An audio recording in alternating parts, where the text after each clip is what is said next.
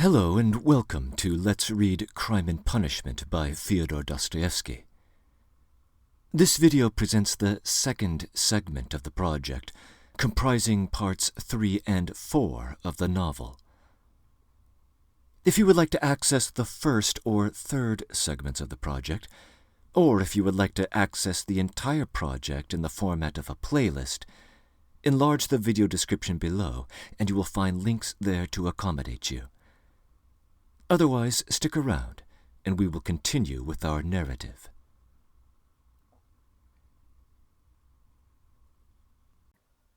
Part 3, Chapter 1. Raskolnikov got up and sat down on the sofa. He waved his hand weakly at Razumikin to cut short the flow of warm and incoherent consolations he was addressing to his mother and sister, took them both by the hand, and for a minute or two gazed from one to the other without speaking. His mother was alarmed by his expression.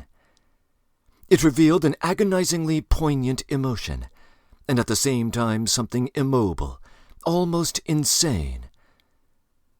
Pulcheria Alexandrovna began to cry. Avdotia Romanovna was pale. Her hand trembled in her brother's. "Go home, with him," he said in a broken voice, pointing to Razumikin. "Goodbye until tomorrow. Tomorrow everything... Is it long since you arrived?" "This evening, Rodya," answered Pulcheria Alexandrovna. "The train was awfully late. But, Rodya, nothing would induce me to leave you now. I will spend the night here, near you." "Don't torture me," he said with a gesture of irritation. "I will stay with him," cried Razumikin. "I won't leave him for a moment. Damn all my visitors! Let them rage to their heart's content. My uncle can keep an eye on them." How can I thank you?"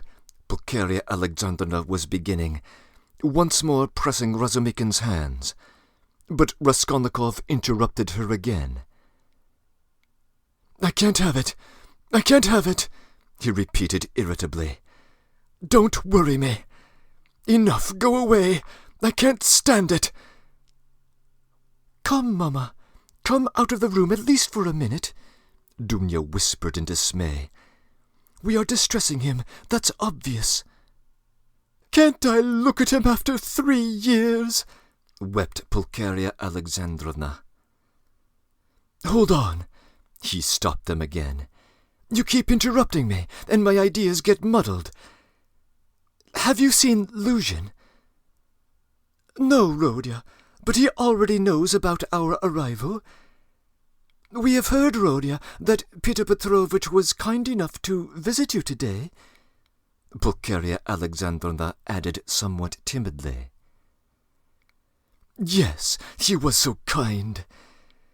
Dunya, I promised Luzhin I'd throw him downstairs and told him to go to hell." "Rodya, what are you saying? Surely you don't mean to tell us?" Pulcheria Alexandrovna began in alarm, but she stopped, looking at Dunya. Avdotia Romanovna was looking attentively at her brother, waiting for what would come next. Both of them had heard of the quarrel from Nastasia, so far as she had succeeded in understanding and reporting it, but were in painful perplexity and suspense. "Dunya," Raskolnikov continued with an effort, "I don't want that marriage, so at the first opportunity tomorrow you must refuse Luzhin, so we will never hear his name again." "Good heavens!" cried Pulcheria Alexandrovna. "Brother, think what you are saying," Avdotia Romanovna began impetuously, but immediately checked herself. "You are not fit to talk now, perhaps. You are tired," she added gently. "You think I am delirious? No. You are marrying Luzhin for my sake. but I won't accept the sacrifice. And so write a letter before tomorrow to refuse him. Let me read it in the morning, and that will be the end of it." "I can't do that," the girl cried, offended. "What right do you have?" "Dunya, you're rushing things. Be quiet, tomorrow. Don't you see?" the mother interposed in dismay. "We'd better go." "He is raving," Razumikin cried drunkenly. "Or how would he dare? Tomorrow all this nonsense will be over. Today he certainly did drive him away. That's true. And Luzhin got angry, too. He made speeches here, wanted to show off his learning, and he went out crestfallen." "Then it's true," cried Pulcheria Alexandrovna. "Goodbye until tomorrow, brother," said Dunya compassionately. "Let us go, mother. Goodbye, Rodya." "Do you hear, sister?" she repeated after them, making a last effort. "I am not delirious. This marriage is scandalous. Let me be mean, but you mustn't. One is enough. And though I am mean, I wouldn't own such a sister. It's me or Luzhin. Go now." "But you're out of your mind! Despot!" roared Razumikin. But Raskolnikov did not, and perhaps could not, answer. He lay down on the sofa and turned to the wall, utterly exhausted. Avdotia Romanovna looked with interest at Razumikin. Her black eyes flashed. Razumikin started at her glance. Pulcheria Alexandrovna stood overwhelmed. "Nothing would induce me to go," she whispered in despair to Razumikin. "I will stay somewhere here. Escort Dunya home." "You'll spoil everything," Razumikin answered in the same whisper, losing patience. "Come out onto the stairs anyway. Nastasya, get us a light. I'm telling you," he went on in a half-whisper on the stairs, "that he was almost beating the doctor and me this afternoon. Do you understand? Even the doctor. Even he gave way and left him so as not to irritate him. I remained downstairs on guard, but he dressed at once and slipped off. And he will slip off again if you irritate him at this time of night, and will do himself harm." "What are you saying?" "And Avdotia Romanovna can't possibly be left in those lodgings without you. Just think where you are staying. That blackguard Peter Petrovitch couldn't find you better lodgings. But you know I've had a little to drink. That's what makes me swear. Don't pay any attention." "But I'll go to the landlady here," Pulcheria Alexandrovna insisted. "I'll ask her to find some corner for Dunya and me for the night. I can't leave him like that. I can't." This conversation took place on the landing, right in front of the landlady's door. Nastasya lighted them from a step below. Razumikin was extraordinarily excited. Half an hour earlier, while he was bringing Raskolnikov home, he had indeed talked too freely, but he was aware of it himself, and his head was clear in spite of the vast quantities of drink which he had consumed. Now he was in a state bordering on ecstasy, and all that he had drunk seemed to fly to his head with redoubled effect. He stood with the two ladies, seizing both by their hands, persuading them, and reasoning through his plans with astonishing clarity. And at almost every word he uttered, probably to emphasize his arguments, he squeezed their hands painfully, as if in a vice. He stared at Avdotia Romanovna without the least regard for good manners. They sometimes pulled their hands out of his huge bony paws, but far from noticing what was the matter, he drew them closer towards him. If they'd told him to jump head foremost from the staircase, he would have done it without thought or hesitation in their service. Though Pulcheria Alexandrovna felt that the young man was really too eccentric and pinched her hand too much, in her anxiety over Herodia she looked on his presence as providential, and was unwilling to notice all his peculiarities. But though Avdotia Romanovna shared her anxiety and was not of a timorous disposition, she could not see the glowing light in his eyes without wonder and almost alarm. It was only the unbounded confidence inspired by Nastasia's account of her brother's strange friend which prevented her from trying to run away from him and persuading her mother to do the same. She realized, too, that even running away was perhaps impossible now. 10 minutes later, however, she was considerably reassured. It was characteristic of Razumikin that he showed his true nature at once, whatever mood he might be in, so that people quickly saw the sort of man they had to deal with. "You can't go to the landlady, that's perfect nonsense," he cried. "If you stay, though you are his mother, you'll drive him into a frenzy, and then God knows what will happen. Listen, I'll tell you what I'll do. Nastasia will stay with him now, and I'll walk you both home. You can't be in the streets alone. Petersburg is an awful place in that respect. But no matter. Then I'll run straight back here, and a quarter of an hour later, on my word of honor, I'll bring you news of how he is, whether he is asleep and all that. Then listen. Then I'll run home in an instant. I've got a lot of friends there, all drunk. I'll fetch Zossimov. That's the doctor who was looking after him. He's there too, but he's not drunk. He's not drunk. He's never drunk. I'll drag him to Rodia, then to you, so you'll get 2 reports within the hour. From the doctor, you understand, from the doctor himself. That's a very different thing from my account of him. If there's anything wrong, I swear I'll bring you here myself, but if it's all right, you go to bed.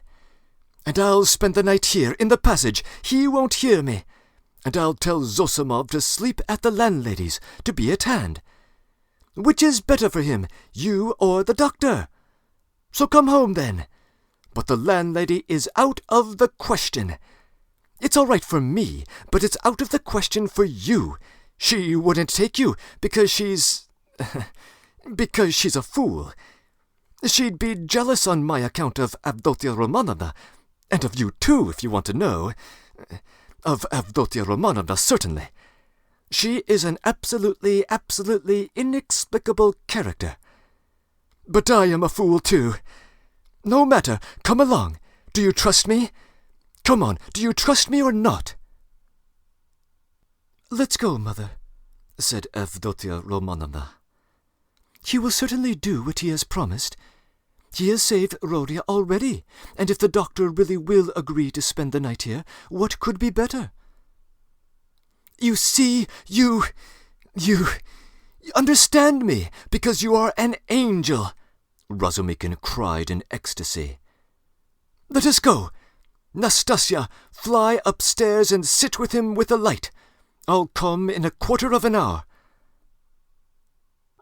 Though Pulcheria Alexandrovna was not entirely convinced, she made no further resistance. Razumikin gave an arm to each of them and took them down the stairs. He still made her uneasy. Although he was competent and good-natured, was he capable of carrying out his promise? He seemed to be in such a state. "Ah, so you think I'm in such a state?"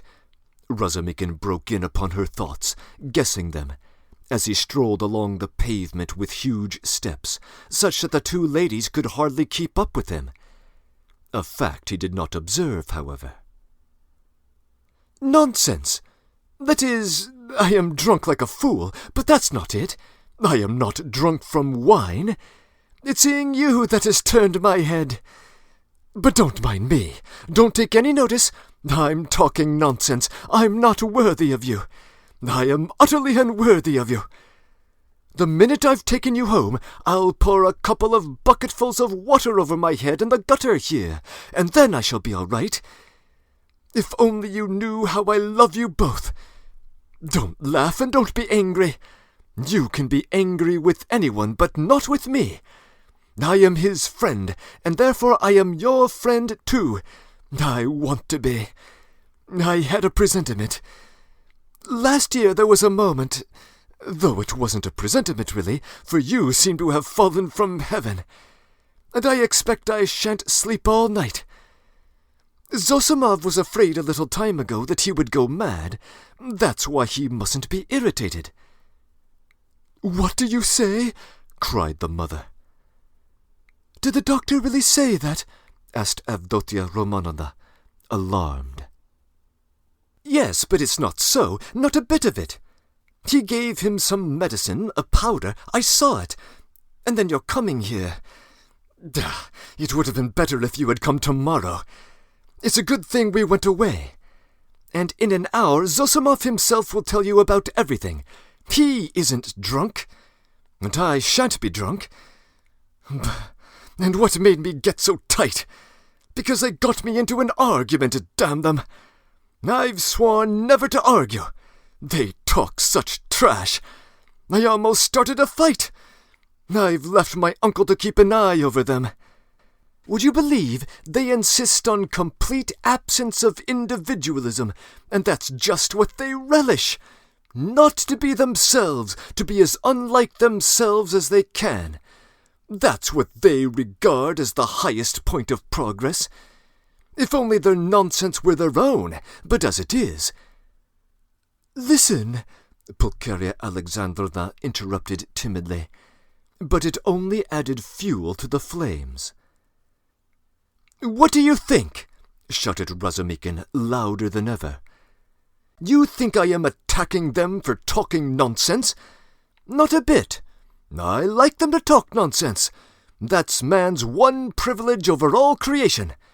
Through error you come to the truth. I am a man because I err.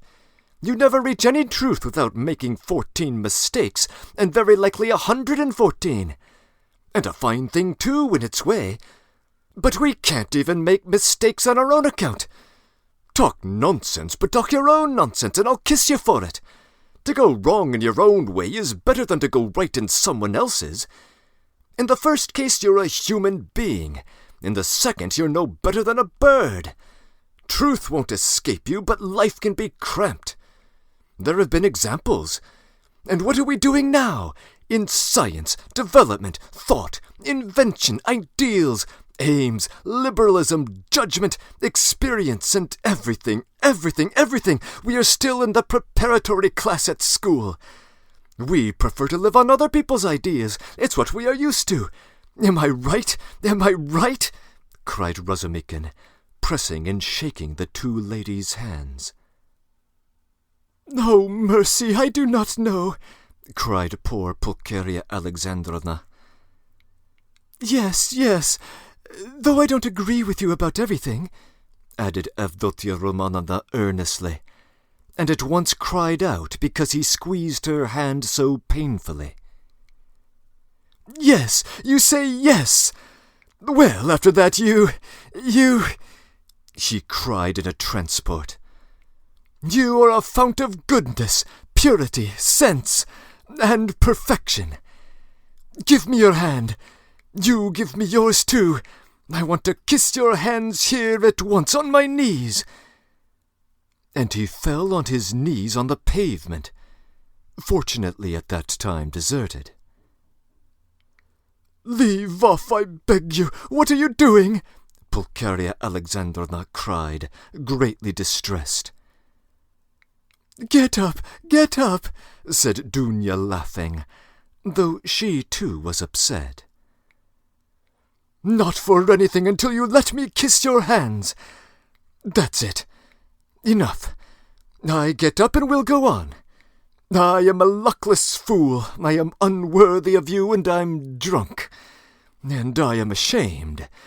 and I am not worthy to love you, but to pay homage to you is the duty of every man who is not a perfect beast, and I've paid homage.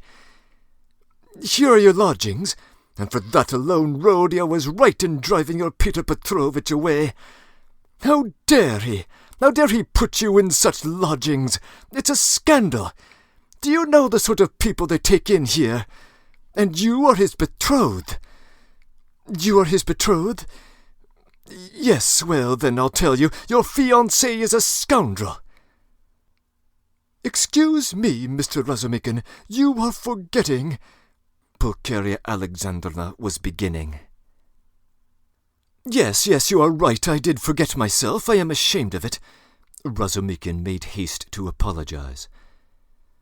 But you can't be angry with me for speaking like that. I'm speaking sincerely, and not because... That would be disgraceful. In fact, not because I'm in...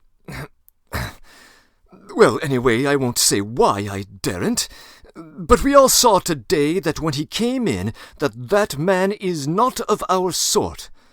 Not because he had his hair curled at the barber's, not because he was in such a hurry to show off his intelligence, but because he is a spy, a speculator, because he is a cheapskate and a moron. That's obvious. Do you think he's clever? No, he is a fool, And is he a match for you? Good heavens! Do you see, ladies? He stopped suddenly on the way upstairs to their rooms. Though all my friends there are drunk, yet they are all honest. And though we do talk a lot of trash, and I do too, yet we shall talk our way to the truth at last, for we are on the right path. While Peter Petrovitch is not on the right path. Though I've been calling them all sorts of names just now, I do respect them all. Though I don't respect Zametov, I like him because he is a puppy, and that ox Zosimov because he is an honest man and knows his work. But enough, it's all said and forgiven. Is it forgiven? Well, then, let's go on. I know this corridor, I've been here. There was a scandal here at number 3. Where are you here? Which number? 8? Well, lock yourselves in for the night, then. Don't let anybody in. In a quarter of an hour I'll come back with news, and half an hour later I'll bring Zosimov, you'll see. Goodbye, I'll run. Good heavens, Dunya, what is going to happen? Said Pulcheria Alexandrovna, addressing her daughter with anxiety and dismay. Don't worry yourself, mother, said Dunya, taking off her hat and cape. God has sent this man to help us, even though he has come from a drinking party. I'm sure we can depend on him, and everything he's done for Rodia. Oh, Dunya, goodness knows whether he will come. How could I bring myself to leave Rodia? And how different I had thought our meeting would be. How sullen he was. It was as if he wasn't pleased to see us. Tears came into her eyes. No, it's not that, Mother. You didn't see. You were crying all the time. He is suffering from a serious illness. That's the reason. Oh, that illness! What will happen? What will happen? And the way he talked to you, Dunya, said the mother, looking timidly at her daughter, trying to read her thoughts, and already half consoled by the fact that Dunya was standing up for her brother, which meant that she had already forgiven him. I am sure he will have a different opinion about the whole thing tomorrow, she added, probing her further. And I am sure that he will say the same tomorrow. About that, Avdotia Romanovna said finally. And of course there was no going beyond that, for this was a point which Pulcheria Alexandrovna was afraid to discuss. Dunya went up and kissed her mother. The latter warmly embraced her without speaking. Then she sat down to wait anxiously for Razumikin's return, timidly watching her daughter, who walked up and down the room with her arms folded, lost in thought. This walking up and down when she was thinking was a habit of Avdotya Romanovna's, and the mother was always afraid to break in on her daughter's mood at such moments. Razumikin, of course, was ridiculous in his sudden drunken infatuation for Avdotya Romanovna. Yet apart from his eccentric condition, many people would have thought it justified if they had seen Avdotya Romanovna, especially at that moment when she was walking to and fro with her arms folded, pensive and melancholy. Avdotya Romanovna was remarkably good-looking. She was tall, strikingly well-proportioned, strong and self-reliant. The latter quality was apparent in every gesture, though it did not in the least detract from the grace and softness of her movements. In her face she resembled her brother, but she might be described as really beautiful. Her hair was dark brown, a little lighter than her brother's. There was a proud light in her almost black eyes, and yet at times a look of extraordinary kindness. She was pale, but it was a healthy pallor. Her face was radiant with freshness and vigor. Her mouth was rather small. The full red lower lip projected a little, as did her chin. It was the only irregularity in her beautiful face, but it gave it a peculiarly individual and almost haughty expression. Her face was always more serious and thoughtful than gay. But how well smiles, how well youthful, light-hearted, irresponsible laughter suited her face. It was natural enough that a warm, open, simple-hearted, honest giant like Razumikin, who had never seen anyone like her, and was not quite sober at the time, should lose his head immediately. Besides, as chance would have it, he saw Dunya for the first time transfigured by her love for her brother and her joy at meeting him. Afterwards he saw her lower lip quiver with indignation at her brother's insolent, cruel, and ungrateful words, and his fate was sealed.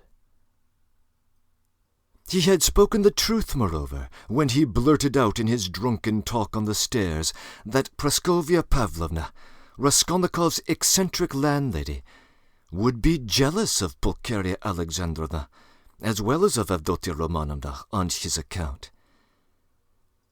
Although Pulcheria Alexandrovna was 43, her face still retained traces of her former beauty.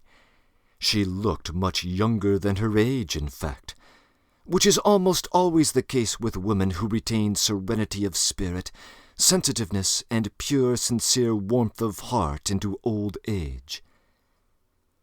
We may add in parenthesis that to preserve all this is the only means of retaining beauty into old age. Her hair had begun to grow gray and thin. There had long been little crow's-foot wrinkles round her eyes. Her cheeks were hollow and sunken from anxiety and grief. And yet it was a handsome face. She was Dunya over again, 20 years older, but without the projecting underlip. Pulcheria Alexandrovna was emotional, but not sentimental, timid and yielding, but only to a certain point. She could give way and accept a great deal, even of what was contrary to her convictions. But there was a certain barrier fixed by honesty, principle, and the deepest convictions which nothing could induce her to cross. Exactly 20 minutes after Razumikin's departure, there came 2 subdued but hurried knocks at the door. He had come back.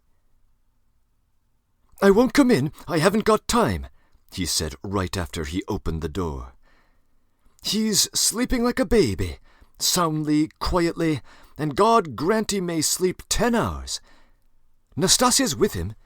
I told her not to leave until I came. Now I am fetching Zosimov. He will tell you what's going on, and then you'd better get some rest. I can see you're too tired to do anything." And he ran off down the corridor. "What a competent and devoted young man!" cried Pulcheria Alexandrovna, overjoyed. "He seems wonderful," Avdotya Romanovna replied with some warmth, resuming her walk up and down the room. It was nearly an hour later when they heard footsteps in the corridor and another knock at the door. Both women waited this time, completely relying on Razumikin's promise. He actually had succeeded in bringing Zosimov. Zosimov had agreed at once to desert the drinking party to go to Raskolnikov's, but he came reluctantly and with the greatest suspicion to see the ladies, mistrusting Razumikin in his exhilarated condition. But his vanity was at once reassured and flattered. He saw that they were really depending on his expert opinion. He stayed just 10 minutes and succeeded in completely convincing and comforting Pulcheria Alexandrovna. He spoke with real sympathy, but with the reserve and extreme seriousness of a young doctor at an important consultation. He did not utter a word on any other subject, and did not display the slightest desire to enter into more personal relations with the two ladies. Taking note of Avdotya Romanovna's dazzling beauty, he endeavored not to notice her at all during his visit, and addressed himself solely to Pulcheria Alexandrovna. All this gave him extraordinary inward satisfaction. He said he thought that the invalid's condition was currently satisfactory. According to his observations, the patient's illness was due partly to his unfortunate material circumstances during the last few months, but it had also a moral origin, was, so to speak, the product of several material and moral influences, anxieties, apprehensions, troubles, certain ideas, and so on. Noticing stealthily that Avdotya Romanovna was following his words with close attention, Zosimov allowed himself to enlarge on this theme. When Pulcheria Alexandrovna anxiously and timidly inquired about some suspicion of insanity, he replied with a composed and candid smile that his words had been exaggerated, that certainly the patient had some fixed idea, something approaching a monomania. He, Zosimov, was now studying this interesting branch of medicine, but that it must be recalled that until today the patient had been in delirium, and that no doubt the presence of his family would have a favorable effect on his recovery and distract his mind, if only all fresh shocks can be avoided, he added significantly.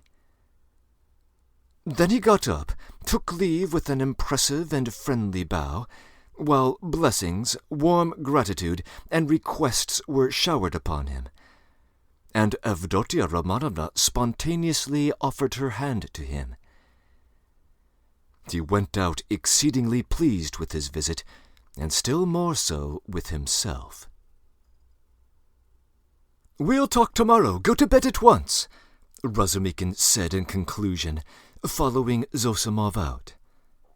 "I'll be with you tomorrow morning as early as possible with my report." "That's a fetching little girl, Avdotya Romanovna," remarked Zosimov, almost licking his lips as they both came out into the street. "Fetching? You said fetching?" roared Razumikin, and he flew at Zosimov and seized him by the throat. "If you dare! Do you understand? Do you understand?" he shouted, shaking him by the collar and squeezing him against the wall. "Do you hear?" "Let me go, you drunken devil," said Zosimov, struggling. And when he had let him go, he stared at him and went off into a sudden fit of laughter. Razumikin stood facing him in gloomy and earnest reflection. "Of course I am an idiot," he observed, sombre as a storm cloud. "But still, you are another." "No, my friend, not another at all. I'm not dreaming of any such stupidity." They walked along in silence, and only when they were close to Raskolnikov's lodgings, Razumikin broke the silence in considerable anxiety. "Listen," he said. "You're a wonderful person, but among your other failings you play loose and dirty too. You're a feeble, nervous wretch, a mass of caprice. You're getting fat and lazy and can't deny yourself anything, which is dirty because it leads on straight into dirt. You've let yourself get so slack that I don't know how you manage to be a good, even a devoted doctor. You, a doctor, sleep on a feather bed and get up at night for your patients. In another 3 or 4 years you won't even get up for your patients. But damn it, that's not the point. You are going to spend tonight in the landlady's apartment here. I've had my work cut out persuading her, and I'll be in the kitchen. So here's a chance for you to get to know her better. It's not what you think. There's not a trace of anything like that, my friend." "But I don't think." "Here you have modesty, brother, silence, bashfulness, a savage virtue. And yet she's sighing and melting like wax, simply melting. Save me from her by all that's unholy. She's so overwhelming. I'll repay you, I'll do anything." Zosimov laughed more violently than ever. "Well, you are smitten. But what am I to do with her?"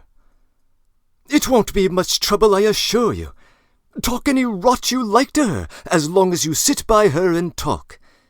You're a doctor, too. Try curing her of something. I swear you won't regret it. She has a piano, and you know I strum a little. I have a song there, a genuine Russian one. I shed hot tears. She likes the genuine article. And, well, it all began with that song. Now you're a regular performer, a master, a Rubinstein. I assure you, you won't regret it." "But have you made her some promise? Something signed? A promise of marriage, perhaps?" Nothing, absolutely nothing of the kind. Besides, she is not like that at all. Chabarov tried that." "Well then, drop her." "But I can't drop her like that." "Why can't you?" "Well, I can't, that's all about it. There's an element of attraction here, brother." "Then why have you fascinated her?" "I haven't fascinated her. Perhaps I was fascinated myself in my idiocy. But she won't care whether it's you or I, so long as somebody sits beside her sighing. I can't explain it, my friend. Look here, you are good at mathematics and working at it now. Start teaching her integral calculus. I swear I'm not joking, I'm serious. It'll be all the same to her. She will gaze at you and sigh all year long. I talked to her once for 2 days straight about the Prussian House of Lords. You've got to talk about something. She just sighed and sweated. And you can't talk about love. She gets shy around hysterics. But just let her see you can't tear yourself away. That's enough. It's really quite comfortable. You feel at home pretty quickly. You can read, sit, lie about, write. You can even try a kiss if you're careful. But what do I want with her?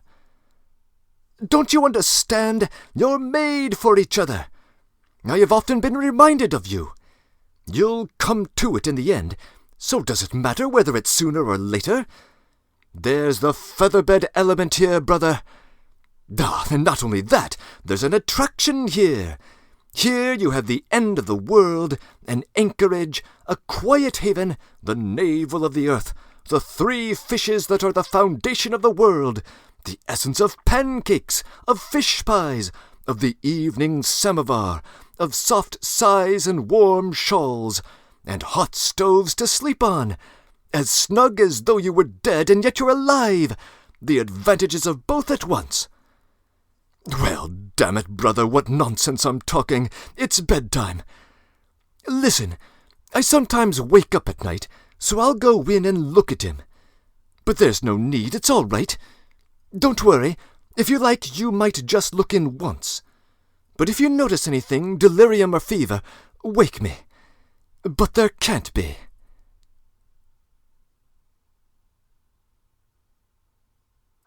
Breaking in.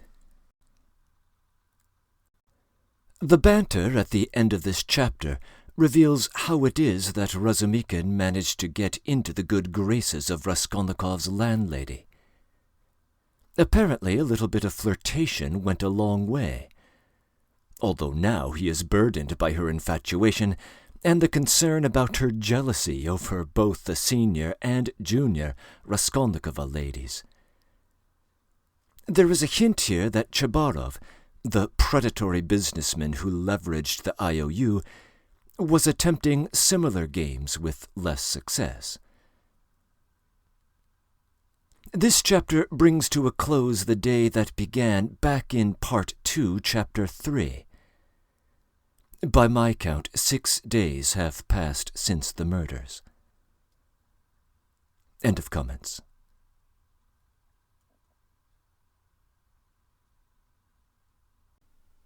Chapter 2. Razumikin woke up next morning at 8 o'clock, troubled and serious. He found himself confronted with many new and unforeseen difficulties. He had never expected that he would ever wake up feeling like that. He remembered every detail of the previous day, and he knew that a perfectly novel experience had happened to him, that he had received an impression unlike anything he had known before.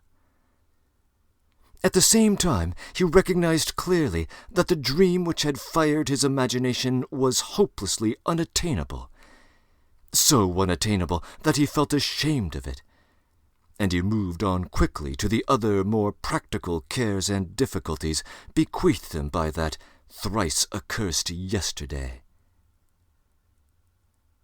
The most awful memory of the previous day was the way he had shown how base and mean he was, not only because he had been drunk, but because he had taken advantage of the young girl's position to abuse her fiancé in his stupid jealousy, knowing nothing of their mutual relations and obligations, and next to nothing of the man himself.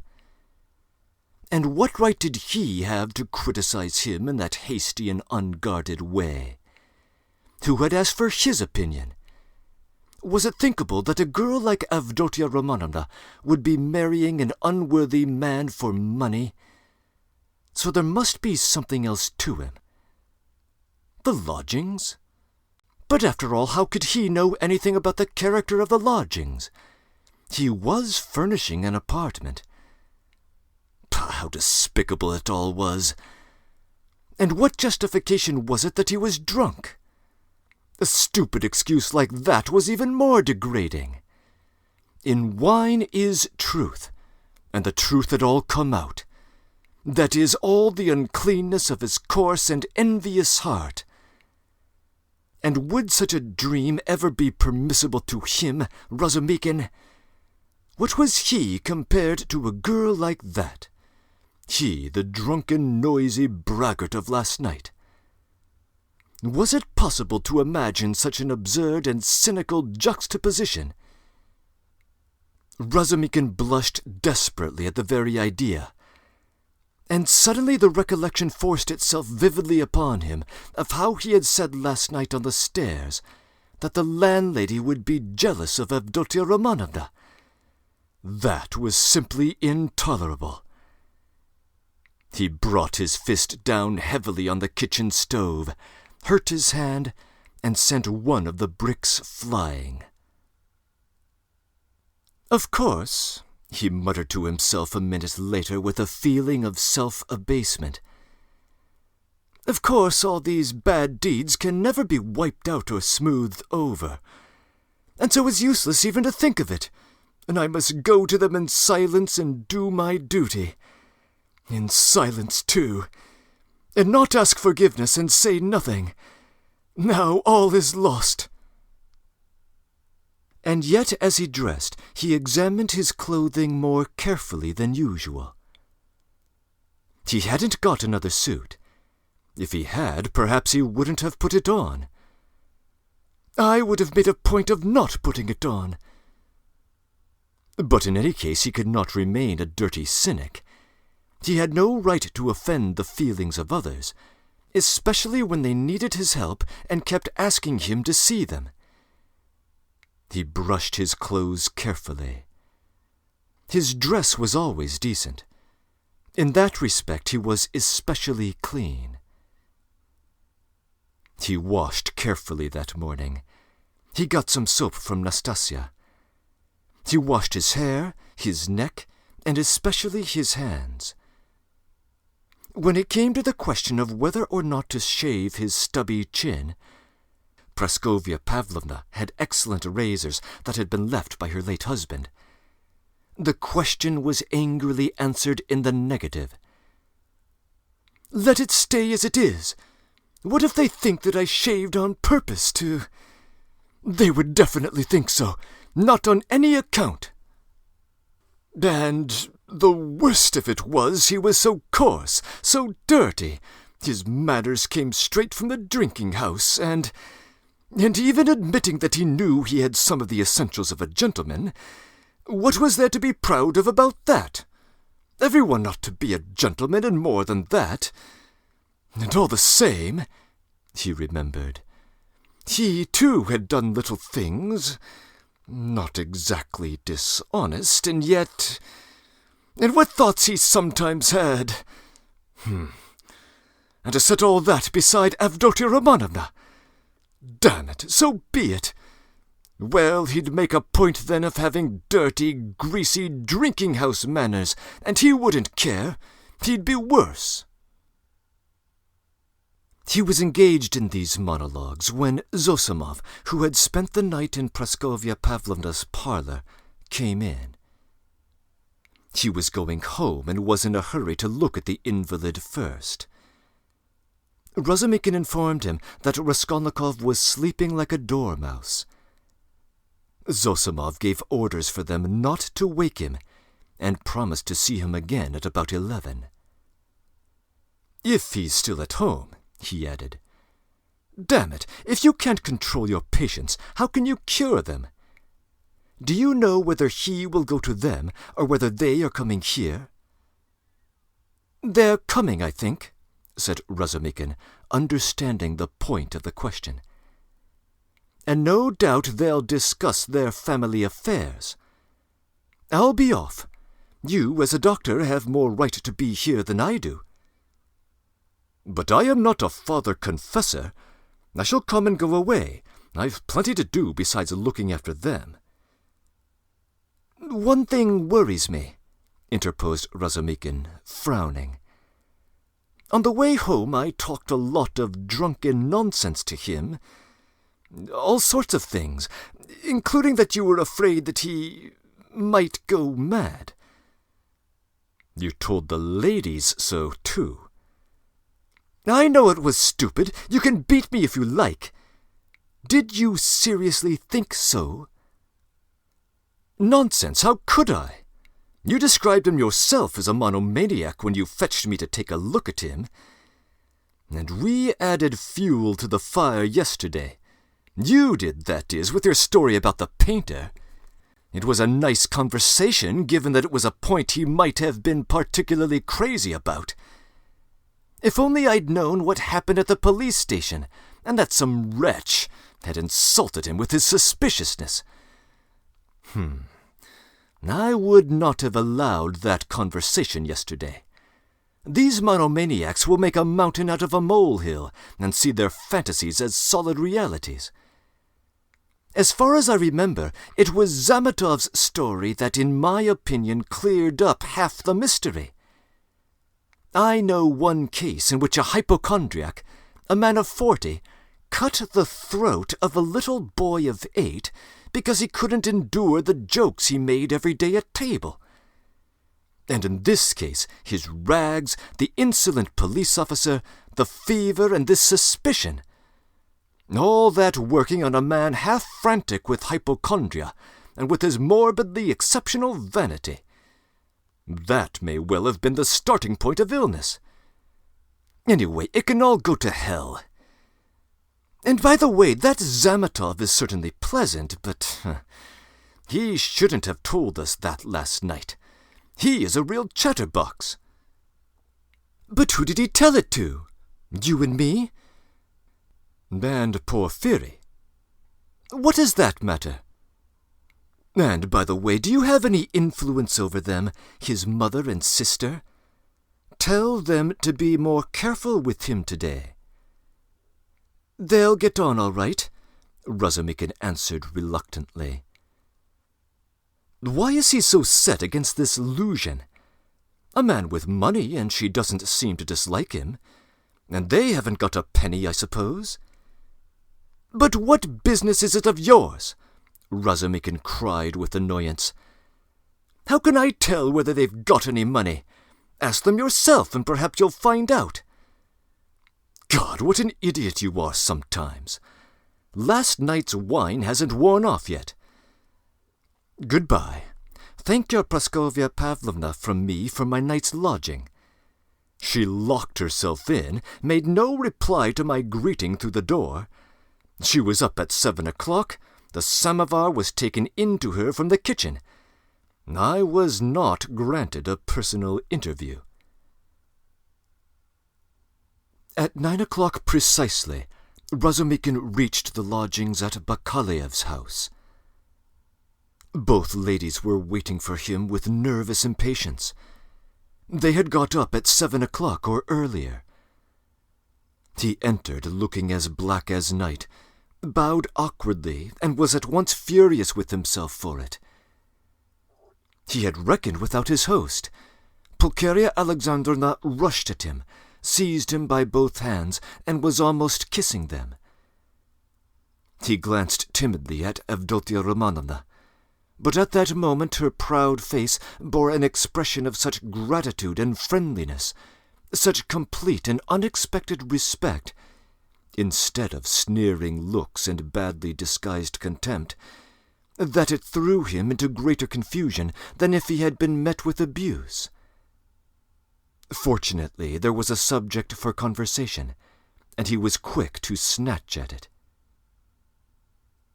When she heard that everything was going well, and that Rodya had not yet woken up, Pulcheria Alexandrovna announced that she was glad, because there was something which she absolutely had to discuss beforehand. Then followed an inquiry about breakfast and an invitation to have it with them. They had waited for him before they started. Avdotia Romanovna rang the bell. It was answered by a ragged, dirty waiter, and they asked him to bring tea, which was served at last, but in such a dirty and disorderly way that the ladies were ashamed. Razumikin vigorously attacked the lodgings, but, remembering Luzhin, stopped in embarrassment and was greatly relieved by Pulcheria Alexandrovna's questions, which showered in a continual stream upon him. He talked for 3/4 of an hour, being constantly interrupted by their questions, and succeeded in describing to them all the most important facts he knew of the last year of Raskolnikov's life, concluding with a circumstantial account of his illness. However, he omitted many things which were better omitted, including the scene at the police station with all its consequences. They listened eagerly to his story, but when he thought he had finished and satisfied his listeners, he realized that they reckoned he had hardly begun. Tell me, what do you think?" "Excuse me, I still don't know your name," Pulcheria Alexandrovna put in quickly. "Dmitri Prokofitch." I should like very, very much to know, Dmitri Prokofitch, how he looks, on things in general now, that is. How can I explain? What are his likes and dislikes? Is he always so irritable? Tell me, if you can, what hopes and, so to speak, dreams do you think he has? What influences him now? In other words, I would like— Mother, how can he answer all that at once? Observed Dunya. Good heavens, I had not expected to find him in the least like this, Dmitri Prokofitch. Naturally, answered Razumikin. I have no mother, but my uncle comes every year, and almost every time he can scarcely recognize me, even in appearance, though he is a clever man. And your 3 years' separation means a great deal. What can I tell you? I have known Rodion for 1.5 years. He is gloomy, proud, and disdainful, and recently, although perhaps he's been like this for a while, he has become suspicious and almost absorbed in his fantasies. He has a noble nature and a kind heart. He does not like showing his feelings, and would rather do a cruel thing than open his heart freely. Sometimes, though, he is not at all morbid, just cold and inhumanly callous. It's as though he were alternating between 2 characters. Sometimes he is extremely reserved. He says he is so busy that everything gets in his way, and yet he lies in bed doing nothing. He doesn't jeer at things, not because he hasn't got the intelligence, but as though he hasn't got the time to waste on such unimportant issues. He never listens to what people say to him. He is never interested in what interests other people at any given moment. He thinks very highly of himself, and perhaps he is right. Well, what more? I think your arrival will have a very beneficial influence on him. God grant it may, cried Pulcheria Alexandrovna, upset by Razumikin's account of her Rhodia. And Razumikin ventured to look more boldly at Avdotya Romanovna at last. He glanced at her often while he was talking, but only for a moment, and looked away again at once. Avdotya Romanovna sat at the table, listening attentively, then got up again and began walking to and fro, with her arms folded and her lips compressed, occasionally putting in a question without stopping her walk. She had the same habit of not listening to what was said. She was wearing a dress of thin, dark stuff, and she had a white transparent scarf round her neck. Razumikin soon detected signs of extreme poverty in their belongings. Had Avdotya Romanovna been dressed like a queen, he felt that he would not be afraid of her. But perhaps just because she was poorly dressed, and that he noticed all the misery of her surroundings, his heart was filled with dread, and he began to be afraid of every word he uttered, every gesture he made, which was very trying for a man who already felt diffident. You've told us many interesting things about my brother's character, and have told it impartially. I am glad. I thought that you were too uncritically devoted to him, observed Avdotya Romanovna with a smile. I think you are right that he needs a woman's care, she added thoughtfully. I didn't say so, but I suppose you are probably right. Only— What? He loves no one, and perhaps he never will, Razumikin declared decisively. You mean he is not capable of love? Do you know, Avdotya Romanovna, you are awfully like your brother, in every way, in fact, he blurted out suddenly to his own surprise. But remembering at once what he had just said about her brother, he turned as red as a crab and was overcome with confusion. Avdotya Romanovna couldn't help laughing when she looked at him. You may both be mistaken about Rodya, Pulcheria Alexandrovna remarked, slightly offended. I am not talking about our current difficulties, Dunya. What Peter Petrovitch writes in this letter, and what you and I have supposed, may be mistaken. But you can't imagine, Dmitri Prokofitch, how moody and, so to speak, capricious he is. I could never depend on what he would do when he was only 15. And I am sure that he might do something now that nobody else would think of doing. Well, for instance, do you know how a year and a half ago he astounded me and gave me a shock that nearly killed me, when he had the idea of marrying that girl, what was her name, his landlady's daughter? Did you hear about that affair? Asked Avdotia Romanovna. Do you suppose, Pulcheria Alexandrovna continued warmly, do you suppose that my tears, my pleas, my illness, my possible death from grief, our poverty would have made him pause? No, he would calmly have disregarded all obstacles. And yet it isn't that he doesn't love us. He has never spoken a word about that to me, Razumikin answered cautiously. But I did hear something from Praskovya Pavlovna herself, though she is by no means a gossip. And what I heard certainly was rather strange. And what did you hear? Both the ladies asked at once. Well, nothing very special. I only learned that the marriage, which only failed to take place through the girl's death, was not at all to Praskovya Pavlovna's liking. They say, too, the girl was not at all pretty. In fact, I am told positively ugly. And such an invalid. And also strange. But she seems to have had some good qualities. She must have had some good qualities, or it's quite inexplicable. She had no money either, and he wouldn't have taken her money into account. But it's always difficult to judge with these things. I am sure she was a good girl, Avdotia Romanovna observed briefly. God forgive me, I simply rejoiced at her death, though I don't know which of them would have caused more misery to the other, he to her or she to him, Pulcheria Alexandrovna concluded.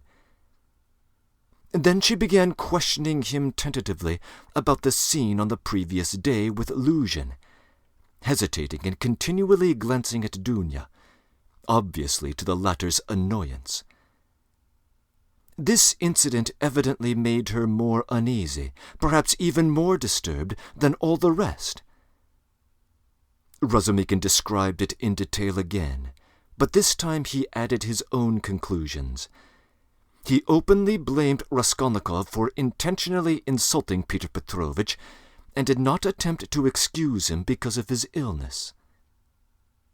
He had planned it before his illness, he added. I think so too, Pulcheria Alexandrovna agreed with a dejected air. But she was very surprised to hear Razumikin express himself so carefully and even respectfully when he was discussing Peter Petrovitch.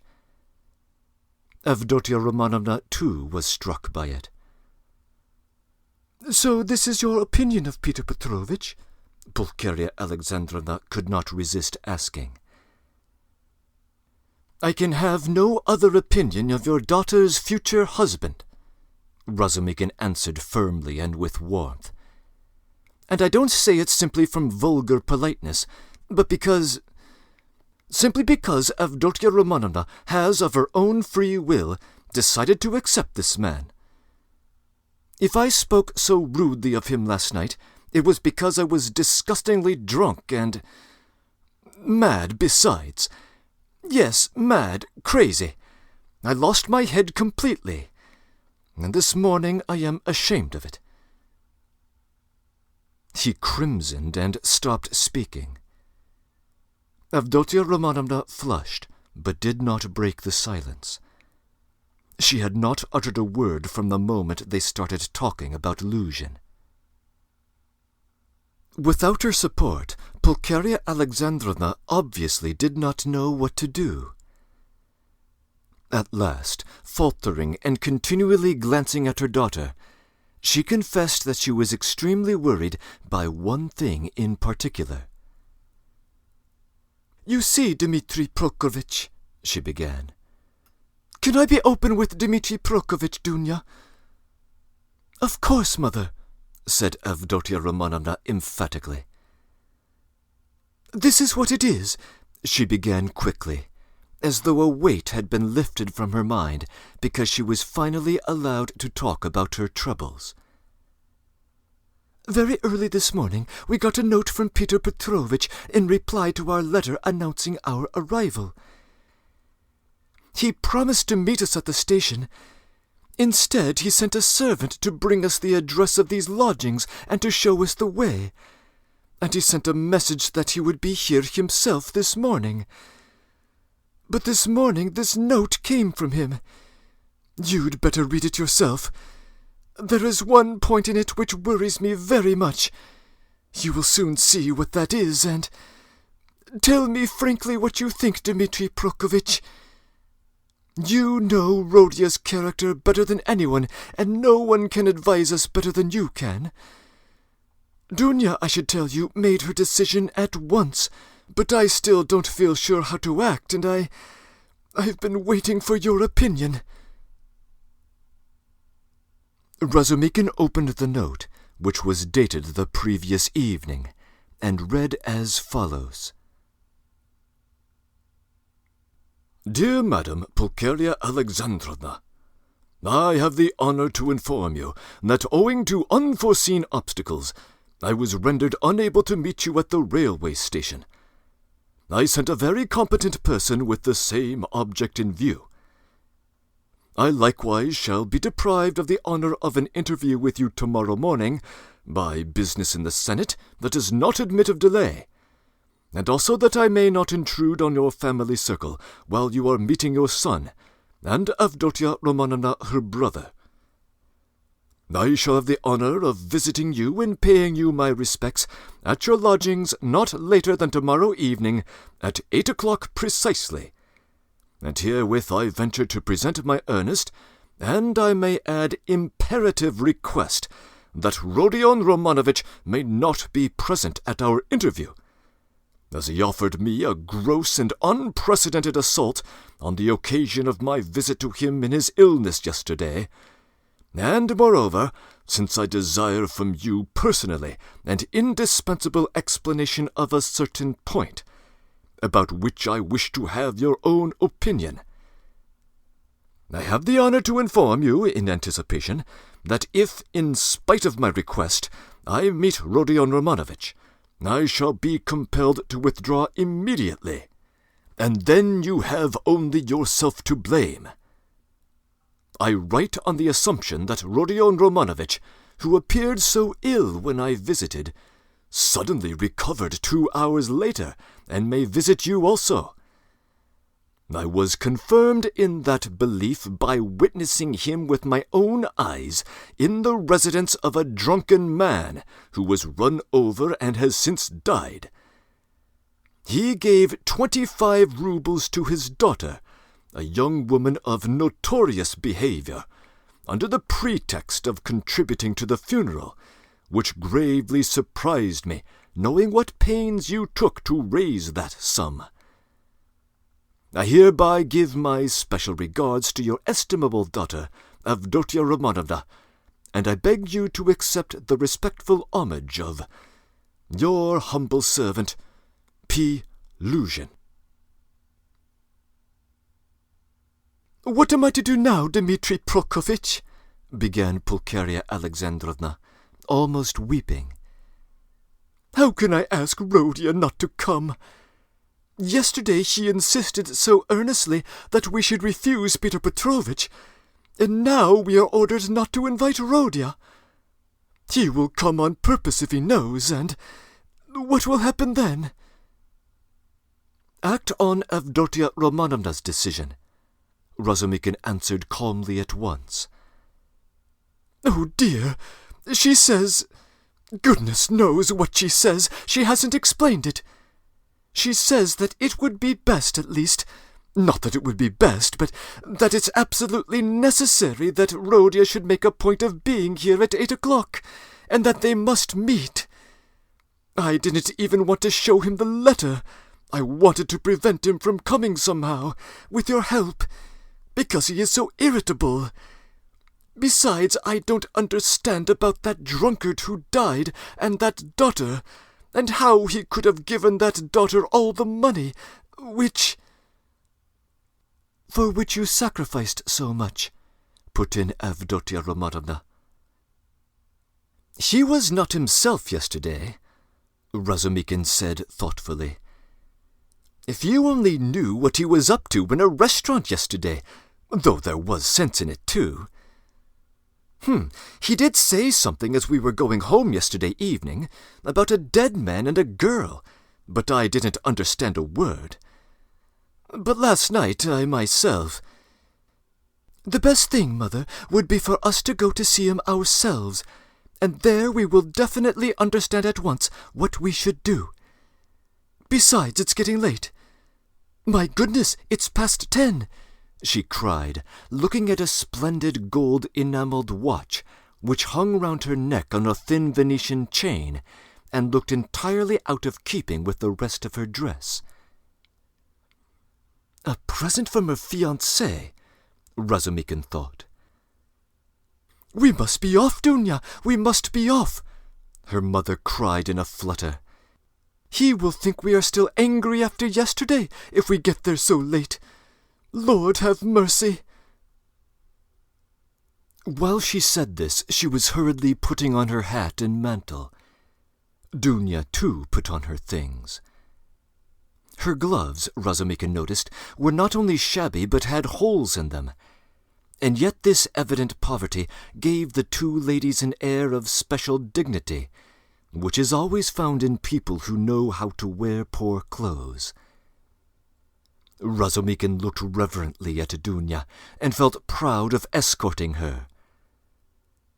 The king who mended her stockings in prison, he thought, must have looked every inch a queen, and even more of a queen than at sumptuous banquets and celebrations. My God! Exclaimed Pulcheria Alexandrovna.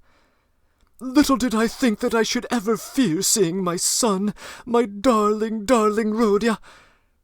I am afraid, Dmitri Prokofitch, she added, glancing at him timidly. Don't be afraid, Mother, said Dunya, kissing her.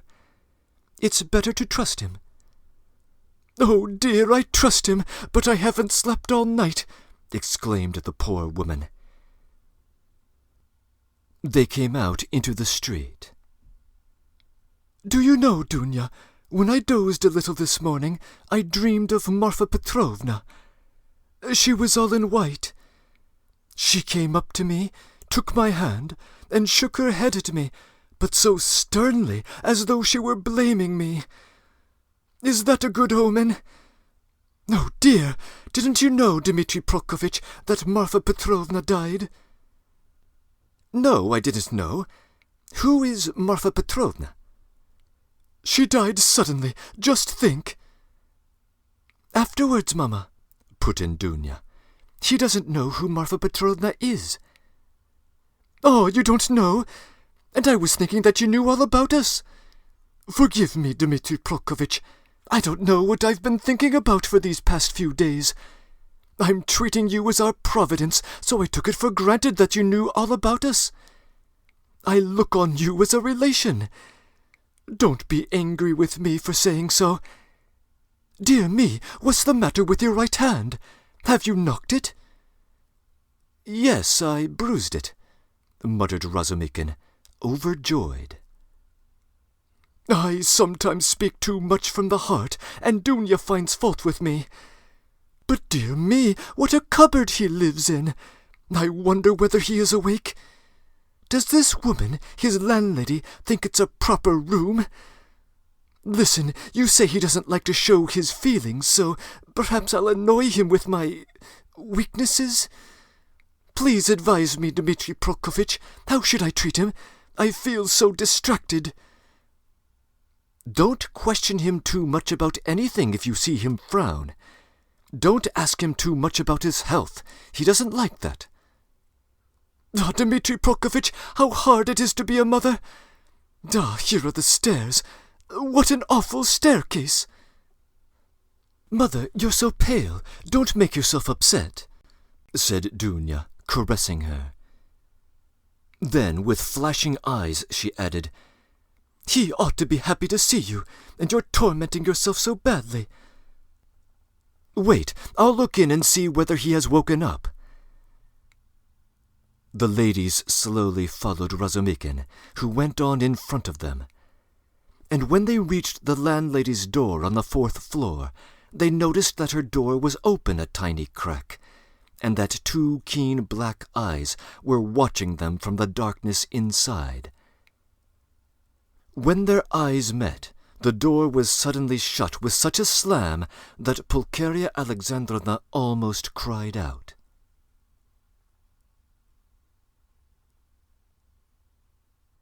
Breaking in. The letter from Luzhin should remind us that he has been rooming with Lebeziatnikov, who has been lodging with Madame Lipovexel for some time. It is unsurprising, then, that he should have witnessed Raskolnikov's actions at that address the previous evening, even if he grossly mischaracterized them in his missive. This chapter gives us a third party's sober account of Raskolnikov's general character. Razumikin's intuition has proven reliable so far, and so his sudden assessment that Raskolnikov loves no one, and perhaps is incapable of doing so, should be taken seriously. But it appears to be a key point of contention. One wonders what to make of his love affair with his landlady's daughter. Razumikin's infatuation with Dunya is only accentuated by her dignity and poverty. When he compares her to the queen who mended her stockings in prison, he is referring to Marie Antoinette, the high-profile casualty of the French Revolution. We have heard the name Marfa Petrovna before, back in Part 1, Chapter 3, in Madame Raskolnikova's letter from the provinces. We will hear more of that name shortly. It is curious that she has appeared in such a ghostly form in Pulcheria Alexandrovna's dream. End of comments.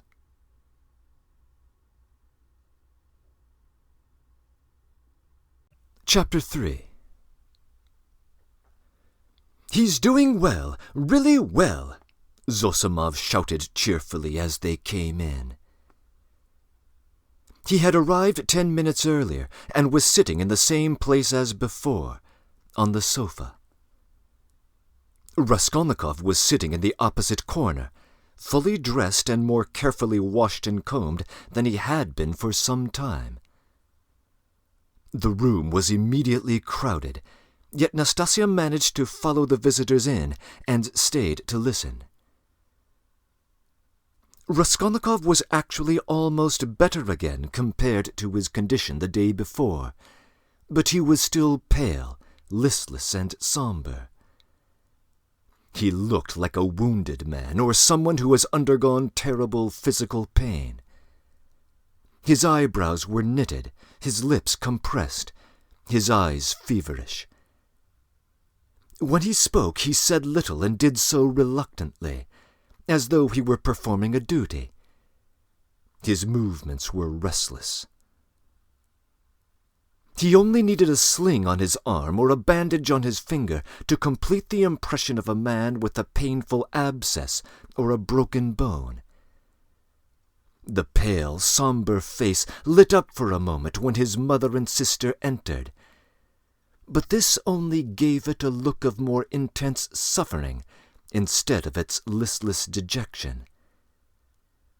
The light soon died away, but the look of suffering remained, and Zosimov, watching and studying his patient with all the passion of a young doctor beginning to practice, noticed no joy in him at the arrival of his mother and sister, but a sort of bitter, hidden determination to bear another hour or two of inevitable torture.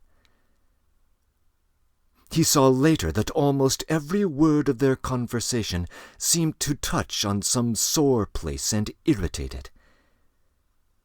But at the same time he marveled at the restraint and self-control of a patient who the previous day had, like a monomaniac, become frenzied at the slightest word. "Yes, I can see myself that I am almost well," said Raskolnikov, giving his mother and sister a welcoming kiss, which made Pulcheria Alexandrovna radiant at once. "And I'm not just saying this like I did yesterday," he said, addressing Razumikin with a friendly handshake. "Yes, I'm actually surprised at him today," began Zossimov, delighted that the ladies had arrived, since he had not even managed to keep up a conversation with his patient for 10 minutes. "In another 3 or 4 days, if he goes on like this, he will be just as before. That is, as he was a month ago, or 2, or perhaps even 3. It's been coming on for a long time, yes? Own up, wasn't it maybe your own fault?" he added with a tentative smile, as though still afraid of irritating him. "Maybe," answered Raskolnikov coldly. "I'd say," continued Zossimov, evidently enjoying himself, "that your complete recovery depends on yourself alone. Now that we can talk, I'd like to remind you that it is essential to avoid the elementary, so to speak, fundamental causes which tend to produce your morbid condition. In that case you will be cured.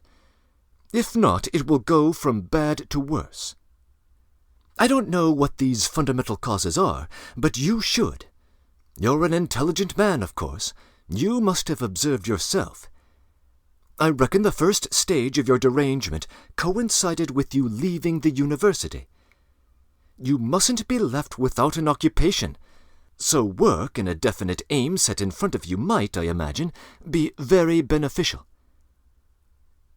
Yes, you are absolutely right. Now hurry up and get back to the university, and then everything will go smoothly." Zossimov, who had started giving him advice partly to make an impact on the ladies, was certainly a little mystified when he glanced at his patient and noticed an unmistakably mocking expression on his face. However, it only lasted for an instant. Pulcheria Alexandrovna began to thank Zossimov at once, especially for his visit to their apartment the previous night. "What? He saw you last night?" Raskolnikov asked, as though startled. "Then you haven't slept either after your journey." "Rodya, that was only until 2 o'clock. Dunya and I never go to bed before 2 at home."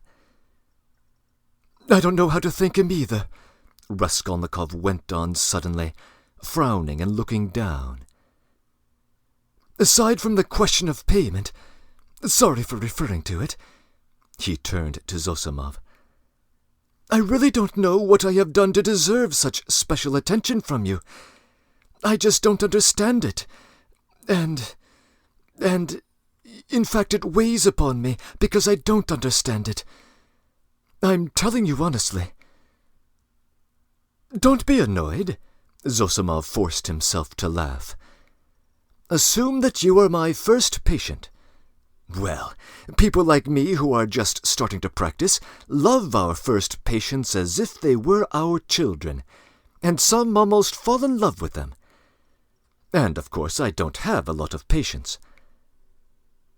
"Let alone him," added Raskolnikov, pointing to Razumikin, "though he has had nothing from me either but insults and trouble."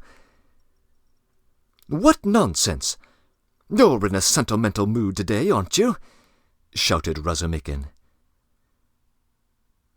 If he had looked more carefully, he would have seen that there was no trace of sentimentality in him. The opposite, in fact. But Avdotia Romanovna noticed. She was intently and uneasily watching her brother. "As for you, Mother, I don't know how to begin," she went on, as though repeating a lesson learned by heart. "It's only today that I've begun to realize just how upset you must have been here yesterday, waiting for me to come back." When he said this, he suddenly held out his hand to his sister, smiling without a word. But in this smile there was a flash of real feeling.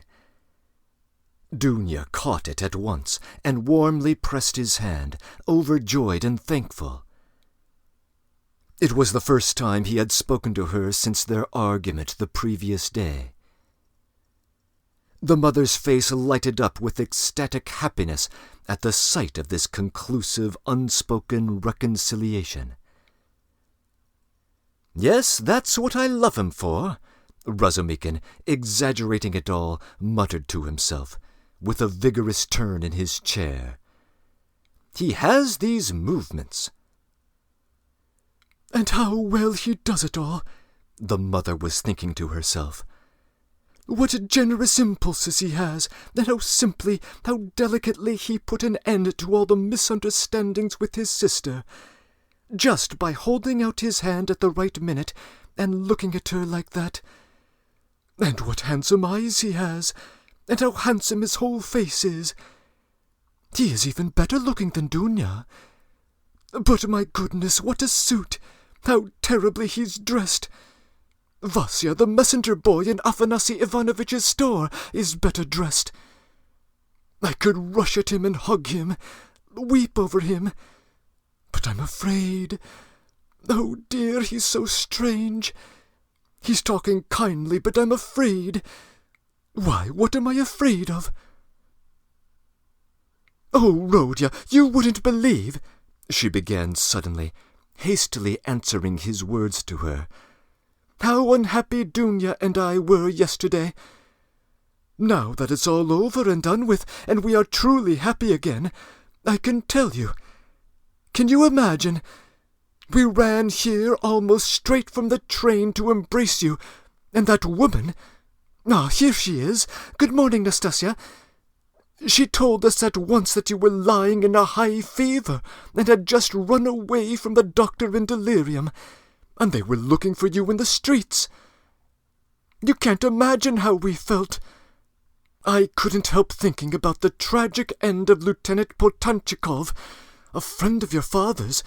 You won't remember him, Rodya, who ran out in the same way in a high fever and fell into the well in the courtyard, and they couldn't pull him out until next day. Of course we exaggerated things. We were about to rush off and find Peter Petrovitch to ask him to help. Because we were alone, totally alone," she said mournfully, and stopped short suddenly, remembering it was still pretty dangerous to speak about Peter Petrovitch, although we are truly happy again. Yes, of course it's very annoying," Raskolnikov muttered in reply, but in such a preoccupied and inattentive way that Dunya gazed at him, perplexed. "What else was it I wanted to say?" he went on, trying to remember. "Oh, yes, Mother, and Dunya, you too. Don't think I didn't mean to come and see you today, and just waited for you to come first." "What are you saying, Rodya?" cried Pulcheria Alexandrovna. She, too, was surprised. "Is he answering us as a duty?" Dunya wondered. "Is he being reconciled and asking for our forgiveness, as though he were performing a ritual or repeating a lesson? I've only just woken up, and I wanted to come and see you, but I was delayed because of my clothes. I forgot yesterday to ask her, Nastasya, to wash out the blood. I've only just dressed." "Blood? What blood?" Pulcheria Alexandrovna asked in alarm. "Oh, nothing. Don't worry. It was when I was wandering about yesterday, when I was delirious. I met a man who had been run over. A clerk. Delirious? But you remember everything, Razumikin interrupted. That's true, Raskolnikov answered with special carefulness. I remember everything down to the last detail, and yet why I did that and went there and said that, I can't explain. A familiar phenomenon, Zosimov interrupted. Actions are sometimes performed in a masterly and remarkably cunning way, while the motive for the actions is deranged and dependent on various morbid impressions. It's like a dream. Maybe it's really a good thing that he thinks I'm almost mad, thought Raskolnikov. But people in perfect health act in the same way as well, observed Dunya, looking uneasily at Zosimov. There is some truth in your observation, the latter replied. In that sense we certainly all resemble madmen quite often, but with the slight difference that the deranged are even madder, because we have to draw the line somewhere. It's true that a normal man hardly even exists. It's hard to find one in a dozen, perhaps even one in 100,000. At the word madmen, carelessly dropped by Zosimov in his chatter about his favorite subject, everyone frowned. Raskolnikov seemed not to pay attention to them and sat there plunged in thought, with a strange smile on his pale lips. He was still meditating on something. Well, what about the man who was run over? I interrupted you, Razumikin shouted swiftly. What? Raskolnikov seemed to wake up. Oh, I got spattered with blood when I was helping them carry him to his apartment. By the way, Mother, I did an unforgivable thing yesterday. I was literally out of my mind. I gave away all the money you sent me, to his wife for the funeral. She's a widow now, tubercular, poor lady. 3 little children starving. Nothing in the house. There's a daughter, too. Perhaps you'd have given it yourself if you'd seen them. But I had no right to do it, I admit, especially as I knew how you needed the money yourself. To help others, you've got to have the right to do it, or else you've just got to accept it. He laughed. That's right, isn't it, Dunya? No, it's not, answered Dunya firmly. Pah, you have ideals, too, he muttered, looking at her almost with hatred, and smiling sarcastically. I ought to have thought about that. Well, that's praiseworthy, and it's better for you. And if you reach a line you won't cross, you'll be unhappy. And if you cross it, maybe you'll be even unhappier. But that's all nonsense, he added irritably, annoyed that he got carried away. I only meant to ask Mother to forgive me, he concluded, shortly and abruptly. That's enough, Rodya. I'm sure that everything you do is very good, said his mother, delighted. Don't be too sure, he answered, twisting his mouth into a smile. A silence followed.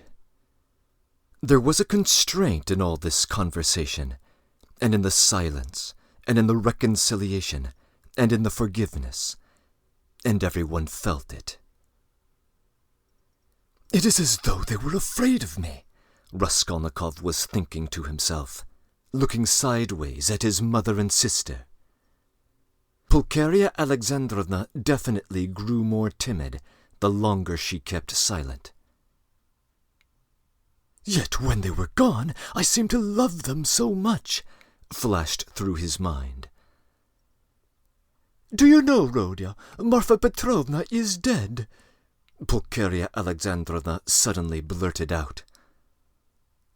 What Marfa Petrovna? Lord have mercy on us! Marfa Petrovna Svidrigailov. I wrote you so much about her." "Ah, yes, I remember. So she's dead. Really?" He roused himself suddenly, as if waking up. "What did she die of?" "Just imagine she died so suddenly," Pulcheria Alexandrovna answered hurriedly, encouraged by his curiosity. "On the same day I sent you that letter. Would you believe it? That terrible man seems to have been the cause of her death. They say he used to beat her horribly." "Why, were they on such bad terms?" he asked, addressing his sister. "No, not at all. Exactly the opposite. With her he was always very patient, even considerate. In fact, all those 7 years of their married life he gave way to her, often too much, in fact. All of a sudden he seemed to have lost his patience." "Then he couldn't have been so nasty if he controlled himself for 7 years. You seem to be defending him, Dunya." No, he's a terrible man. I can't imagine anything more disgusting," Dunya answered, almost with a shudder, wrinkling up her brows and sinking into thought. "It happened in the morning," Pulcheria Alexandrovna went on hurriedly. "And immediately afterwards she ordered the horses to be harnessed to drive to the town immediately after dinner. She always used to drive to the town in cases like that. They said she ate a really good dinner." "After the beating?" "That was always her habit. And immediately after dinner, so she wasn't late setting out, she went to the bathhouse. You see, she was having some bath treatment. They have a cold spring there, and she used to bathe in it regularly every day, and no sooner did she get into the water when she suddenly had a stroke." "I should think so," said Zosimov. "And did he beat her badly?" "What does that matter?" put in Dunya. Mother, I don't know why you want to tell us gossip like that," said Raskolnikov irritably, almost in spite of himself. "My dear, I don't know what to talk about," Pulcheria Alexandrovna said. "Why, are you all afraid of me?" he asked with a constrained smile. "That's definitely true," said Dunya, looking directly and sternly at her brother. "Mother was crossing herself with terror as she came up the stairs." His face worked, as though in convulsion. "What are you saying, Dunya? Don't be angry, please, Rodya. Why did you say that, Dunya?" Pulcheria Alexandrovna began, overwhelmed. "You see, coming here, I was dreaming all the way, in the train, how we would meet, how we would talk over everything together, and I was so happy I didn't notice the journey. But what am I saying? I am happy now. You shouldn't, Dunya. I am happy now, just to see you, Rodya." "Mother," he muttered in confusion, not looking at her, but pressing her hand. "We shall have time to talk freely about everything." As he said this, he was suddenly overwhelmed with confusion and turned pale. Again that awful sensation he had known of late passed with a deadly chill over his soul. Again it became suddenly plain and perceptible to him that he had just told a terrible lie. That now he would never be able to talk freely about everything. That never again would he be able to talk freely about anything to anyone. The anguish of this thought was such that for a moment he almost forgot himself. He got up from his seat, and not looking at anyone, walked towards the door. "What are you doing?" cried Razumikin, clutching him by the arm. He sat down again and began looking around him in silence. They were all looking at him, perplexed. "But what are you all so silent about?" he shouted, suddenly and entirely unexpectedly. "Say something! What's the use of sitting like this? Come on, speak! Let's talk! We meet and sit in silence. Come on, anything!" "Thank God! I was afraid the same thing as yesterday was beginning again," said Pulcheria Alexandrovna, crossing herself. "What's the matter, Rodya?" asked Avdotia Romanovna distrustfully. "Oh, nothing. I remembered something," he answered, and suddenly laughed. "Well, if you remembered something, that's all right. I was beginning to think," muttered Zosimov, getting up from the sofa. "It is time for me to be off. I will look in again, perhaps, if I can." He made his bows and went out. "What an excellent man!" observed Pulcheria Alexandrovna. "Yes, excellent, splendid, well-educated, intelligent," Raskolnikov began, suddenly speaking with surprising rapidity and a liveliness he had not shown until then. "I can't remember where I met him before my illness. I think I met him somewhere. And this is a good man, too," he nodded at Razumikin. "Do you like him, Dunya?" he asked her, and suddenly, for some unknown reason, laughed. "Very much," answered Dunya. "What a pig you are!" Razumikin protested, blushing in terrible embarrassment, and he got up from his chair. Pulcheria Alexandrovna smiled faintly, but Raskolnikov laughed out loud. "Where are you off to?" "I must go." "You don't need to go at all. Stay. Zosimov has gone, so you must. Don't go. What's the time? Is it 12 o'clock? What a pretty watch you've got, Dunya. But why are you all silent again? I'm doing all the talking." "It was a present from Marfa Petrovna," answered Dunya. "And a very expensive one," added Pulcheria Alexandrovna. "Ah, what a big one! Hardly like a lady's." "I like that sort," said Dunya. "So it is not a present from her fiancé," thought Razumikin, and was senselessly delighted. "I thought it was a present from Luzhin," observed Raskolnikov. "No, he has not given Dunya any presents yet." "Ah, do you remember, Mother, when I was in love and I wanted to get married?" he said suddenly, looking at his mother, who was confused by the sudden change of subject and the way he spoke about it. "Oh, yes, my dear." Pulcheria Alexandrovna exchanged glances with Dunya and Razumikin. Yes. What can I tell you? Actually, I don't remember much. She was such a sickly girl," he went on, growing dreamy and looking down again. "A real invalid. She was fond of giving to the poor, and was always dreaming of being a nun. And once she burst into tears when she started talking to me about it. Yes, I remember. I remember very well. She was an ugly little thing. I really don't know what drew me to her then. I think it was because she was always ill. If she had been lame or hunchback, I think I would have liked her even more." He smiled dreamily.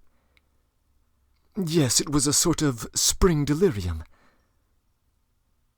"No, it wasn't just a spring delirium," said Dunya with warm feeling. He gave his sister a strained, intent look, but did not hear or did not understand her words. Then, completely lost in thought, he got up, went up to his mother, kissed her, went back to his place and sat down. "You love her even now?" said Pulcheria Alexandrovna, touched. "Her? Now? Oh, yes, you ask about her.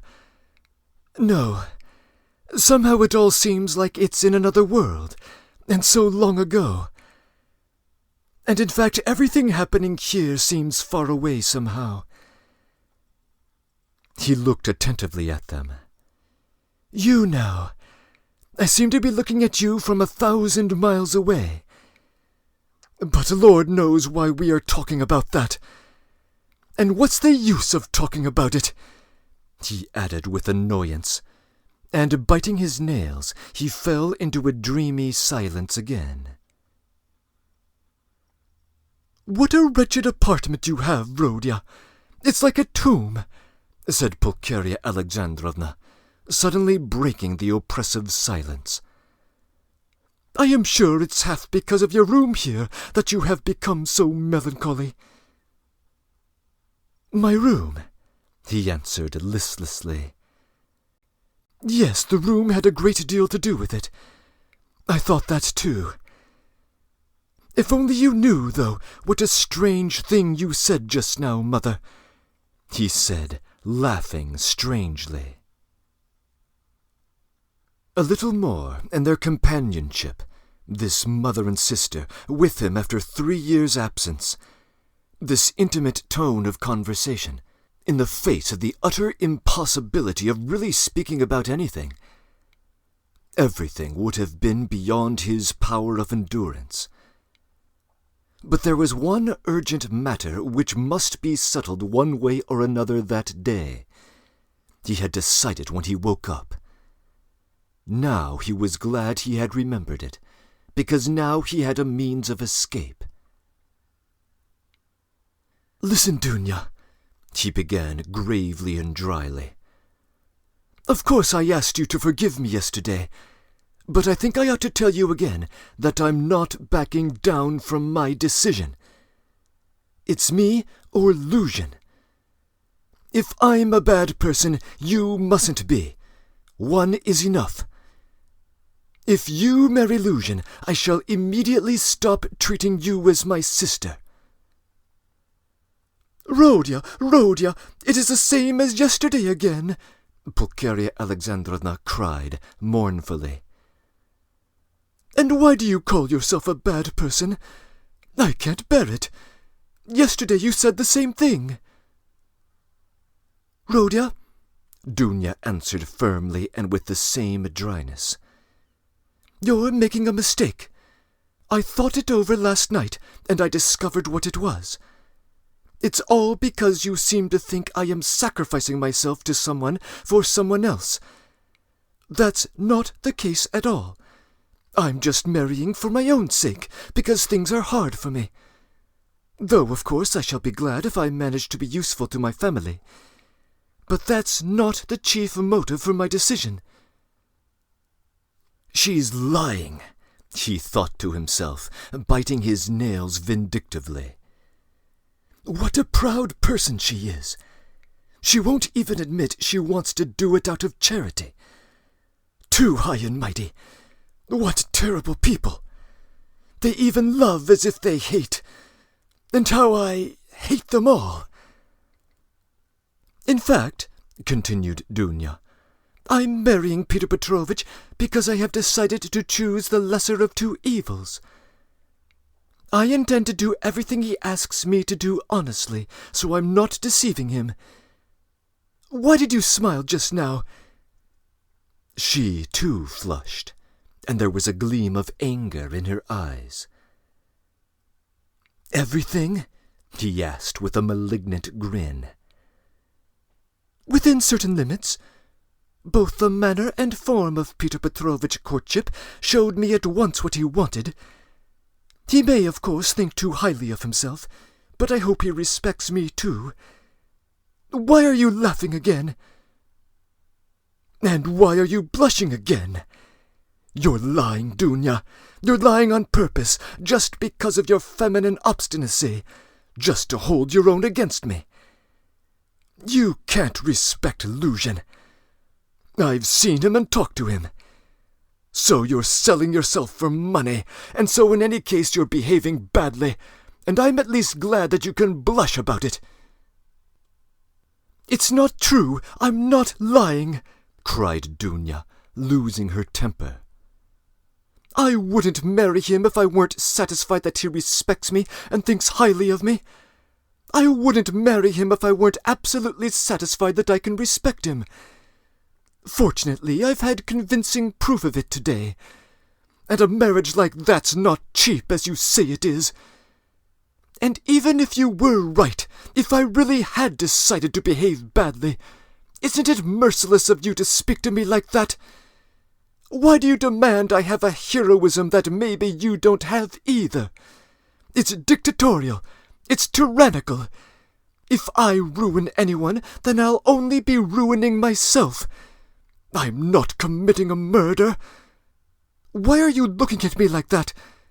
Why are you so pale? Rhodia, darling, what's the matter? Lord have mercy, you made him faint, cried Pulcheria Alexandrovna. No, nonsense. It's nothing. A little dizziness, not fainting. You've got fainting on the brain. Yes, what was I saying? Oh, yes. In what way will you get convincing proof today that you can respect him, and that he respects you said earlier? I think that's what you said. Mother, show Rhodia Peter Petrovich's letter, said Dunya. With trembling hands, Pulcheria Alexandrovna gave him the letter. He took it with great interest, but before opening it, he suddenly looked with a sort of amazement at Dunya. It is strange, he said slowly, as though struck by a new idea. What am I making such a fuss for? What is it all about? Marry who you like. He said this almost to himself, but said it aloud, and looked for some time at his sister, as though he were puzzled. He opened the letter at last, still with the same look of strange amazement on his face. Then, slowly and attentively, he started reading, and read it through twice. Pulcheria Alexandrovna showed particular anxiety, and in fact everyone expected something strange to happen. What surprises me, he began after a short pause, handing the letter to his mother, but not addressing anyone in particular, is that he is a businessman, a lawyer, that his conversation is definitely pretentious, and yet he writes such an uneducated letter. They were all astonished. They had expected something totally different. But they all write like that, you know, Razumikin observed abruptly. Have you read it? Yes. We showed him, Rhodia. We consulted him just now, Pulcheria Alexandrovna began, embarrassed. That's just the jargon of the courts, Razumikin put in. Legal documents have always been written like that. Legal? Yes, it's just legal, business language, not entirely uneducated, and not quite educated. Business language. Peter Petrovich makes no secret of the fact that he had a cheap education. In fact, he is proud of having made his own way, Avdotya Romanovna observed, a little offended by her brother's tone. Well, if he's proud of it, he has reason to be. I don't deny it. You seem to be offended, sister, that I only made such a frivolous criticism of the letter. You think that I talk about such unimportant matters in order to annoy you on purpose. It's exactly the opposite. A stylistic observation occurred to me, which is definitely not irrelevant, given the way things stand at the moment. There's one expression, blame yourselves, which has been put in very significantly and clearly, and there's also a threat that he'll leave at once if I'm present. That threat to leave is equivalent to a threat to abandon you both if you are disobedient, and to abandon you now after summoning you to Petersburg. Well, what do you think? Can one resent such an expression from Luzhin, as we should if he pointed to Razumikin, had written it, or Zosimov, or one of us? No, answered Dunya with more animation. I saw clearly that it was too naively expressed, and that perhaps he doesn't know how to write well. That's a fair criticism, Rodya. I didn't expect it, in fact. It is expressed in a legal style, and maybe it sounds coarser than he intended. But I must disillusion you a little. There was one expression in the letter, one slander about me, and a pretty despicable one at that. I gave the money last night to the widow, a tubercular woman in serious difficulties, and not under the pretext of contributing to the funeral, but simply to pay for the funeral, and not to the daughter, a young woman, as he writes, of notorious behavior, whom I saw last night for the first time in my life, but to the widow. In all this I think he has been suspiciously hasty to slander me, and to make us disagree. It is expressed again in legal jargon, that is to say, with too obvious display of the aim, and with a very naive eagerness. He is an intelligent man, but to act sensibly, intelligence is not enough. It all shows him up for who he really is, and I don't think he has any great respect for you. I'm telling you this just to warn you, because I sincerely wish for your own good. Dunya did not reply. Her decision had been taken. She was just waiting to see what would happen that evening. Then what have you decided, Rodya? Asked Pulcheria Alexandrovna, who was more uneasy than ever at the sudden new business-like tone of his talk. What decision? You see, Peter Petrovitch writes that you mustn't be with us this evening, and that he will go away if you come. So will you come? That, of course, is not for me to decide, but for you first and foremost, if you are not offended by such a request. And secondly, by Dunya, if she, too, is not offended. I will do what you think is best, he added dryly. Dunya has already decided, and I fully agree with her, Pulcheria Alexandrovna hastened to declare. I decided to urge you, Rodya, to be with us at this interview, said Dunya. Will you come? Yes. I will ask you, too, to be with us at 8 o'clock, she said, addressing Razumikin. Mother, I am inviting him, too. Quite right, Dunya. Well, since you have decided, added Pulcheria Alexandrovna, so be it. I shall feel easier myself. I do not like concealment and deception. Better for us to have the whole truth, whether Peter Petrovitch is angry or not.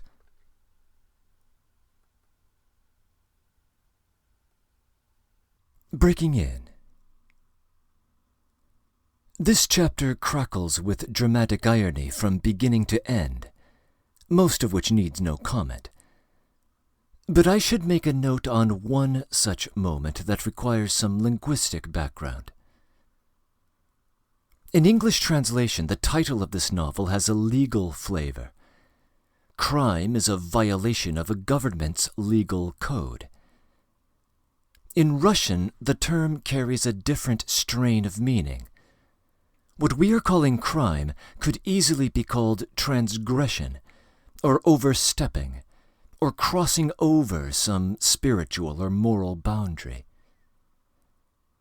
Thus, when Raskolnikov identifies his sister as an idealist who will reach a line which she may or may not cross, he is, perhaps inadvertently, drawing a parallel to himself. He has crossed over an obvious boundary, and he believes that, by marrying Luzhin, his sister would be transgressing a subtler one, becoming at once a legal concubine and a moral prostitute. This linguistic fact also explains how one can say without formal contradiction that violating a law might not be a crime. That is, not a transgression of a moral norm. But how Raskolnikov could ever have believed that of his own action, we have yet to discover. End of comments.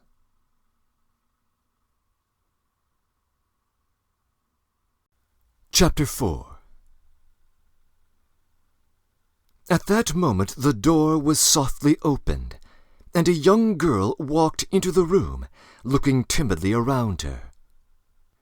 Everyone turned towards her with surprise and curiosity. At first sight, Raskolnikov did not recognize her. It was Sofya Semyonovna Marmeladov. He had seen her yesterday for the first time, but at such a moment, in such surroundings and in such clothing, that his memory retained a very different image of her. Now she was a modestly and poorly dressed young girl, very young, almost like a child in fact, with a modest and refined manner, with a candid but somewhat frightened-looking face. She was wearing a very plain indoor dress and a shabby old-fashioned hat, but she was still carrying a parasol. Unexpectedly finding the room full of people, she was not so much embarrassed as completely overwhelmed with shyness, like a little child. She was even about to retreat. "Oh, it's you," said Raskolnikov, extremely astonished, and he too was confused. He at once recollected that his mother and sister knew through Luzhin's letter of some young woman of notorious behavior. He had only just been protesting against Luzhin's slander and declaring that he had seen the girl last night for the first time, and suddenly she had walked in. He remembered, too, that he had not protested against the expression of notorious behavior. All this passed vaguely and fleetingly through his brain, but looking at her more intently, he saw that the humiliated creature was so humiliated that he felt suddenly sorry for her. When she made a movement to retreat in terror, it sent a pang to his heart. "I did not expect you," he said hurriedly, with a look that made her stop. "Please sit down. You come, no doubt, from Katerina Ivanovna. Allow me. Not there. Sit here." At Sonia's entrance, Razumikin, who had been sitting on one of Raskolnikov's 3 chairs, close to the door, got up to allow her to enter. Raskolnikov had at first shown her the place on the sofa where Zossimov had been sitting, but feeling that the sofa he used as a bed was a little too intimate, he hurriedly motioned her to Razumikin's chair. "You sit here," he said to Razumikin, putting him on the sofa. Sonia sat down, almost shaking with terror, and looked timidly at the 2 ladies. It was evidently almost inconceivable to herself that she could sit down beside them. At the thought of it, she was so frightened that she hurriedly got up again, and in utter confusion addressed Raskolnikov. I have come for 1 minute. Forgive me for disturbing you," she began falteringly. "I came from Katerina Ivanovna's, and she had no one to send. Katerina Ivanovna told me to beg you to be at the service in the morning at Mitrofanievsky, and then to us, to her, to do her the honor. She told me to beg you—" Sonia stammered and ceased speaking. "I will try, certainly, for certain," answered Raskolnikov. He too stood up, and he too faltered and could not finish his sentence. Please sit down, he said suddenly. I want to talk to you. Maybe you're in a hurry, but please spare me 2 minutes. And he drew up a chair for her.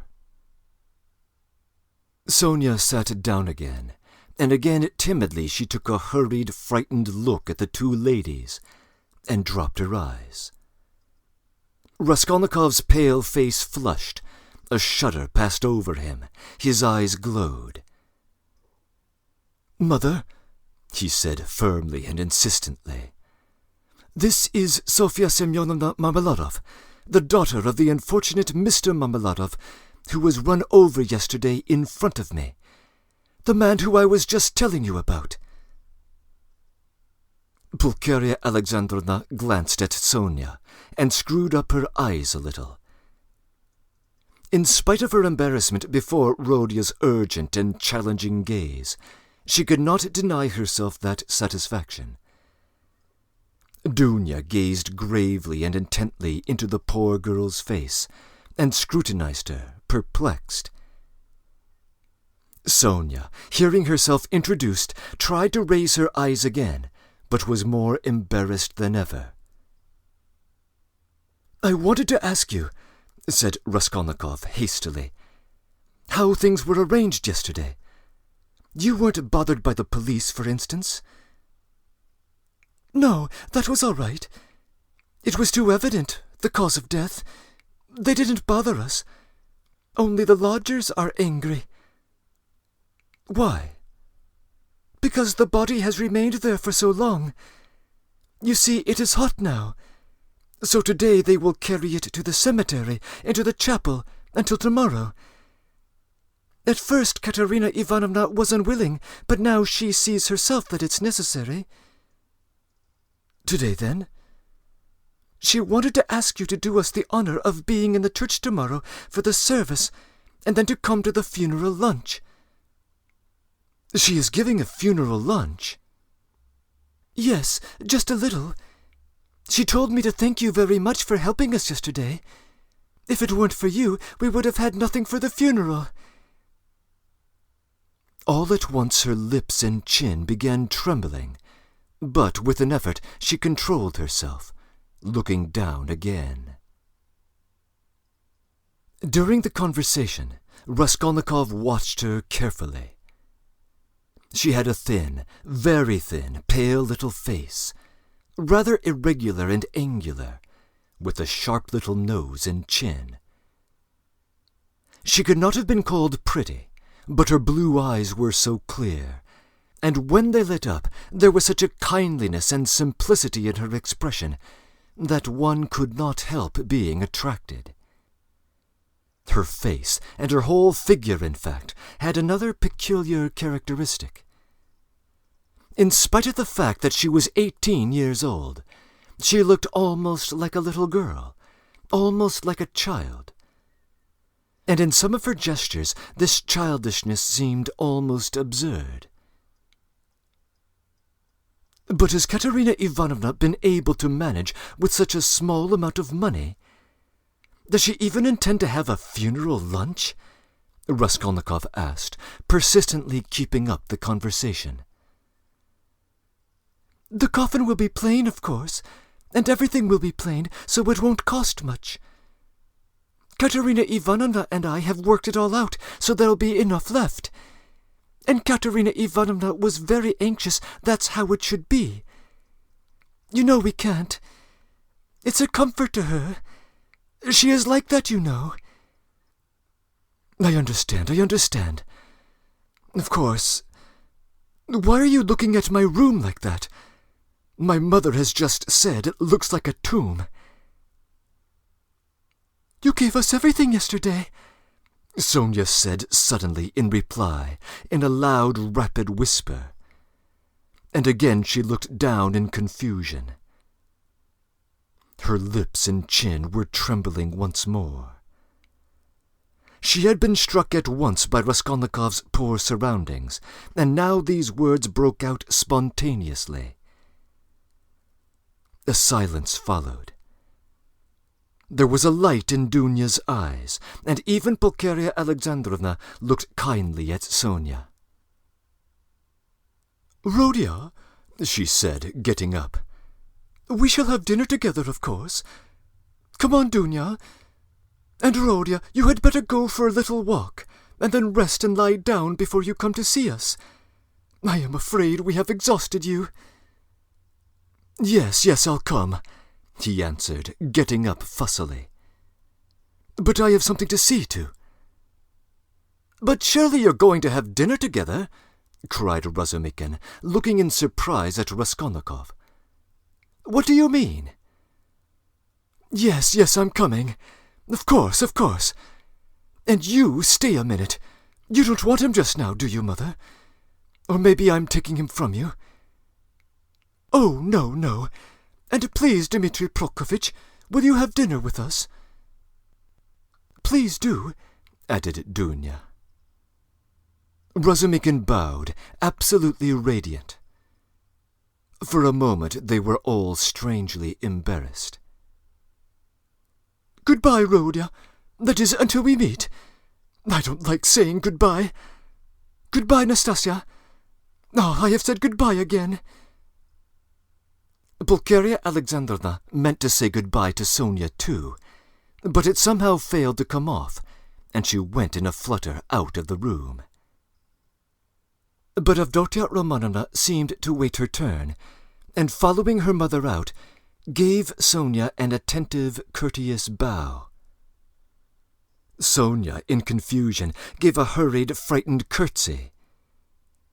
There was a look of poignant discomfort in her face, as though Avdotia Romanovna's courtesy and attention were oppressive and painful to her. "Dunya, goodbye," called Raskolnikov in the passage. "Give me your hand." "Why, I did give it to you.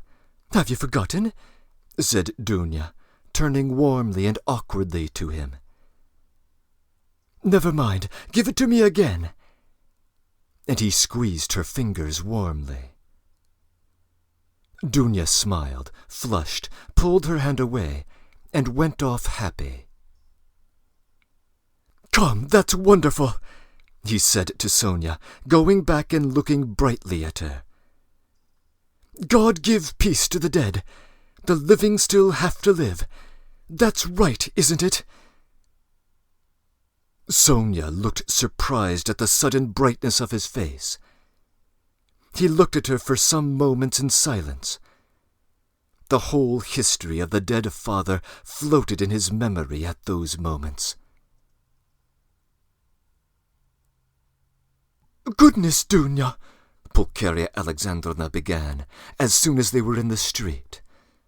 "I really feel relieved myself at coming away, more at ease. How little did I think yesterday in the train that was something I could ever be glad about. I'm telling you again, Mother, he is still very ill. Don't you see it? Perhaps worrying about us upset him. We must be patient, and there is a lot that can be forgiven." "Well, you weren't very patient." Pulcheria Alexandrovna caught her up, hotly and jealously. "Do you know, Dunya, I was looking at you too. You are the very portrait of him, and not so much in face as in soul. You are both melancholy, both gloomy and hot-tempered, both proud and both generous. Surely he can't be an egoist, Dunya, eh? When I think of what is in store for us this evening, my heart sinks." "Don't be uneasy, Mother. What will be, will be." "Dunya, just think what a position we are in. What if Peter Petrovitch breaks it off?" poor Pulcheria Alexandrovna blurted out, incautiously. "He won't be worth much if he does," answered Dunya, sharply and contemptuously. "We did well to leave," Pulcheria Alexandrovna hurriedly broke in. "He was in a hurry about some business or other. If he gets out and has a breath of fresh air, it is horribly close in his room. But where can you get a breath of fresh air here? Even the streets feel like shut-up rooms. Goodness, what a town! Stay, this side. They will crush you! They're carrying something. It is a piano they have got. Look how they are pushing. I am very much afraid of that young woman, too." "What young woman, mother?" "That Sofya Semyonovna, who was there just now." "Why?" "I have a presentiment, Dunya. Well, believe it or not, as soon as she came in, that very minute, I felt that she was the chief cause of the problem." "Nothing of the sort," cried Dunya in vexation. "What nonsense with your presentiments, mother! He only first met her the evening before, and he did not recognize her when she came in." "Well, you will see. She worries me, but you will see, you will see. I was so frightened. She was gazing at me with those eyes. I could scarcely sit still in my chair when he began introducing her. Do you remember? It seemed so strange, but Peter Petrovitch writes like that about her, and he introduces her to us, to you. So he must think a great deal of her." "People will write anything. We were talked about and written about too. Have you forgotten? I am sure that she's a good girl and that it's all nonsense." "God grant it may be."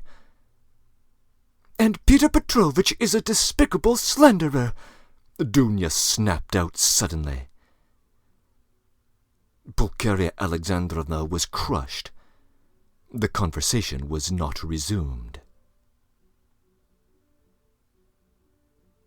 "I will tell you what I want with you," said Raskolnikov, drawing Razumikin to the window. "Then I will tell Katerina Ivanovna that you are coming," Sonia said hurriedly, preparing to depart. "One moment, Sofya Semyonovna. We have no secrets. You are not in our way. I want to have another word or two with you. Listen!" He turned suddenly to Razumikin again. "You know that... what's his name? Porfiry Petrovitch?" "I should think so. He's a relation. Why?"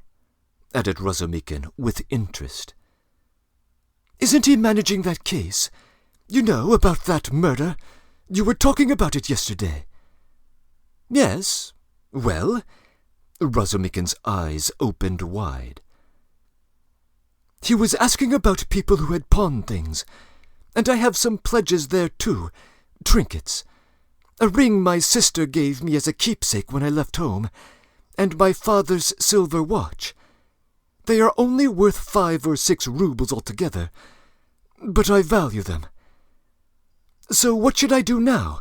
I do not want to lose the things, especially the watch.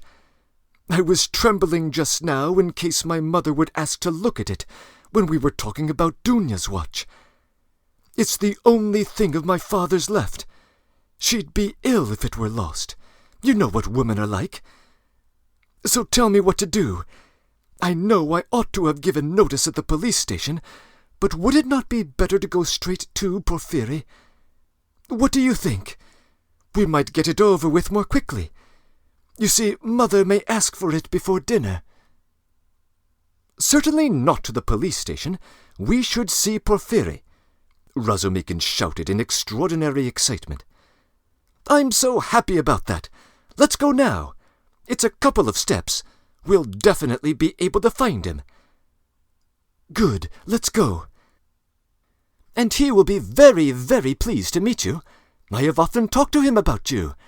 I was speaking to him about you yesterday. Let's go.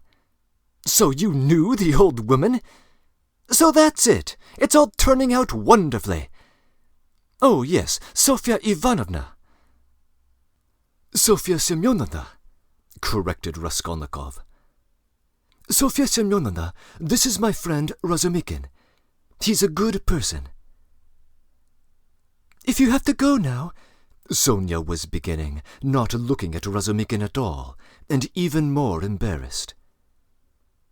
"Let's go," Raskolnikov decided. "I'll visit you today, Sofya Semyonovna. Just tell me where you live." He was not exactly uneasy, but he seemed hurried and avoided her eyes. Sonia gave him her address and blushed as she did so. They all went out together. "Don't you lock up?" asked Razumikin, following him onto the stairs. "Never," answered Raskolnikov. "I've been meaning to buy a lock for the last 2 years. People who don't need any locks are happy," he said, laughing, to Sonia. They stood still in the gateway. "Do you go right here, Sofya Semyonovna? How did you find me, by the way?" he added, as though he wanted to say something different. He wanted to look at her soft, clear eyes, but this was not easy. "You gave your address to Polenka yesterday." "Polenka? Oh, yes, Polenka, that's the little girl. She's your sister? Did I give her the address?" "Why, had you forgotten?" "No, I remember." "I'd heard my father mention you, only I did not know your name, and he did not know it. And now I came, and as I had learnt your name, I asked today, 'Where does Mr. Raskolnikov live?' I did not know you only had a room too. Goodbye, I will tell Katerina Ivanovna." She was extremely glad to escape at last. She went away looking down, hurrying to get out of sight as soon as possible, to walk the 20 steps to the turning on the right, and to be at last alone, and then moving rapidly along, looking at no one, noticing nothing, to think, to remember, to meditate on every word, every detail. Never, never had she felt anything like this. Dimly and unconsciously, a whole new world was opening in front of her. She remembered suddenly that Raskolnikov meant to come to see her that day, perhaps at once. "Only not today, please, not today," she kept muttering with a sinking heart, as though entreating someone, like a frightened child. "Mercy, to see me, to that room, he will find... Oh, dear!" She was incapable at that instant of noticing the stranger who was watching her and following at her heels. He had accompanied her from the gateway. At the moment when Razumikin, Raskolnikov, and she were standing still as they said goodbye on the pavement, this gentleman, who was just passing, started when he heard Sonia's words, "And I asked where Mr. Raskolnikov lived." He cast a rapid but attentive glance at all 3 of them, especially at Raskolnikov, to whom Sonia was speaking, then looked back and noted the house. All this was done in an instant as he passed, and trying not to betray his interest, he walked on more slowly, as though he were waiting for something.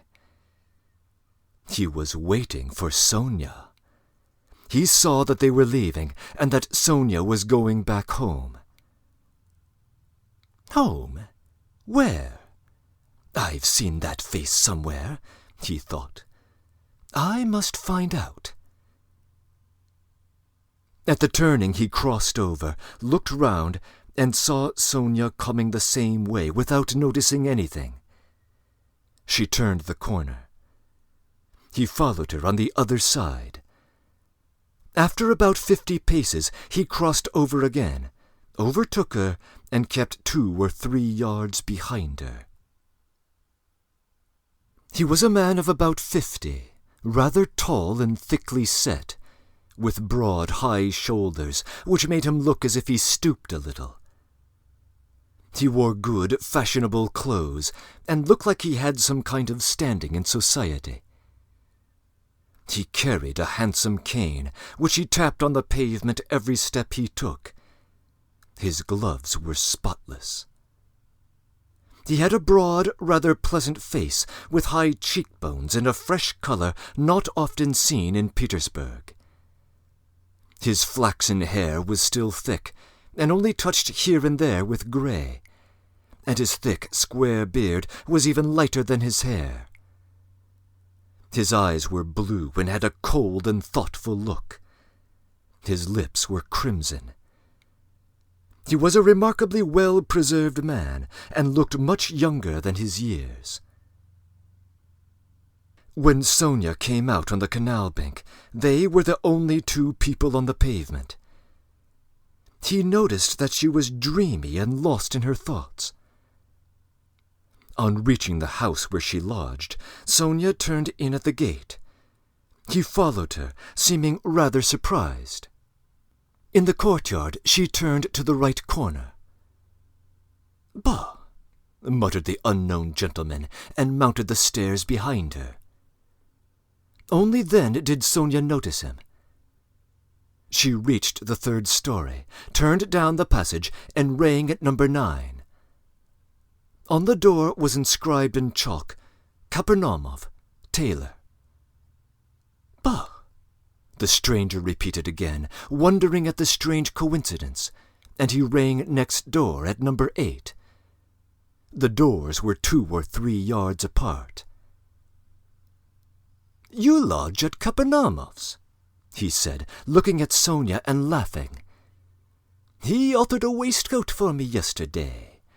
I am staying close by here at Madame Reslick's. How odd." Sonia looked at him attentively. "We are neighbours," he went on gaily. "I only came to town the day before yesterday. Anyway, goodbye for now." Sonia made no reply. The door opened and she slipped in. She felt for some reason ashamed and uneasy. On the way to Porfiry's, Razumikin was obviously excited. "That's wonderful, my friend," he repeated several times. I'm glad." "What are you glad about?" Raskolnikov thought to himself. "I didn't know you pledged things at the old woman's as well. And was it long ago? Was it long since you were there? What a simple-hearted fool he is!" "When was it?" Raskolnikov stopped still to recollect. 2 or 3 days before her death, it must have been.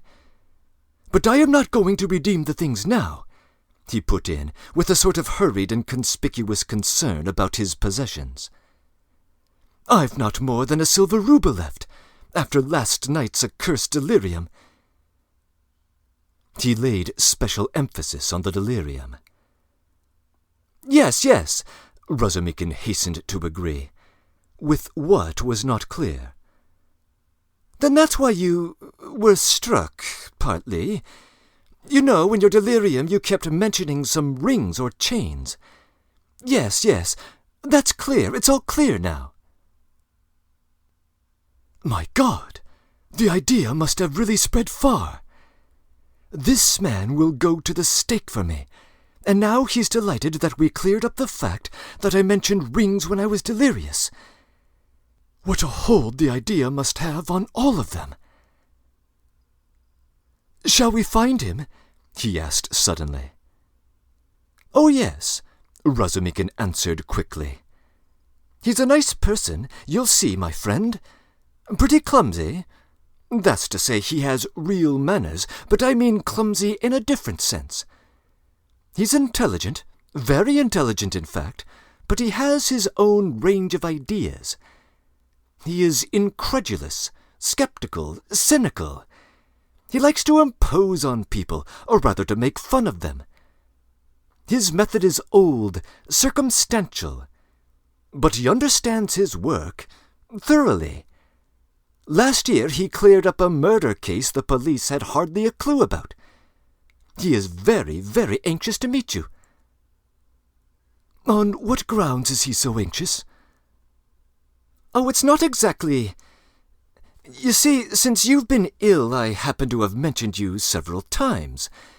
So when he heard about you, about the fact that you were a law student and that you were unable to finish your studies, he said, 'What a pity!' And so I concluded, from everything together, not only that... Yesterday, Zametov...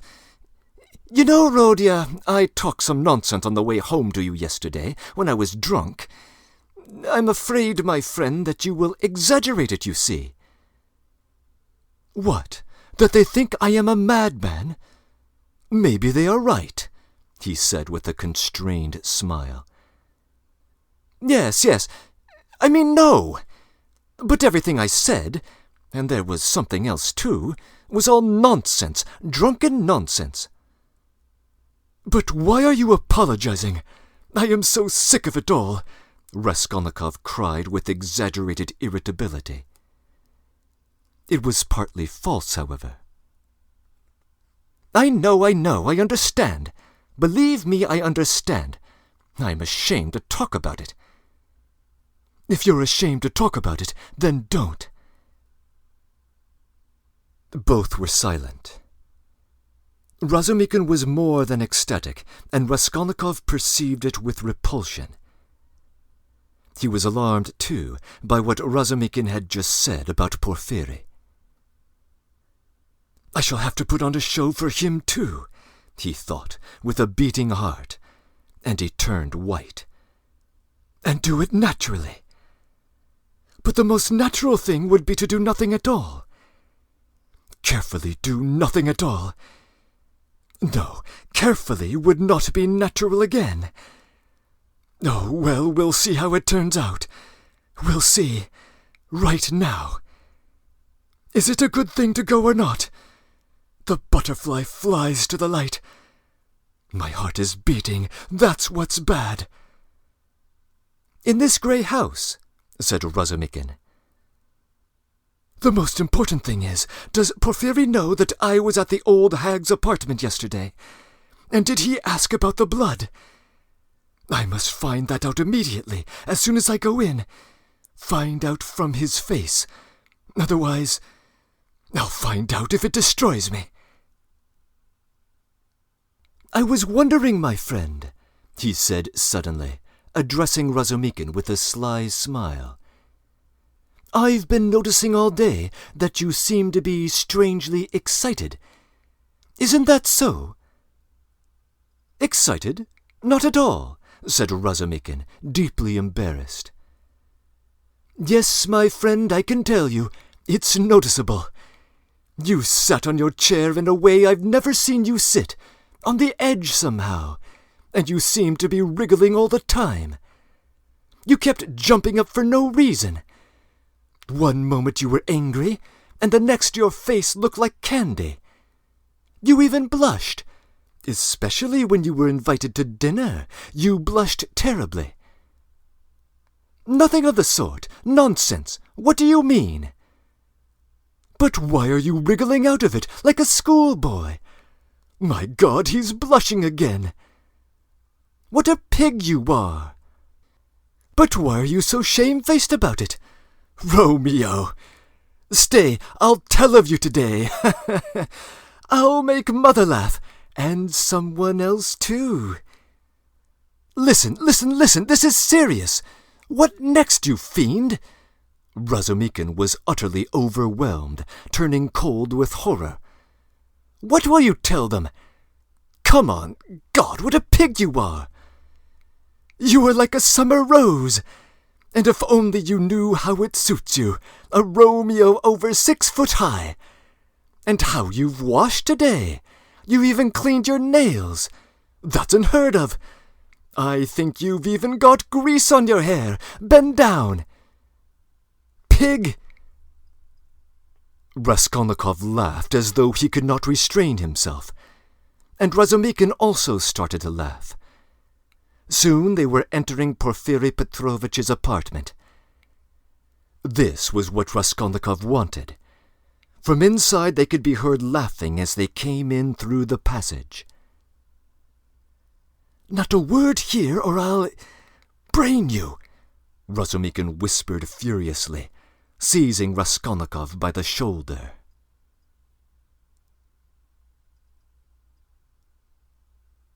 Breaking in.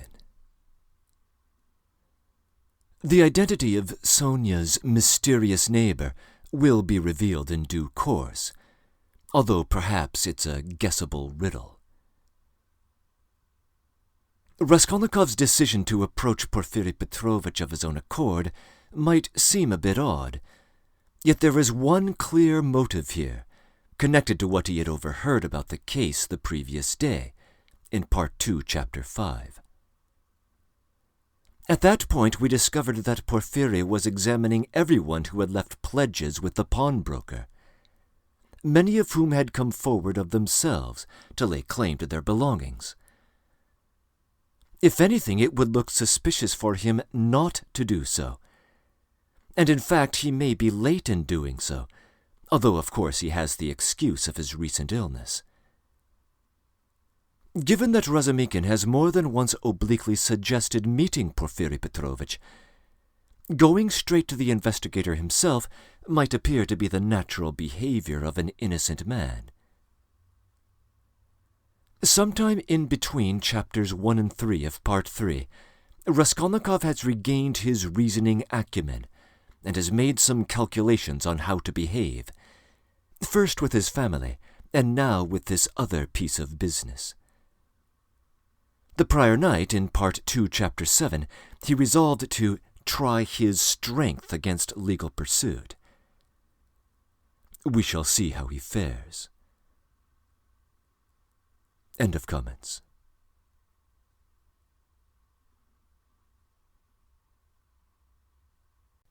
Chapter 5.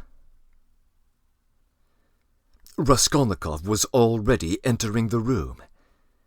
He came in looking as though he would have the utmost difficulty not to burst out laughing again.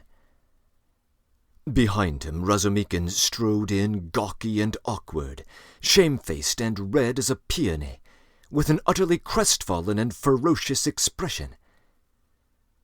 His face and figure really were ridiculous at that moment, and amply justified Raskolnikov's laughter. Raskolnikov, without waiting for an introduction, bowed to Porfiri Petrovitch, who stood in the middle of the room looking inquiringly at them. He held out his hand to shake Porfiri's, still apparently making desperate efforts to subdue his mirth and utter a few words to introduce himself. But he had no sooner succeeded in assuming a serious air and muttering something when he suddenly glanced again at Razumikin, as if by accident, and could no longer control himself. His stifled laughter broke out the more irresistibly the more he tried to restrain it. The extraordinary ferocity with which Razumikin received this spontaneous mirth gave the whole scene the appearance of the most natural playfulness. Razumikin strengthened this impression as if on purpose. "Idiot! You fiend!" he roared, waving his arm, which at once struck a little round table with an empty tea-glass on it. Everything was sent flying and crashing. "But why break chairs, gentlemen? You know it's a loss to the crown," Porfiri Petrovitch quoted gaily. Raskolnikov was still laughing, with his hand in Porfiri Petrovitch's, but anxious not to overdo it, waited for the right moment to put a natural end to it. Razumikin, completely confused by upsetting the table and smashing the glass, gazed gloomily at the fragments, swore, and turned sharply to the window, where he stood looking out with his back to the company with a fierce frown, seeing nothing. Porfiri Petrovitch laughed and was ready to go on laughing, but was obviously looking for explanations. Zametov had been sitting in the corner, but he got up when the visitors came in and was standing in expectation with a smile on his lips, though he looked with surprise and even, it seemed, incredulity at the whole scene, and at Raskolnikov with a certain embarrassment. Zametov's unexpected presence struck Raskolnikov unpleasantly. "I've got to consider that," he thought. "Excuse me, please," he began, affecting extreme embarrassment. "Raskolnikov." "Not at all very pleasant to see you. And how pleasantly you've come in." Won't he even say good morning?" Porfiri Petrovitch nodded at Razumikin. "I swear I have no idea why he is in such a rage with me. I only told him as we came along that he was like Romeo, and proved it. And that was all, I think." "Pig!" Razumikin spat out, without turning round. "There must have been very serious grounds for it, if he is so furious at the word." Porfiri laughed. "Oh, you sharp lawyer! Damn you all!" snapped Razumikin. And suddenly bursting out laughing himself, he went up to Porfiri with a more cheerful face, as though nothing had happened. "That'll do. We are all fools. Now to business. This is my friend Rodion Romanovich Raskolnikov. Firstly, he has heard of you and wants to meet you, and secondly, he has a little matter to settle with you." "Bah, Zametov, what brought you here? Have you met before? Have you known each other long?" "What does this mean?" thought Raskolnikov uneasily. Zametov seemed taken aback, but not very much so. "It was at your rooms we met yesterday," he said easily. "Then I've been spared the trouble. All last week he was begging me to introduce him to you. Porfiri and you have sniffed each other out without me. Where is your tobacco?" Porfiri Petrovitch was wearing a dressing gown, very clean clothing, and trodden-down slippers. He was about 35, short, stout, even corpulent, and clean-shaven. He wore his hair cut short and had a large round head, which was particularly prominent at the back. His soft, round, rather snub-nosed face was of a sickly yellowish color, but it also had a vigorous and rather ironical expression. It would have been good-natured, except for a look in the eyes, which shone with a watery, sentimental light under almost white, blinking eyelashes. The expression of those eyes was strangely out of keeping with his somewhat womanish figure, and gave it something far more serious than could be guessed at first sight. As soon as Porfiri Petrovitch heard that his visitor had a little matter to settle with him, he begged him to sit down on the sofa, and sat down himself on the other end, waiting for him to explain his business, with that careful and over-serious attention which is at once oppressive and embarrassing, especially to a stranger, and especially if what you are discussing is in your opinion of far too little importance for such exceptional solemnity. But in brief and coherent phrases Raskolnikov explained his business clearly and exactly, and was so satisfied with himself that he even succeeded in taking a good look at Porfiri. Porfiri Petrovitch did not once take his eyes off him. Razumikin, sitting opposite at the same table, listened warmly and impatiently, looking from one to the other every moment with rather excessive interest. "Fool!" Raskolnikov swore to himself. "You have to give information to the police," Porfiri replied, with a most business-like air. "That having learnt of this incident, that is of the murder, you beg to inform the lawyer in charge of the case that such and such things belong to you, and that you wish to redeem them. But they will write to you." "That's just the point, that at the moment—" Raskolnikov tried his best to pretend to be embarrassed. "I don't quite have the funds, and even this tiny sum is beyond me. For the moment, you see, I only wanted to declare that the things are mine, and that when I have money—" "That doesn't matter," answered Porfiri Petrovitch, receiving his explanation of his financial position coldly. "But you can, if you prefer, write straight to me, to say that, having been informed of the matter, and claiming such and such as your property, you would like—" "On an ordinary sheet of paper," Raskolnikov interrupted eagerly. again interested in the financial side of the question. "Oh, the most ordinary." And suddenly Porfiri Petrovitch looked with obvious irony at him, screwing up his eyes as if he were winking at him.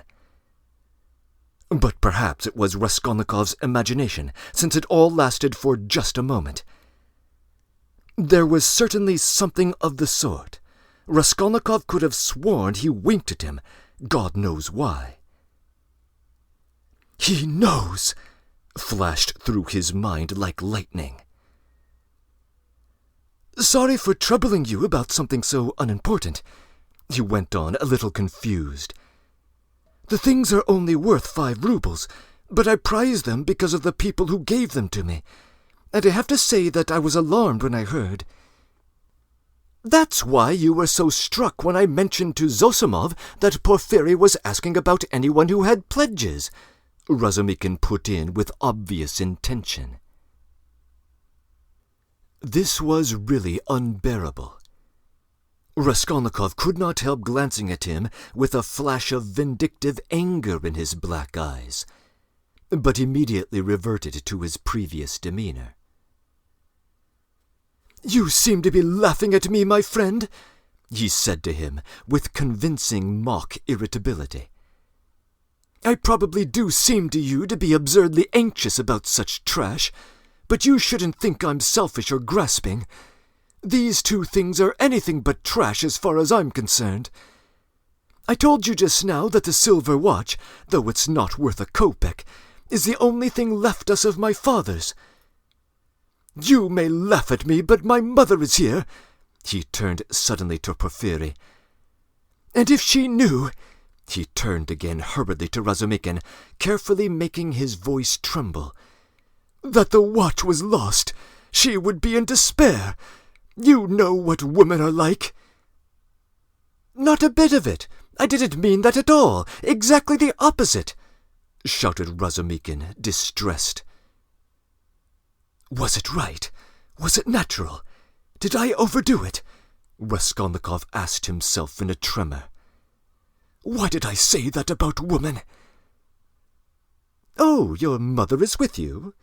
Porfiri Petrovitch inquired. "Yes." "When did she come?" "Last night." Porfiri paused as though reflecting. "Your things would not in any case be lost," he went on calmly and coldly. "I have been expecting you here for some time."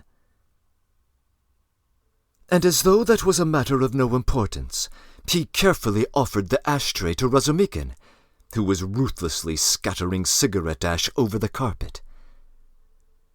Raskolnikov shuddered, but Porfiri did not seem to be looking at him, and was still concerned with Razumikin's cigarette. "What? Expecting him? Why, did you know that he had pledges there?"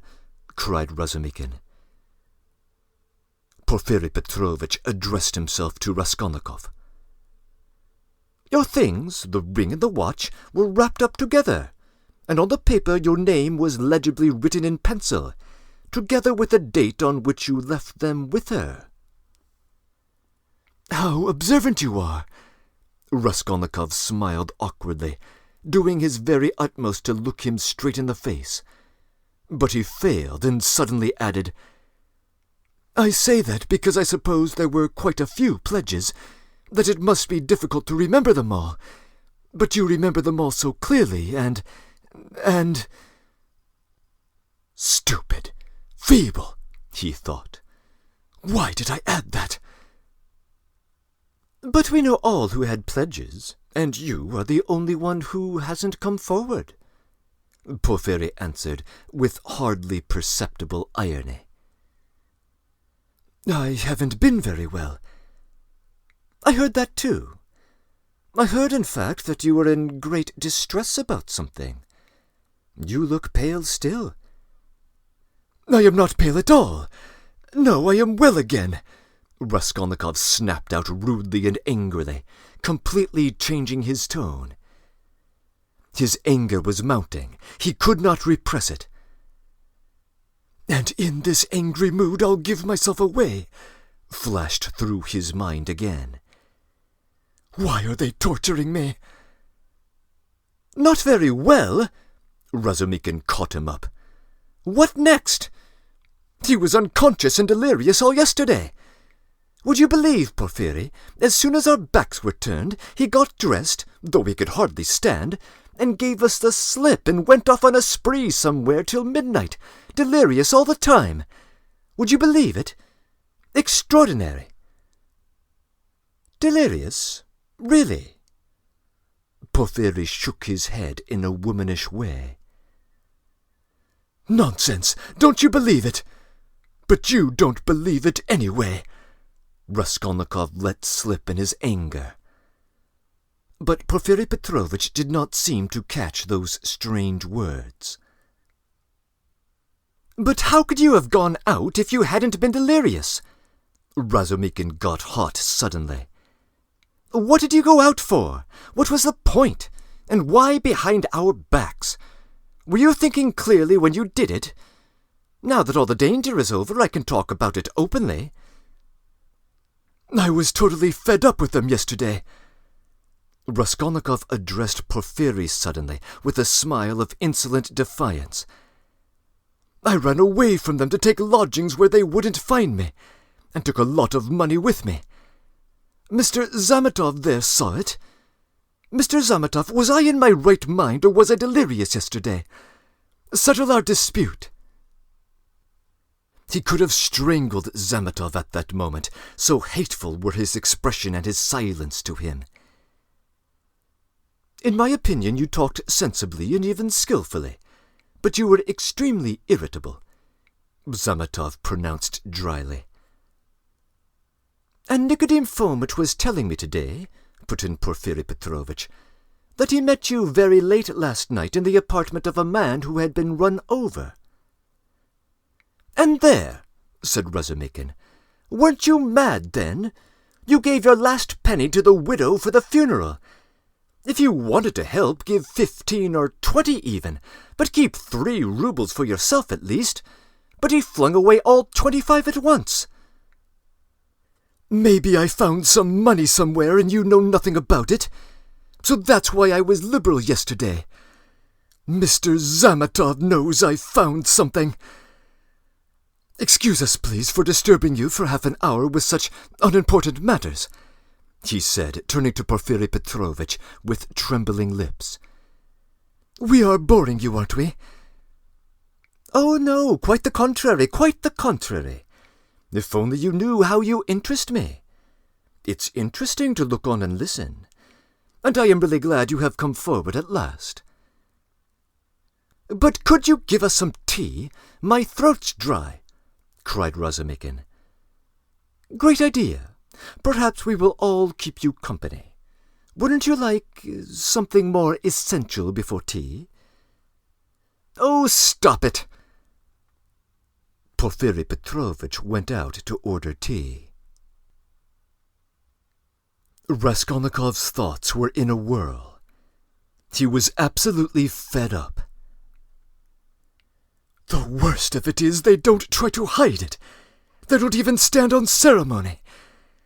And how, if you didn't know me at all, did you come to talk to Nicodim Fomitch about me?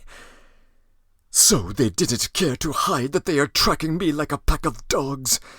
They simply spit in my face. He was shaking with rage. Come on, strike me openly. Don't play with me like a cat with a mouse. It's hardly fair, Porfiry Petrovitch, but perhaps I won't allow it. I'll get up and throw the whole truth in your ugly faces, and you'll see how much I hate you. He could hardly breathe. But what if it's just my imagination? What if I'm making a mistake, getting angry through inexperience, and failing to keep up my wretched part? Perhaps it's all unintentional. All their phrases are the usual ones, but there's something about them. Whatever you say, there's something. Why did he say it so bluntly? With her. Why did Zametov add that I was talking skillfully? Why are they speaking in that tone? Yes, the tone. Razumikin is sitting here. Why doesn't he see anything? That innocent blockhead never sees anything. Feverish again. Did Porfiry wink at me just now?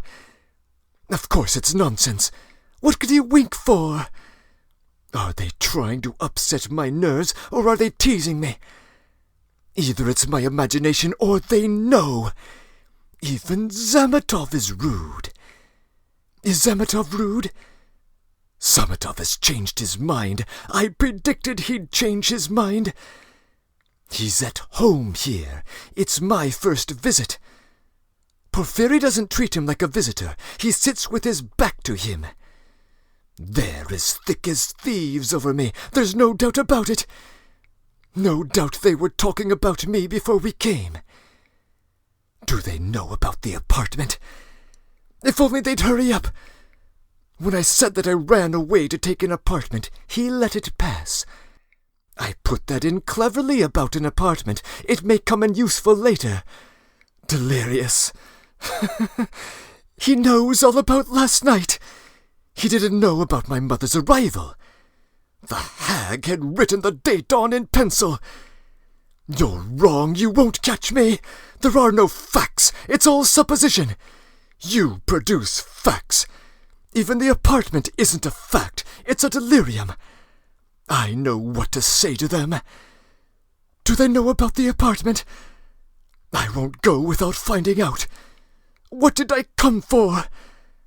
But maybe the fact that I'm angry now is a fact. I'm an idiot for getting so irritable. Perhaps that's right. To play the invalid. He's feeling for a way in. He'll try to catch me out. Why did I come? All this flashed like lightning through his mind. Porfiry Petrovitch returned quickly. He suddenly became more jovial. Your party yesterday, my friend, has left my head rather... And I am completely out of shape, he began in quite a different tone, laughing to Razumikin. Was it interesting? I left you yesterday at the most interesting point. Who got the best of it? Oh, no one, of course. They got on to everlasting questions, floated off into space. Rodya, just imagine what we got on to yesterday. Whether there is such a thing as crime. I told you that we talked our heads off. What's strange about that? It's an everyday social question, Raskolnikov answered casually. The question wasn't put quite like that, observed Porfiry. Not quite, that's true, Razumikin agreed at once, getting warm and hurried as usual. Listen, Rodion, and tell us your opinion. I want to hear it. I was fighting tooth and nail with them and wanted you to help me. I told them you were coming. It began with the socialist doctrine. You know their doctrine. Crime is a protest against the abnormality of the social organization, and nothing more, nothing. No other causes admitted. You are wrong there, cried Porfiry Petrovitch. He was noticeably excited and kept laughing as he looked at Razumikin, which made him more excited than ever. Nothing is admitted, Razumikin interrupted with heat. I'm not wrong. I'll show you their pamphlets. Everything with them is the influence of the environment and nothing else. Their favorite phrase. From which it follows that, if society is normally organized, crime will instantly cease to exist, since there will be nothing to protest against, and all men will become righteous in an instant. Human nature is not taken into account. It is excluded. It's not supposed to exist.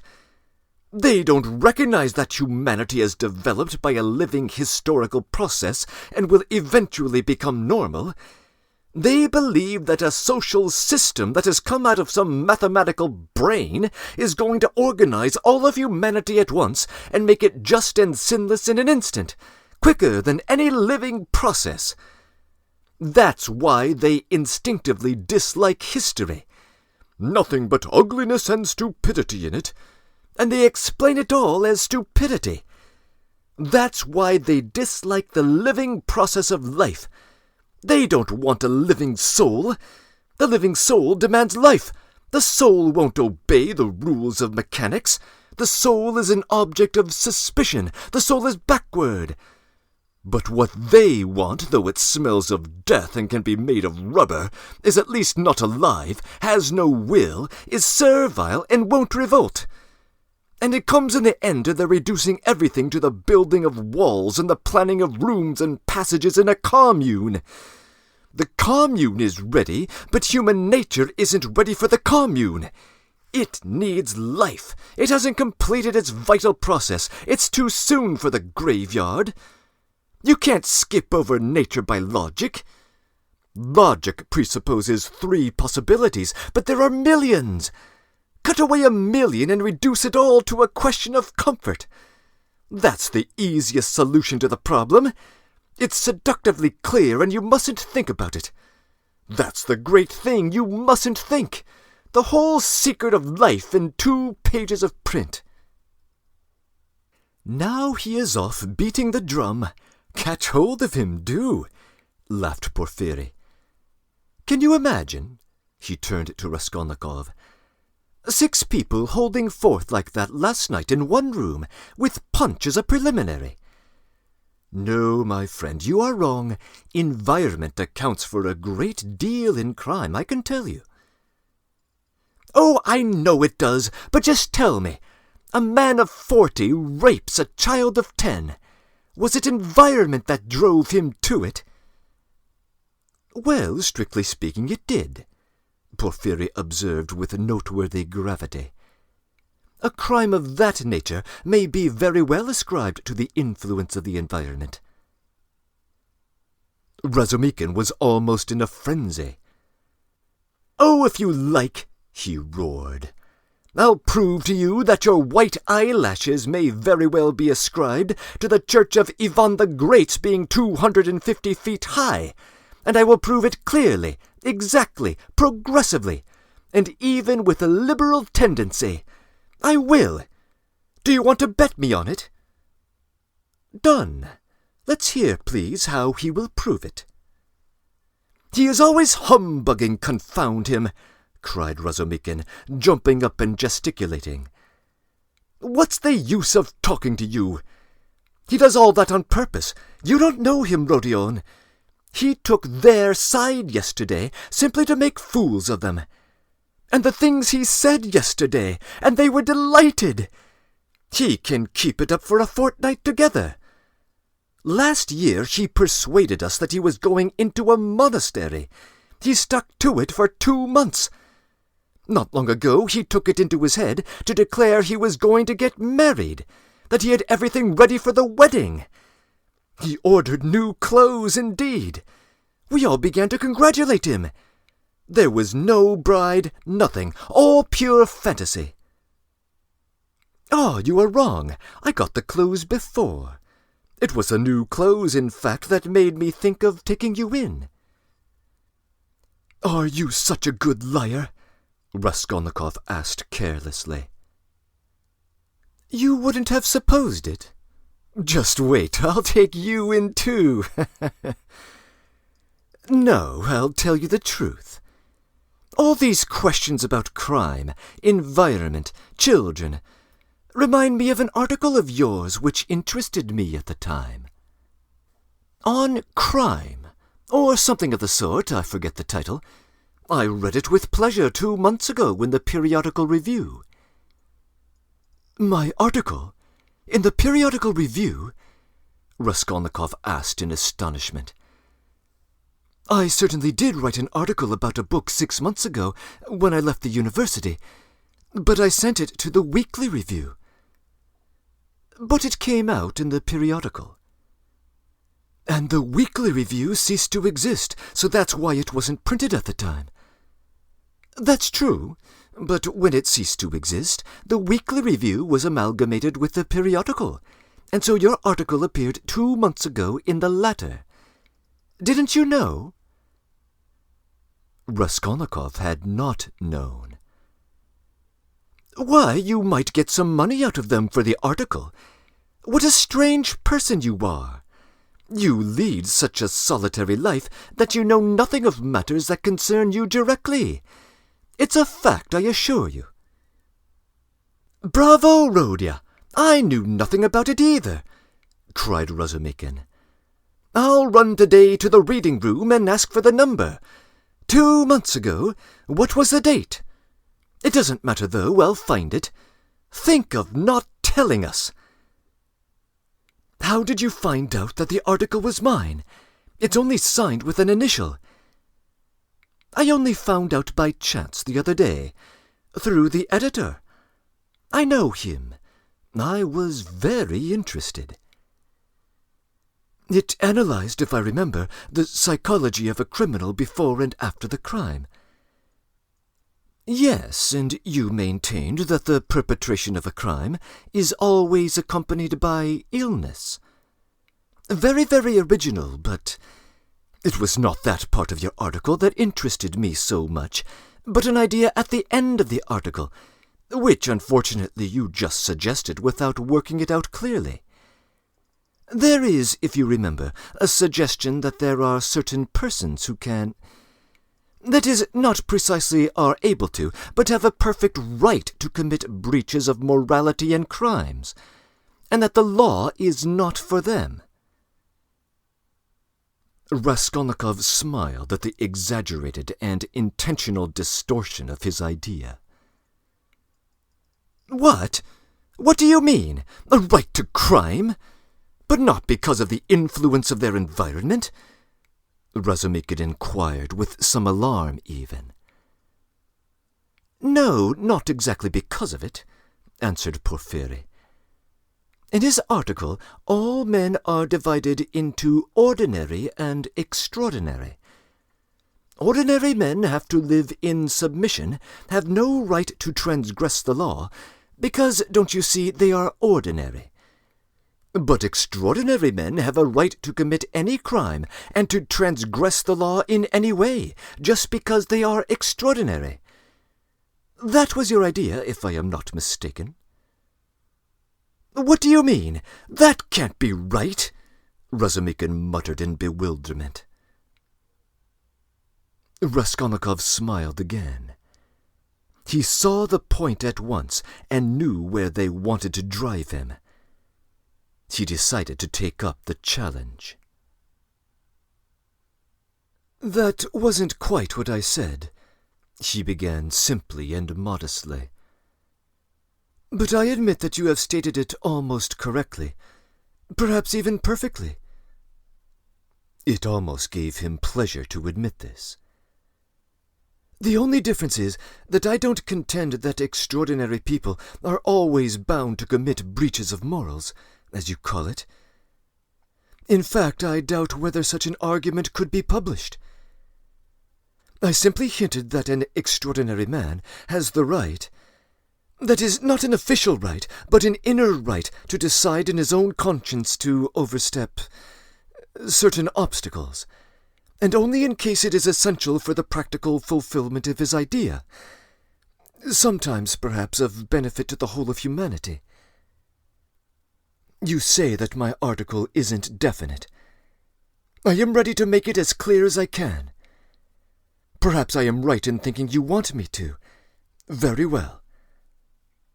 I maintain that if the discoveries of Kepler and Newton could not have been made known except by sacrificing the lives of 1, 12, 100, or more people, Newton would have had the right, would in fact have been duty-bound, to eliminate 12 or 100 men for the sake of making his discoveries known to the whole of humanity.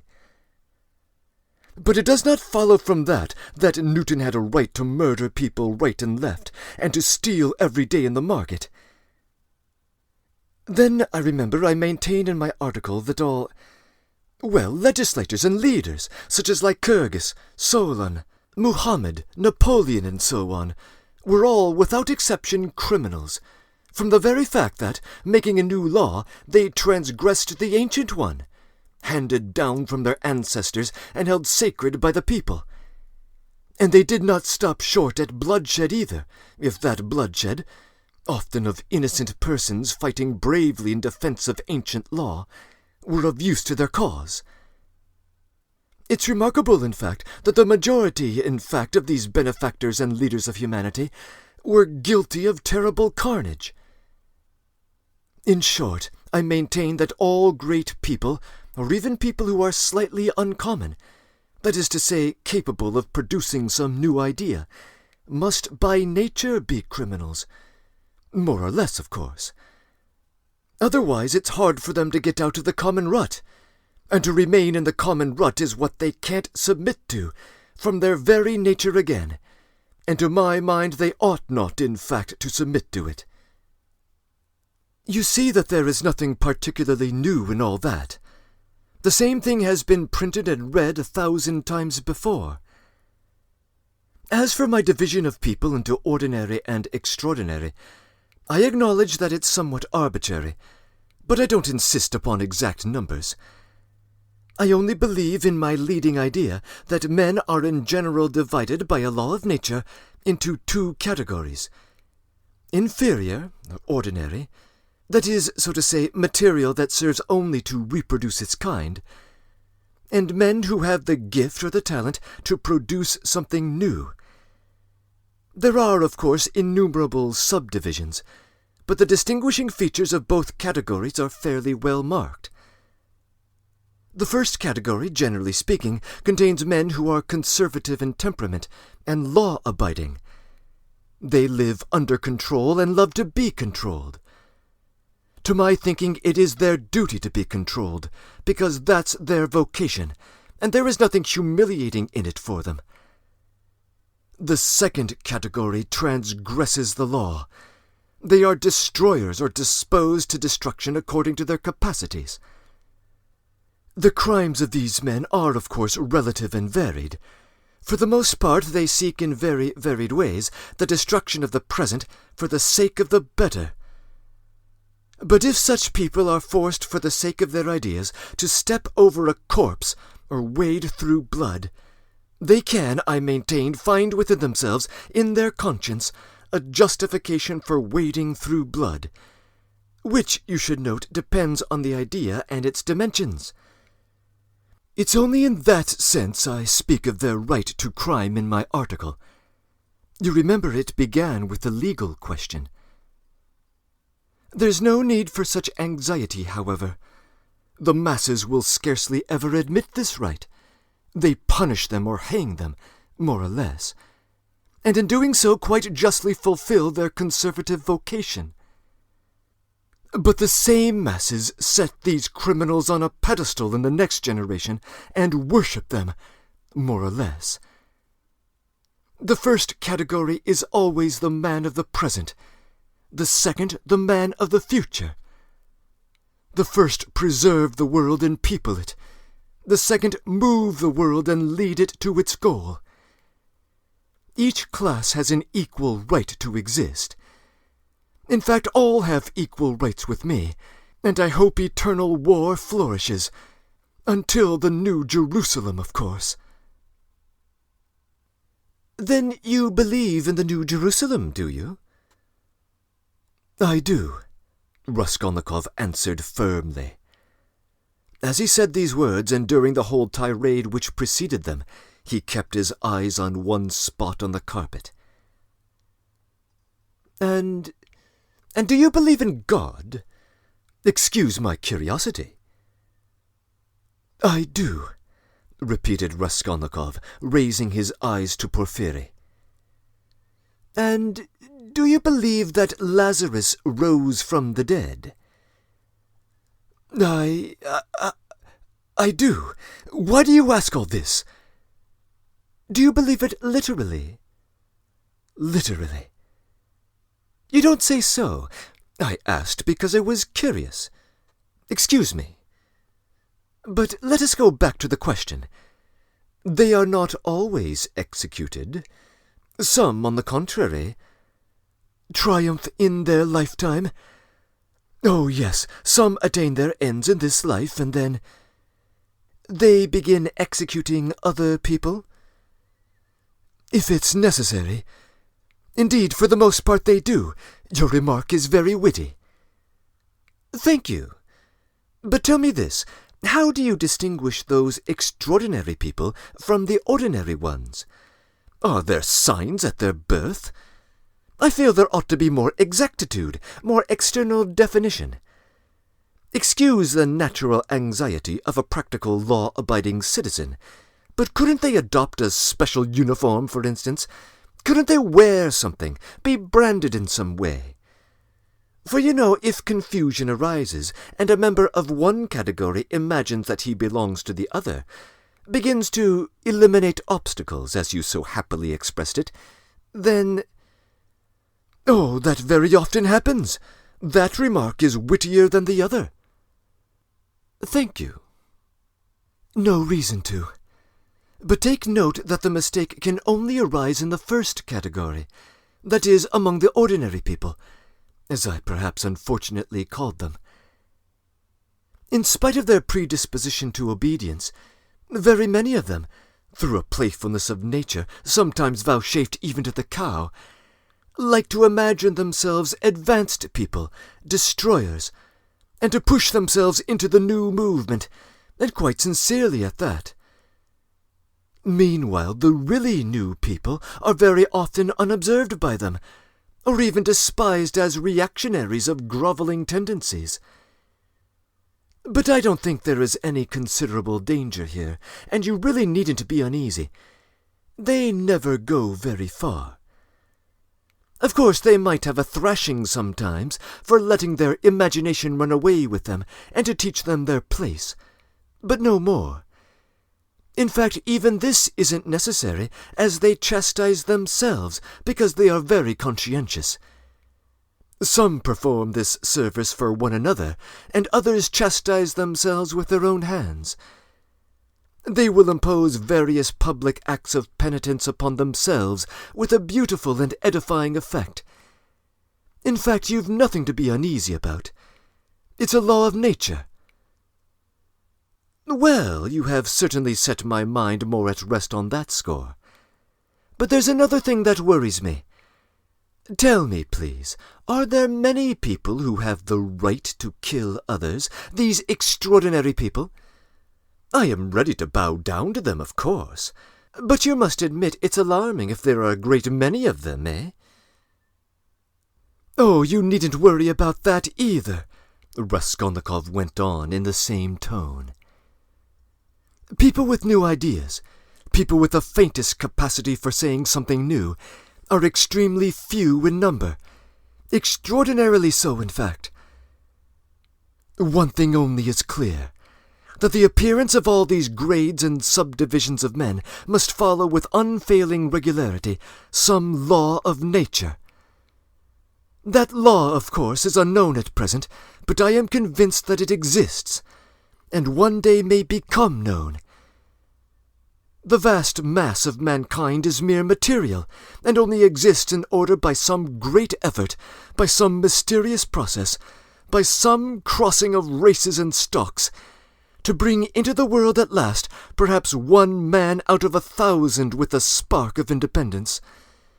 1 in 10,000, perhaps, I speak roughly, approximately, is born with some independence, and with still greater independence 1 in 100,000. The man of genius is one of millions, and the great geniuses, the crown of humanity, appear on earth perhaps 1 in many thousand millions. In fact, I have not peeped into the retort in which all this takes place. But there certainly is and must be a definite law. It cannot be a matter of chance. Why, are you both joking? Razumikin cried at last. There you sit, making fun of one another. Are you serious, Rodya? Raskolnikov raised his pale and almost mournful face and made no reply.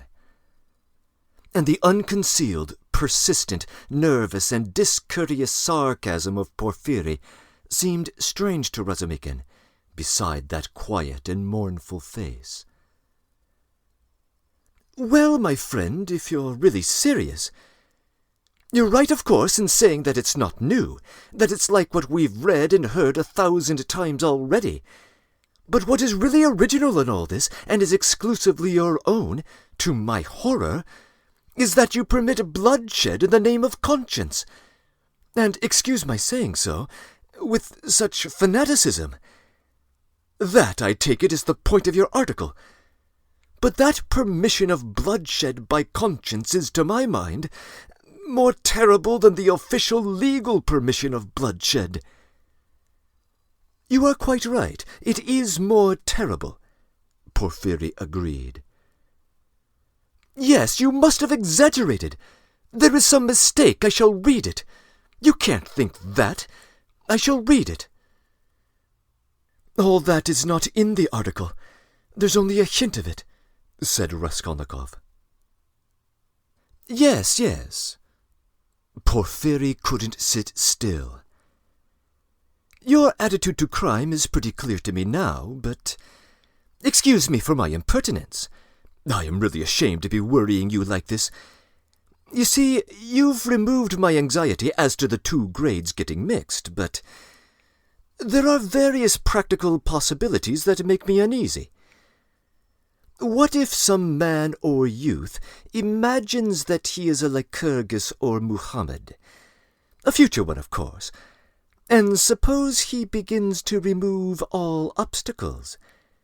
He has some great enterprise before him and needs money for it, and tries to get it. Do you see? Zametov gave a sudden guffaw in his corner. Raskolnikov did not even raise his eyes to him. I must admit, she went on calmly, that such cases must certainly arise. The vain and foolish are particularly apt to fall into that snare. Young people especially. Yes, you see. Well, then. What then? Raskolnikov smiled in reply. That's not my fault. So it is, and so it always will be. He said just now, he nodded at Razumikin, that I permit bloodshed. Society is too well protected by prisons, banishment, criminal investigators, penal servitude. There's no need to be uneasy. You have but to catch the thief. And what if we do catch him? Then he gets what he deserves. You are certainly logical, but what of his conscience? Why do you care about that? Simply from humanity. If he has a conscience, he will suffer for his mistake.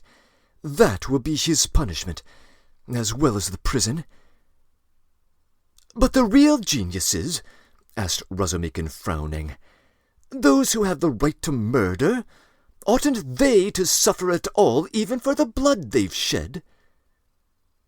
Why the word ought? It's not a matter of permission or prohibition. He will suffer if he is sorry for his victim. Pain and suffering are always inevitable for a large intelligence and a deep heart. The really great men must, I think, have great sadness on earth, he added dreamily, not in the tone of the conversation. He raised his eyes, looked earnestly at them all, smiled, and took his cap.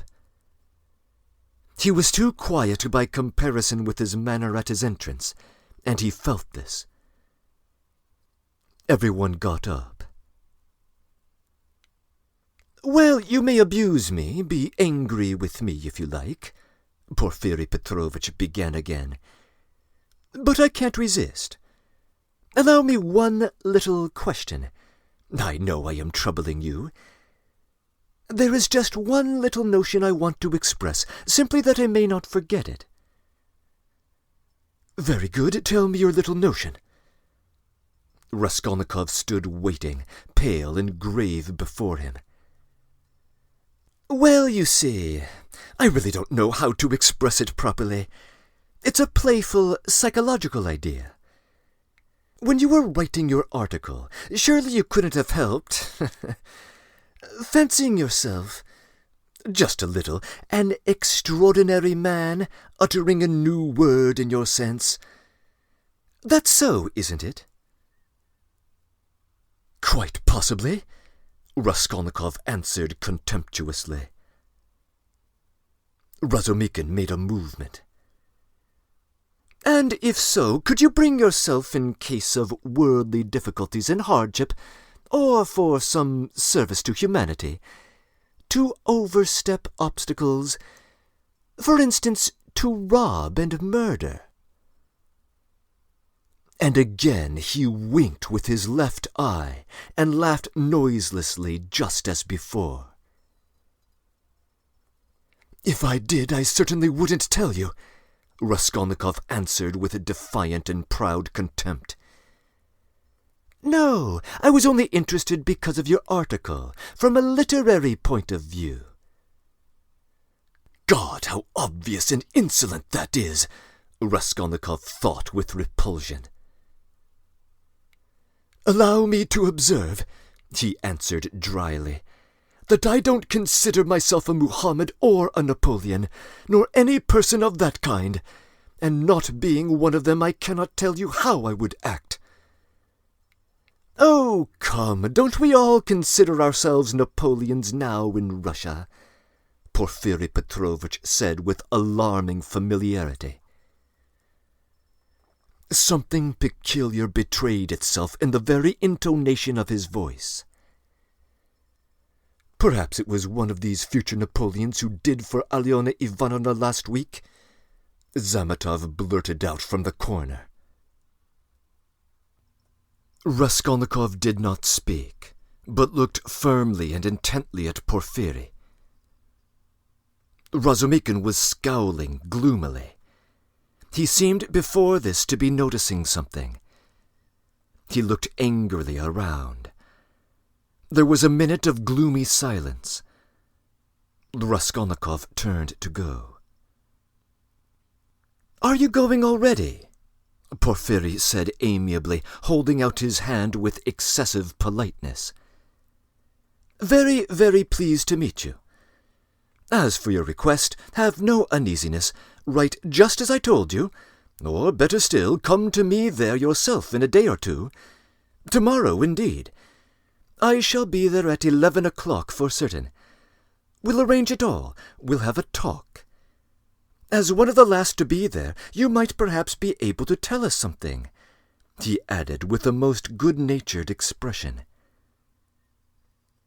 "You want to cross-examine me officially in due form?" Raskolnikov asked sharply. "Why, for the moment that's unnecessary. You misunderstand me. I lose no opportunity, you see, and I've talked to everyone who had pledges. I obtained evidence from some of them, and you are the last. Yes, by the way," he cried, seemingly suddenly delighted, "I just remember, what was I thinking of?" He turned to Razumikhin. "You were talking my ears off about that Nikolai. Of course, I know very well," he turned to Raskolnikov, "that the man is innocent, but what can you do? We had to trouble Dmitri, too. This is the point. This is all I wanted to ask. When you went up the stairs, it was past 7, wasn't it?" "Yes," answered Raskolnikov, with an unpleasant sensation at the very moment he spoke that he need not have said it. "Then when you went upstairs between 7 and 8, didn't you see in an apartment that stood open on a second story, do you remember, 2 workmen, or at least one of them? They were painting there. Didn't you notice them? It's very, very important for them." "Painters? No, I didn't see them," Raskolnikov answered slowly, as though ransacking his memory, while at the same instant he was racking every nerve, almost swooning with anxiety, to guess as quickly as possible where the trap lay, and not to overlook anything. No, I didn't see them, and I don't think I noticed an apartment like that open. But on the 4th floor, he had mastered the trap now and was triumphant. I remember now that someone was moving out of the apartment opposite Alyona Ivanovna's. I remember it clearly. Some porters were carrying out a sofa, and they squeezed me against the wall. But painters... No, I don't remember that there were any painters, and I don't think that there was an apartment open anywhere. No, there wasn't. "What do you mean?" Razumikin shouted suddenly, as though he had reflected and realized. "Why, it was on the day of the murder that the painters were at work, and he was there 3 days before. What are you asking?" "Goodness, I've got it all mixed up." Porfiry slapped himself on the forehead. "Damn this business, it's doing my head in," he said to Raskolnikov, somewhat apologetically. "It would be such a great thing for us to find out whether anyone had seen them between 7 and 8 at the apartment, so I fancied you could perhaps have told us something. I got it all muddled." "Then you should be more careful," Razumikin observed grimly. The last words were uttered in the passage. Porfiry Petrovitch saw them to the door with excessive politeness. They went out into the street gloomy and sullen, and for some steps they did not say a word. Raskolnikov drew a deep breath.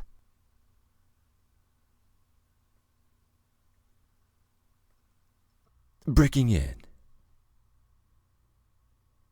This chapter requires extended comment. There can now be no mistaking that Porfiry Petrovitch suspects Raskolnikov, and indeed that Zametov has gotten over his temporary awe of Raskolnikov from the night before, and is now in Porfiry's corner. The nature of the trap in the final page of this chapter should be obvious. To get Raskolnikov to admit he had seen the painters, who had been at the house on the day of the crime. To unlock the trap, he had to remember the events of the very first chapter of this novel, involving the porters moving furniture out of the apartment across the hall. Contra what Razumikin says, by my count, that event occurred 2 days, not 3, before the murder. Nevertheless, Porfiry has gotten Raskolnikov to admit a great deal. He let slip the time frame in which he visited the pawnbroker during that prior visit, between 7 and 8, the same hour of the day during which the murder took place. He revealed much more about his various theories than were explicitly developed in the pages of his article. And for his own part, he never did fulfill his vow to discover whether Porfiry knew anything about his prior night's feverish return to the scene of the crime. This chapter references a number of historical figures. Lycurgus is presumed to have established the severe but stable Spartan legal system, perhaps as early as the 9th century BCE. Solon, by contrast, was a major reformer in the unstable Athenian society of the 7th to 6th centuries BCE. Muhammad and Napoleon need no introduction. Nevertheless, Porfiry Petrovitch's comment that everyone in Russia now considers himself a Napoleon is of interest. Napoleon's invasion of Russia in 1812 cost the indifferent general 410,000 soldiers. The idea that someone could so callously throw away lives in pursuit of some political goal both horrified and fascinated Europeans during the 19th century. As noted in my introductory comments, by the 1860s, Russian radicals had become accustomed to contemplating political violence for the supposed greater good. Dostoevsky himself had rubbed shoulders with such radicals in the 1840s. The radical thought of the 1860s is effectively summarized by Razumikin's description of the prior night's house party. The idea that crime is a mere social artifact and can be eliminated through social tinkering once again comes from Chernyshevsky, who popularized the thoughts of other socialists of the era. Razumikin's incredulous response to it once again represents Dostoevsky's own view, as it is presented in The House of the Dead, and then more directly in the first part of Notes from Underground. Raskolnikov, of course, has now revealed his own twist on this radical milieu, and we now have as complete an account as we will ever get of the so-called casuistry which has haunted his thoughts during his recent past. And we also can fill in the details of the timeline that pre-exists the novel's opening pages. He wrote the article and left the university at the same time, 6 months prior to the murder. He lost his lessons 4 months later, and then overheard the conversation in the tavern 2 weeks after that, 6 weeks prior to the murder. At least 4.5 months thus passed between his development of the general idea of the extraordinary man and his more specific idea of testing himself by applying it to the concrete case of the pawnbroker. As noted in my introductory comments, Raskolnikov's general theory seems to mimic the position of Dostoevsky's radical contemporary, Dmitry Pisarev, who claimed that some majestic individuals were above the common masses and have every right to violate conventional norms, even for the benefit of the masses who scorned them during their lifetimes. But Dostoevsky may also have been inspired by a similar motif from Balzac's novel Père Goriot. Priscilla Meyer, who composes notes for this Barnes & Noble Classics edition, also identifies this theme in Napoleon III's biography of Julius Caesar, published a year before Crime and Punishment. Famously, Raskolnikov's idea also pops up decades later in the thought of Friedrich Nietzsche. More on this theme later. When Porfiry Petrovich asks whether Raskolnikov believes that Lazarus rose from the dead, he is referring to a famous story from the Gospel of John, chapter 11, where Jesus calls Lazarus out of the tomb.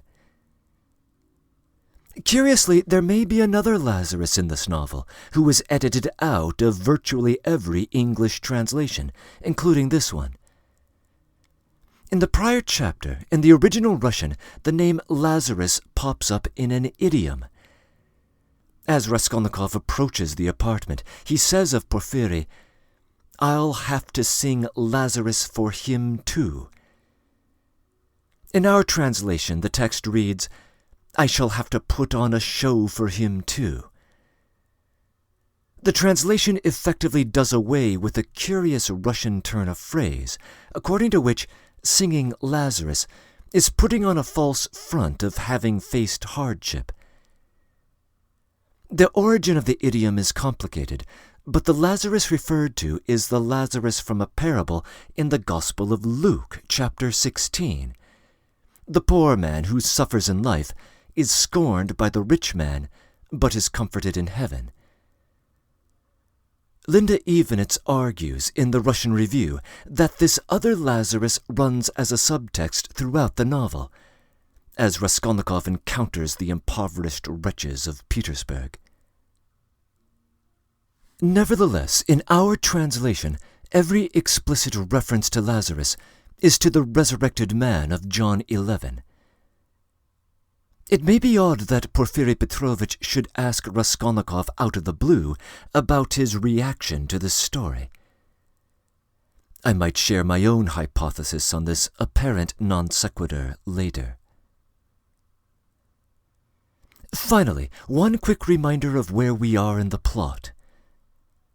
Both Raskolnikov and Razumikhin have an appointment for that evening at the temporary home of the Raskolnikova ladies to meet with Luzhin over dinner. End of comments.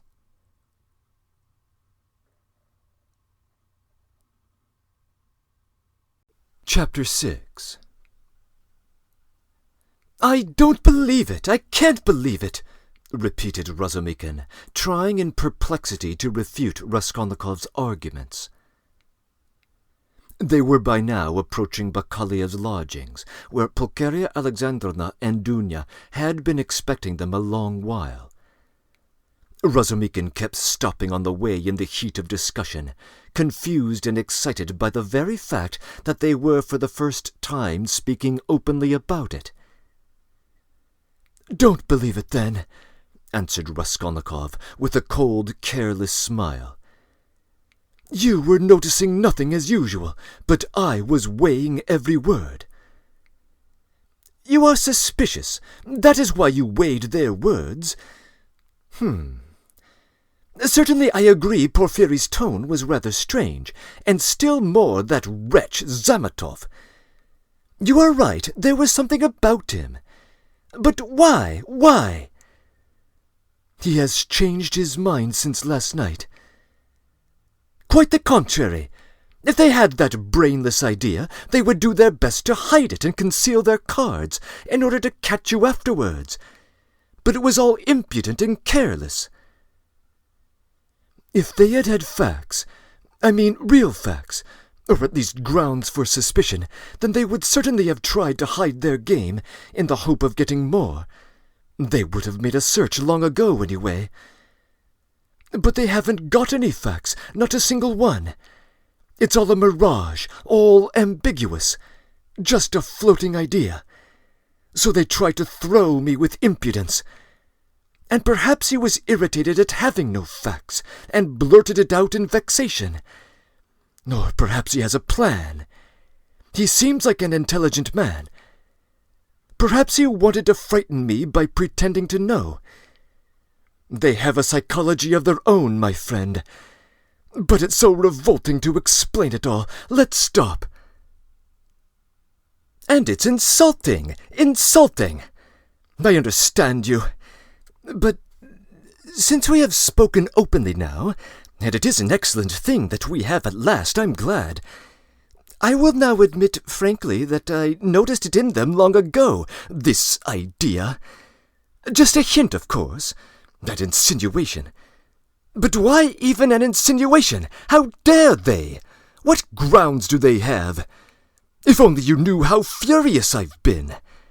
Think about it. Just because a poor student, unhinged by poverty and hypochondria, on the eve of a severe delirious illness, note that, suspicious, vain, proud, who has not seen a soul to speak to for 6 months, in rags and in boots without soles, has to face some wretched policemen and put up with their insolence, and the unexpected debt thrust under his nose, the IOU presented by Chabarov, the new paint, 30 degrees and a stifling atmosphere, a crowd of people, a conversation about the murder of a person whose apartment he had been at just before, and all that on an empty stomach. He might well have a fainting fit. And that is what they base it all on. Damn them! I understand how annoying it is, but if I were you, Rodya, I would laugh at them. Or better still, spit in their ugly faces, and spit 12 times in all directions. I'd hit out in all directions, neatly too, and put an end to it. Damn them! Don't be downhearted. How shameful it all is. He really has put it well, though, Raskolnikov thought. Damn them! But the cross-examination again tomorrow, he said with bitterness. Must I really start explaining things to them? I feel annoyed as it is that I started speaking to Zametov yesterday in the restaurant. Damn it! I will go myself to Porfiry. I will squeeze it out of him, as one of the family. He must let me know the ins and outs of it all. And as for Zametov—" "At last he sees through him," thought Raskolnikov. "Stop!" cried Razumikin, seizing him by the shoulder again. "Stop! You are wrong! I have thought it out. You're wrong. How was that a trap? You say that the question about the workmen was a trap. But if you had done that, could you have said you had seen them painting the apartment, and the workmen? On the contrary, you would have seen nothing, even if you had seen it. Who would produce evidence against himself?" "If I had done that thing, I should certainly have said that I had seen the workmen and the apartment," Raskolnikov answered, with reluctance and obvious disgust. "But why speak against yourself?" "Because only peasants, or the most inexperienced novices, deny everything flatly at examinations.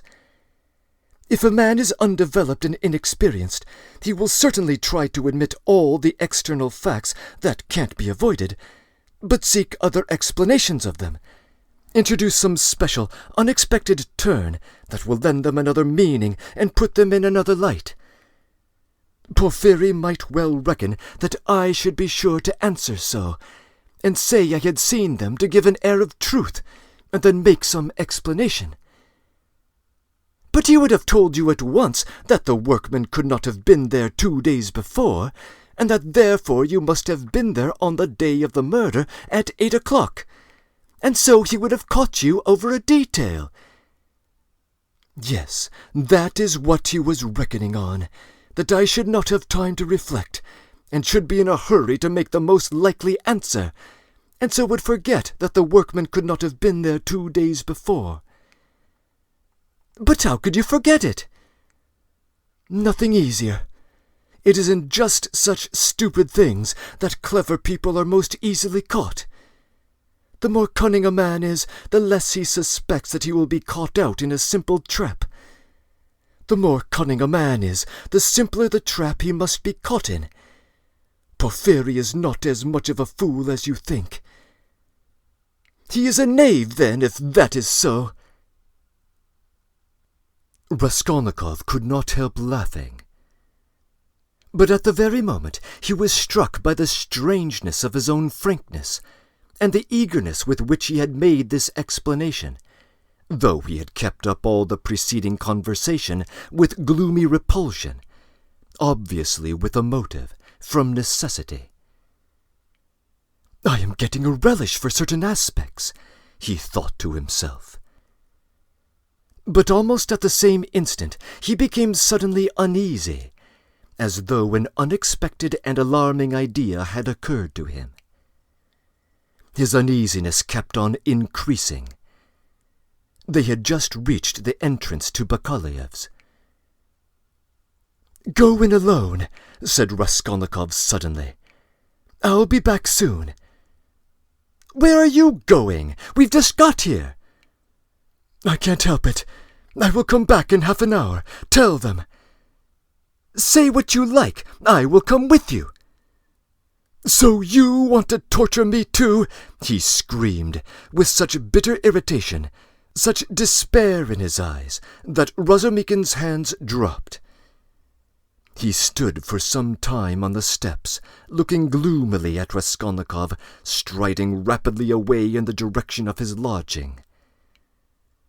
At last, gritting his teeth and clenching his fist, he swore he would squeeze Porfiry like a lemon that very day, and went up the stairs to reassure Pulcheria Alexandrovna, who was by now alarmed at their long absence.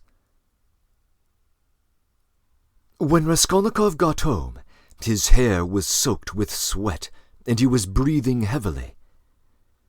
He went rapidly up the stairs, walked into his unlocked room, and at once fastened the latch. Then, in senseless terror, he rushed to the corner, to that hole under the paper where he had put the thing, put his hand in, and for some minutes felt carefully in the hole, in every crack and fold of the paper. Finding nothing, he got up and drew a deep breath. As he was reaching the steps of Bakalyev's, he suddenly thought that something, a chain, a stud, or even a bit of paper in which they had been wrapped with the old woman's handwriting on it, might somehow have slipped out and been lost in some crack, and then might suddenly turn up as unexpected, conclusive evidence against him. He stood as if he were lost in thought, and a strange, humiliated, half-senseless smile strayed on his lips. He took his cap at last and went quietly out of the room. His ideas were all tangled. He went dreamily through the gateway. "Here he is!" shouted a loud voice. He raised his head.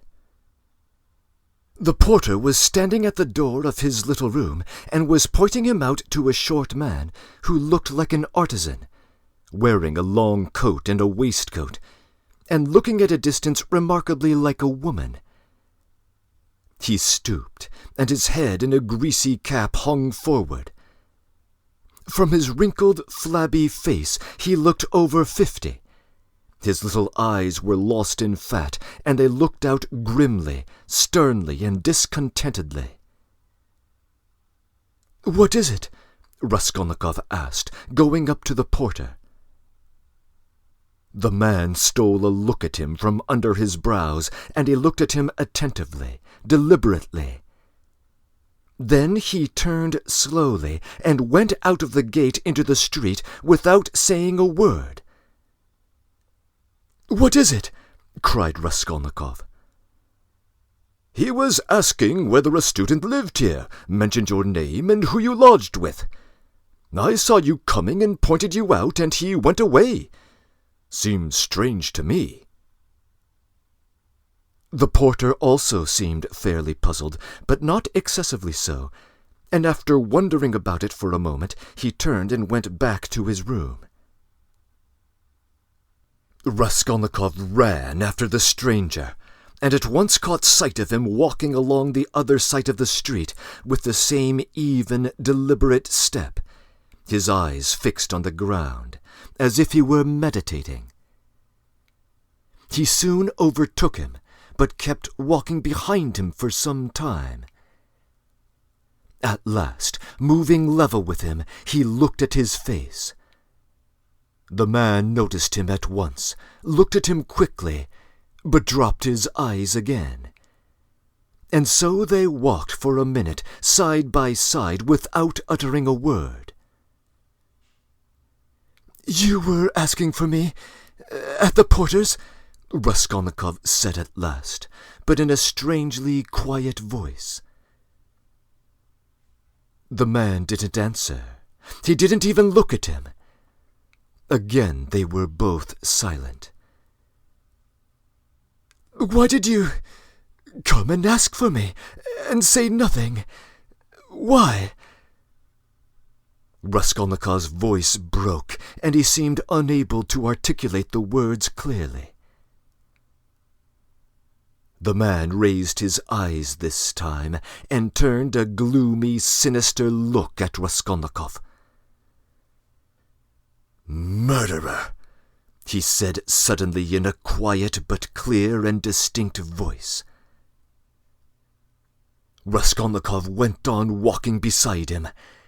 His legs felt suddenly weak, a cold shiver ran down his spine, and his heart seemed to stand still for a moment, then suddenly began throbbing as though it were set free. So they walked for about 100 paces, side by side in silence. The man did not look at him. "What do you mean? What is... Who's a murderer?"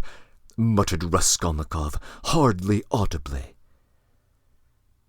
"You are a murderer," the man answered, still more articulately and emphatically, with a smile of triumphant hatred. And again he looked straight into Raskolnikov's pale face and stricken eyes. They had just reached the crossroads. The man turned to the left without looking behind him. Raskolnikov remained standing, gazing after him. He saw him turn round 50 paces away and look back at him still standing there. Raskolnikov could not see clearly, but he imagined that he was again smiling the same smile of cold hatred and triumph.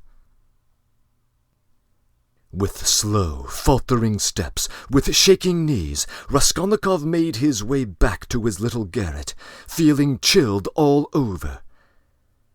He took off his cap and put it on the table, and for 10 minutes he stood without moving. Then he sank exhausted on the sofa, and with a weak moan of pain he stretched himself out on it. So he lay for half an hour. He thought of nothing. Some thoughts or fragments of thoughts, some images without order or coherence floated before his mind. Faces of people he had seen in his childhood or met somewhere once, whom he would never have recalled. The belfry of the church at V, the billiard table in a restaurant and some officers playing billiards, the smell of cigars in some underground tobacco store, a tavern room, a back staircase quite dark, all sloppy with dirty water and strewn with eggshells, and the Sunday bells floating in from somewhere. The images followed one another, whirling like a hurricane. Some of them he liked and tried to clutch at, but they faded, and all the while there was an oppressive feeling inside him. But it was not overwhelming. Sometimes it was even pleasant. The slight shivering still persisted, but that too was an almost pleasant sensation. He heard the hurried footsteps of Razumikin. He closed his eyes and pretended to be asleep. Razumikin opened the door and stood for some time in the doorway as though hesitating. Then he stepped softly into the room and went cautiously to the sofa. Raskolnikov heard Nastasia's whisper. "Don't disturb him. Let him sleep.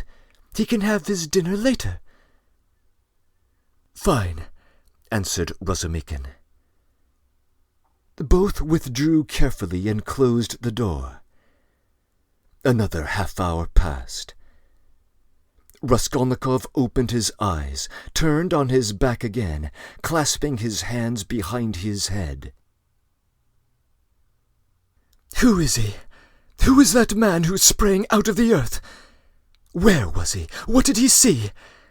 He saw a doll, that's clear. Where was he then? And where did he see it from? Why has he only now sprung out of the earth? And how could he see it? Is it possible?" Continued Raskolnikov, turning cold and shivering. "And the jewel case Nikolai found behind the door, was that possible? A clue? You miss an infinitesimal line, and you can build it into a pyramid of evidence. A fly flew by and saw it. Is it possible?" He felt with sudden loathing how weak, how physically weak he had become. "I ought to have known it," he thought with a bitter smile. "And how dared I, knowing myself, knowing how I would be, take up an axe and shed blood? I ought to have known beforehand. But I did know," he whispered in despair. At times he came to a standstill at some thought.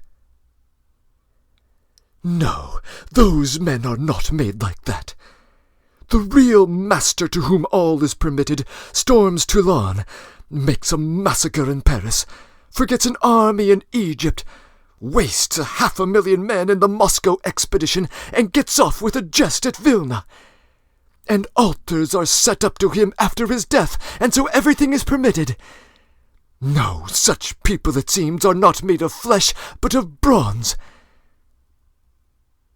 One sudden, irrelevant idea almost made him laugh. Napoleon, the pyramids, Waterloo, and a wretched, skinny old woman, a pawnbroker with a red trunk under her bed. It's a nice hash for Porfiry Petrovitch to digest. How can they digest it? It's too inartistic. A Napoleon creeping under an old woman's bed. Ugh, how loathsome! At moments he felt he was raving. He sank into a state of feverish excitement. The old woman doesn't matter, he thought, hotly and incoherently. The old woman was a mistake, perhaps, but she isn't what matters. The old woman was just an illness. I was in a hurry to overstep. I didn't kill a human being, but a principle. I killed the principle, but I didn't overstep. I stopped on this side. I was only capable of killing. And it seems I wasn't even capable of that. Principle? Why was that fool Razumikin abusing the socialists? They are industrious, commercial people. Universal happiness is their case. No, life is only given to me once, and I shall never have it again. I don't want to wait for universal happiness. I want to live myself, or else better not live at all. I simply couldn't pass by my mother starving, keeping my trouble in my pocket while I waited for universal happiness. I am putting my little brick into universal happiness, and so my heart is at peace. Why have you let me slip? I only live once. I, too, want. God, aesthetically I'm a louse and nothing else, he added suddenly, laughing like a madman. Yes, I'm definitely a louse, he went on, clutching at the idea, gloating over it and playing with it with vindictive pleasure. In the first place, because I can reason that I am one. And secondly, because for a month past I have been troubling benevolent Providence, calling it to witness that I didn't do it for my own fleshly lusts, but with a grand and noble object.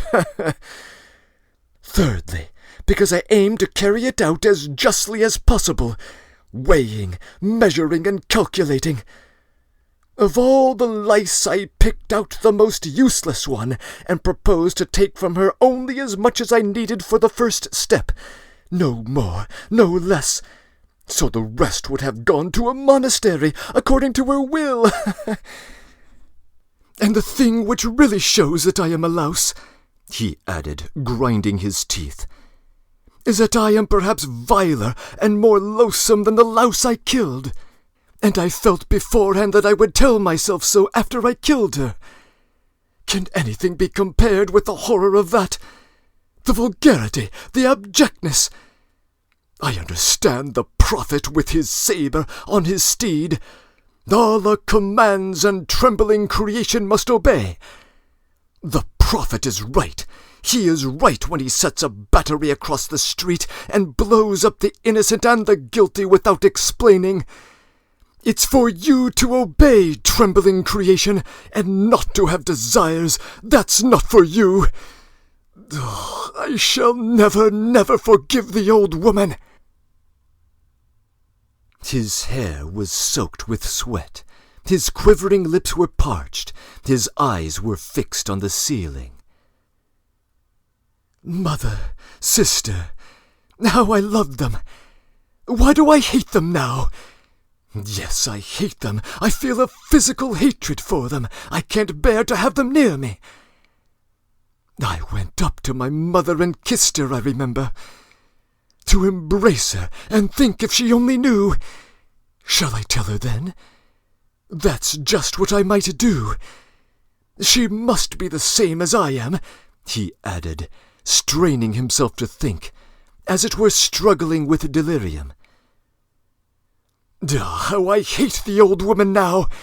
I feel I would kill her again if she came to life. Poor Lizaveta! Why did she come in? It's strange, though. Why is it I scarcely ever think of her, as though I hadn't killed her? Lizaveta. Sonia. Poor gentle things with gentle eyes. Dear woman, why don't they weep? Why don't they moan? They give up everything. Their eyes are soft and gentle. Sonia, Sonia, gentle Sonia. He lost consciousness. It seemed strange to him that he didn't remember how he got into the street. It was late in the evening. The twilight had fallen, and the full moon was shining more and more brightly. But there was a peculiar breathlessness in the air. There were crowds of people in the street. Workmen and business people were making their way home. Other people had come out for a walk. There was a smell of mortar, dust, and stagnant water. Raskolnikov walked along, mournful and anxious. He was definitely aware of having come out with a purpose, of having to do something in a hurry, but what it was he had forgotten. Suddenly he stood still and saw a man standing on the other side of the street, beckoning to him. He crossed over, but at once the man turned and walked away with his head hanging, as though he had made no sign to him. "Hold on, did you really beckon?" Raskolnikov wondered, but he tried to overtake him. When he was within 10 paces, he recognized him and was frightened. It was the same man with stooping shoulders and the long coat. Raskolnikov followed him at a distance. His heart was beating. They went down a turning. The man still did not look round. "Does he know I am following him?" thought Raskolnikov. The man went into the gateway of a big house. Raskolnikov hastened to the gate and looked in to see whether he would look round and make a sign to him. In the courtyard the man did turn round, and again seemed to beckon him.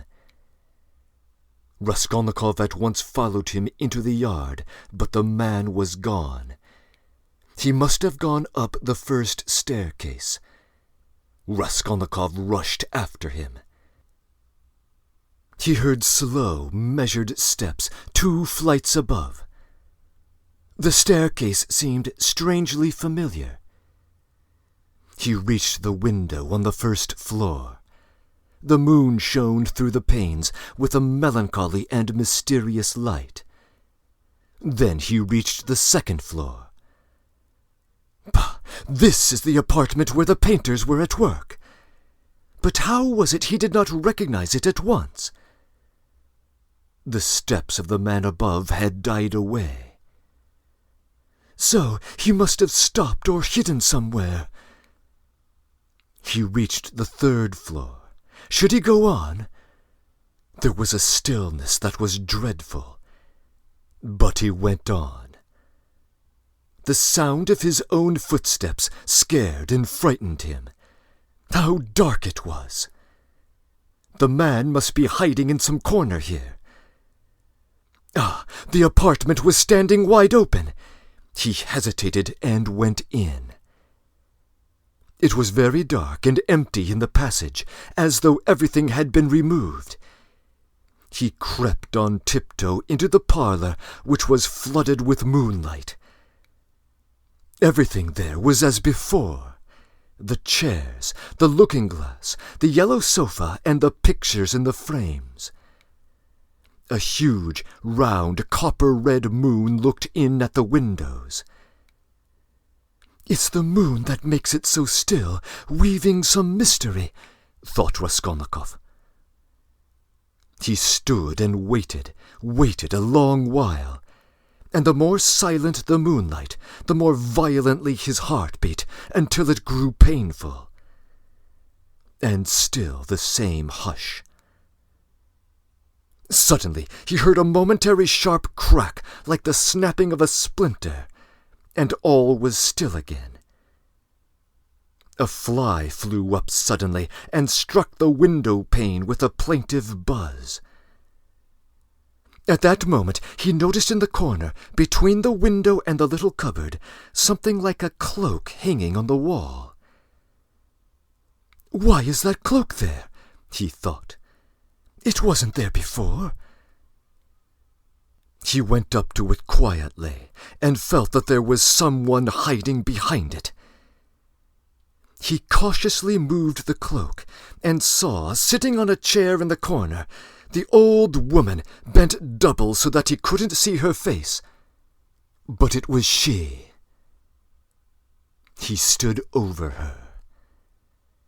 "She is afraid," he thought. He stealthily took the axe from the noose and struck her one blow, then another on the skull.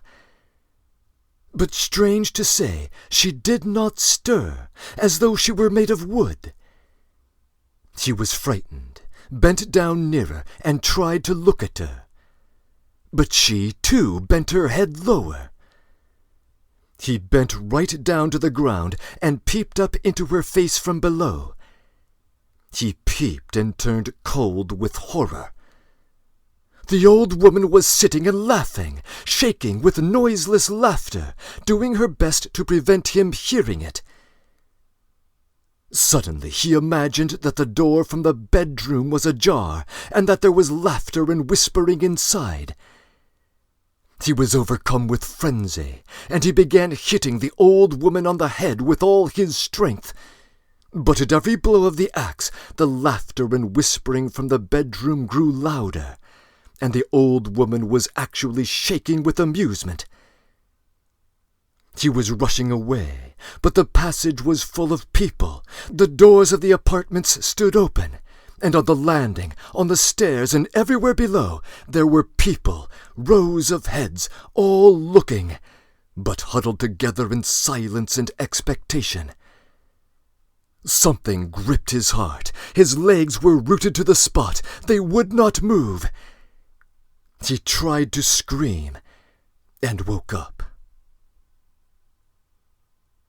He drew a deep breath, but his dream seemed to persist strangely. His door was flung open, and a man whom he had never seen stood in the doorway, watching him intently. Raskolnikov had hardly opened his eyes, and he instantly closed them again. He lay on his back without stirring. "Is it still a dream?" he wondered, and again raised his eyelids almost imperceptibly. The stranger was standing in the same place, still watching him. He stepped cautiously into the room, carefully closing the door after him, went up to the table, paused a moment, still keeping his eyes on Raskolnikov, and noiselessly seated himself on the chair by the sofa. He put his hat on the floor beside him and leaned his hands on his cane and his chin on his hands. It was evident that he was prepared to wait indefinitely. As far as Raskolnikov could make out from his stolen glances, he was stout, with a full, fair, almost whitish beard. 10 minutes passed. It was still light, but dusk was just falling. There was a complete stillness in the room. Not a sound came from the stairs. Only a big fly buzzed and fluttered against the window pane. Finally, it became unbearable. Raskolnikov suddenly got up and sat on the sofa. "Come, tell me what you want." "I knew you weren't asleep, just pretending," the stranger answered oddly, laughing calmly. "Arkady Ivanovich Svidrigailov, allow me to introduce myself."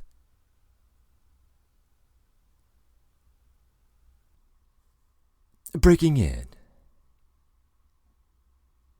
Aside from the old woman of his dream, this chapter is haunted by two mysterious characters who appear like phantoms.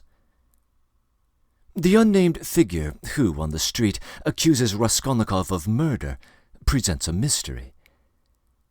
I won't say anything further about him here, other than to observe that Dostoevsky has left us a significant clue as to his identity.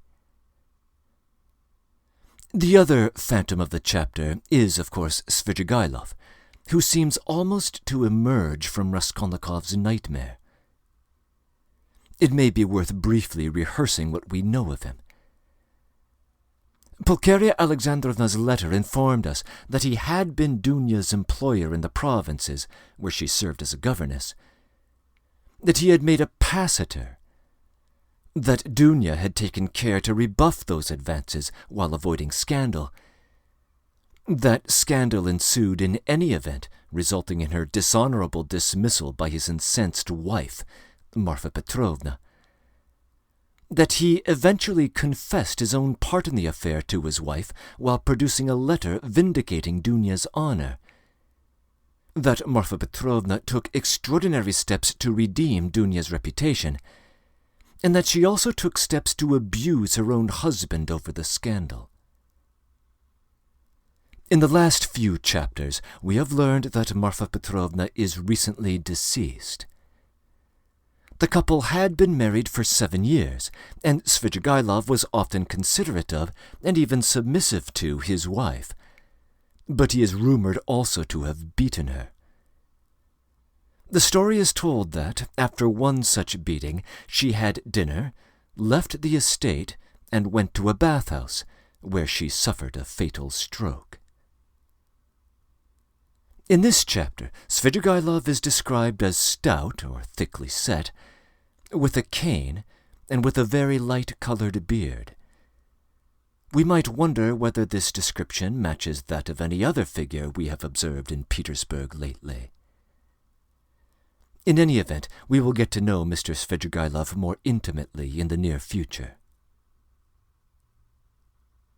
Naturally, this chapter's dream sequence, like the 3 dreams before it, has thematic significance, to which I may return later.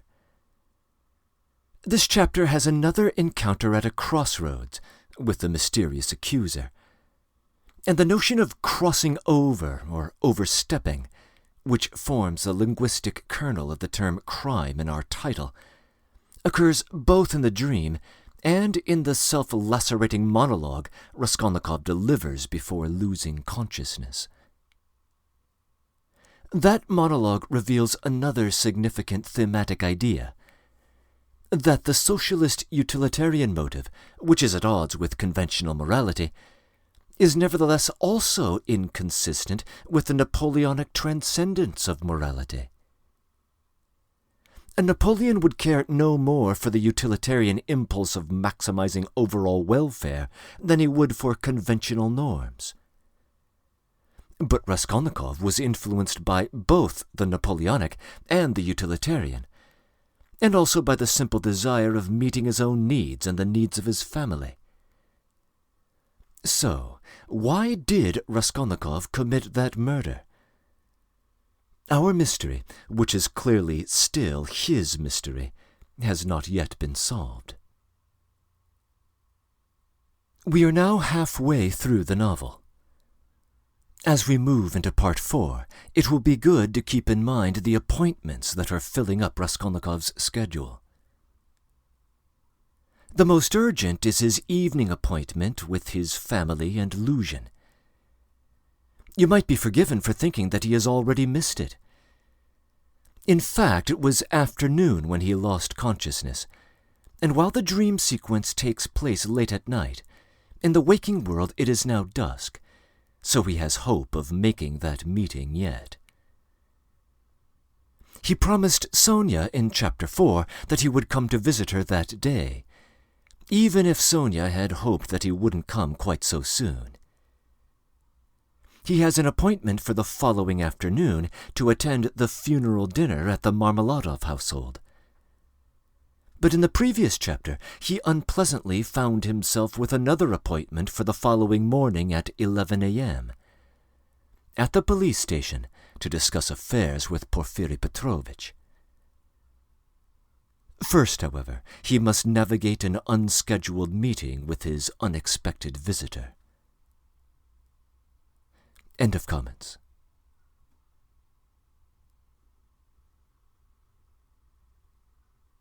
Part 4. Chapter 1. Can this be still a dream? Raskolnikov thought once more. He looked carefully and suspiciously at the unexpected visitor. "Svidrigailov! What nonsense! It can't be!" he said at last aloud in bewilderment. His visitor did not seem at all surprised at this exclamation. "I've come to you for 2 reasons. Firstly, I wanted to meet you personally, as I have already heard a great deal about you that is interesting and flattering. Secondly, I dearly hope that you may not refuse to assist me in a matter which directly concerns the welfare of your sister, Avdotia Romanovna. Without your support, she might not let me come near her now, since she is prejudiced against me. But with your help, I think I—" "You think wrongly," interrupted Raskolnikov. "They only arrived yesterday, didn't they?" Raskolnikov made no reply. "It was yesterday, I know. I only arrived myself the day before. Well, let me tell you, Rodion Romanovich, I don't consider it necessary to justify myself, but I would be grateful if you could explain to me what was particularly criminal about how I behaved in all this, speaking without prejudice, with common sense." Raskolnikov continued to look at him in silence. "That in my own house I persecuted a defenseless girl and insulted her with my appalling proposals. Is that it? I am anticipating you. But you've only to assume that I, too, am a man et nihil humanum. In a word, that I am capable of being attracted and falling in love, which does not depend on our will. Then everything can be explained in the most natural manner. The question is, am I a monster, or am I myself a victim? And what if I am a victim? In proposing to the object of my passion to elope with me to America or Switzerland, I may have cherished the deepest respect for her, and may have thought that I was promoting our mutual happiness. Reason is the slave of passion, you know. Why, probably I was doing more harm to myself than anyone." "But that's not the point," Raskolnikov interrupted with disgust. "It's simply that whether you are right or wrong, we dislike you. We don't want to have anything to do with you. We will show you the door. Get out!" Svidrigailov broke into a sudden laugh. But I can't get round you," he said, laughing in the frankest way. "I was hoping to get round you, but you took up the right line at once." "But you are trying to get round me still." "What of it? What of it?"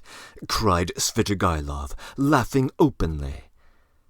"But this is what the French call bonne guerre, and the most innocent form of deception. But still you have interrupted me. One way or another, I repeat again, there would never have been any unpleasantness, except for what happened in the garden. Marfa Petrovna—" "You've got rid of Marfa Petrovna too, so they say," Raskolnikov interrupted rudely. "Oh, you've heard that too, then?" "You'd be sure to, though. But as for your question, I really don't know what to say, though my own conscience is quite at rest on that score. Don't suppose that I am in any apprehension about it. All was regular and in order. The medical inquiry diagnosed apoplexy, due to bathing immediately after a heavy dinner and a bottle of wine. and indeed it could have proved nothing else. But I'll tell you what I have been thinking to myself recently, on my way here in the train especially.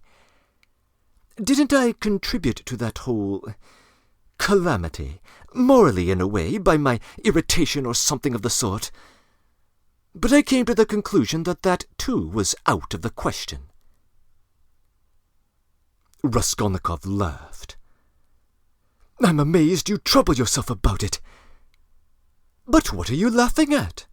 Only consider, I struck her just twice with a whip. There were no marks even. Don't regard me as a cynic, please.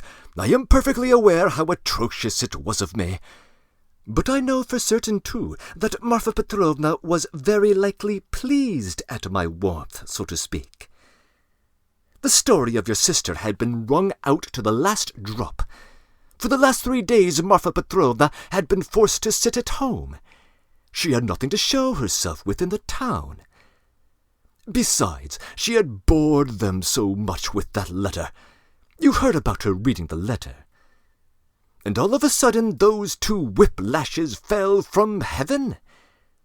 Her first act was to order the carriage to be got out. Not to speak of the fact that there are cases when women are very, very glad to be insulted, in spite of all their show of indignation. There are instances of it with everyone.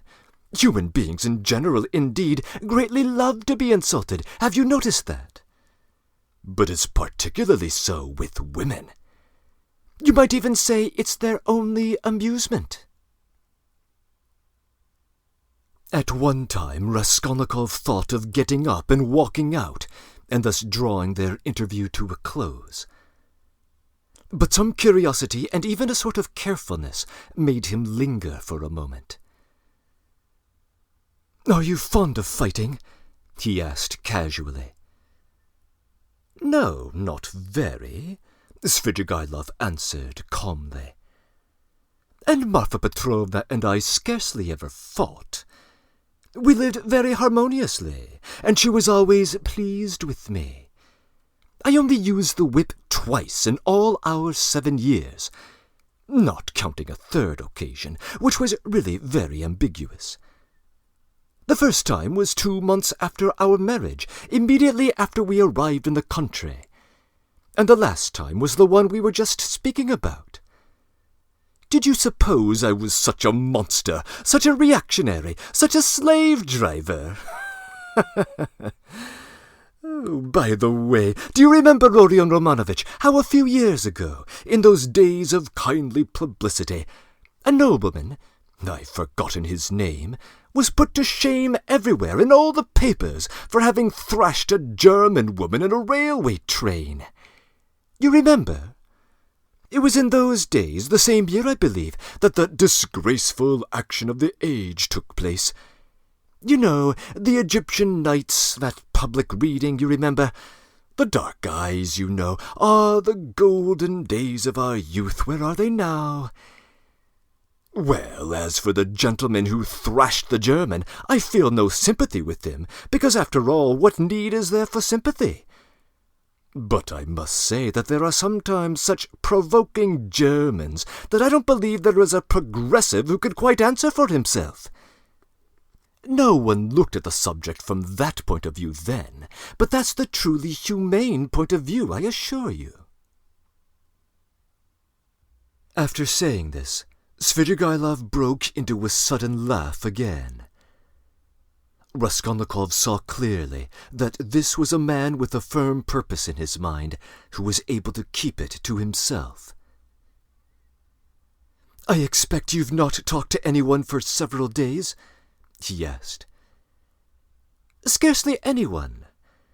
I suppose you are wondering at how adaptable a man I am?" "No, I am only wondering at the fact that you are too adaptable." "Because I am not offended at the rudeness of your questions. Is that it? But why take offence? As you asked, so I answered," he replied, with a surprising expression of simplicity. "You know, there's hardly anything I take interest in," he went on, as it were dreamily. especially now I've nothing to do. You are entirely free to imagine, though, that I am making up to you with a motive, especially as I told you I want to see your sister about something. But I'll confess frankly, I am very bored. The last 3 days especially, so I am delighted to see you. Don't be angry, Rodion Romanovich, but you seem somehow to be very strange yourself.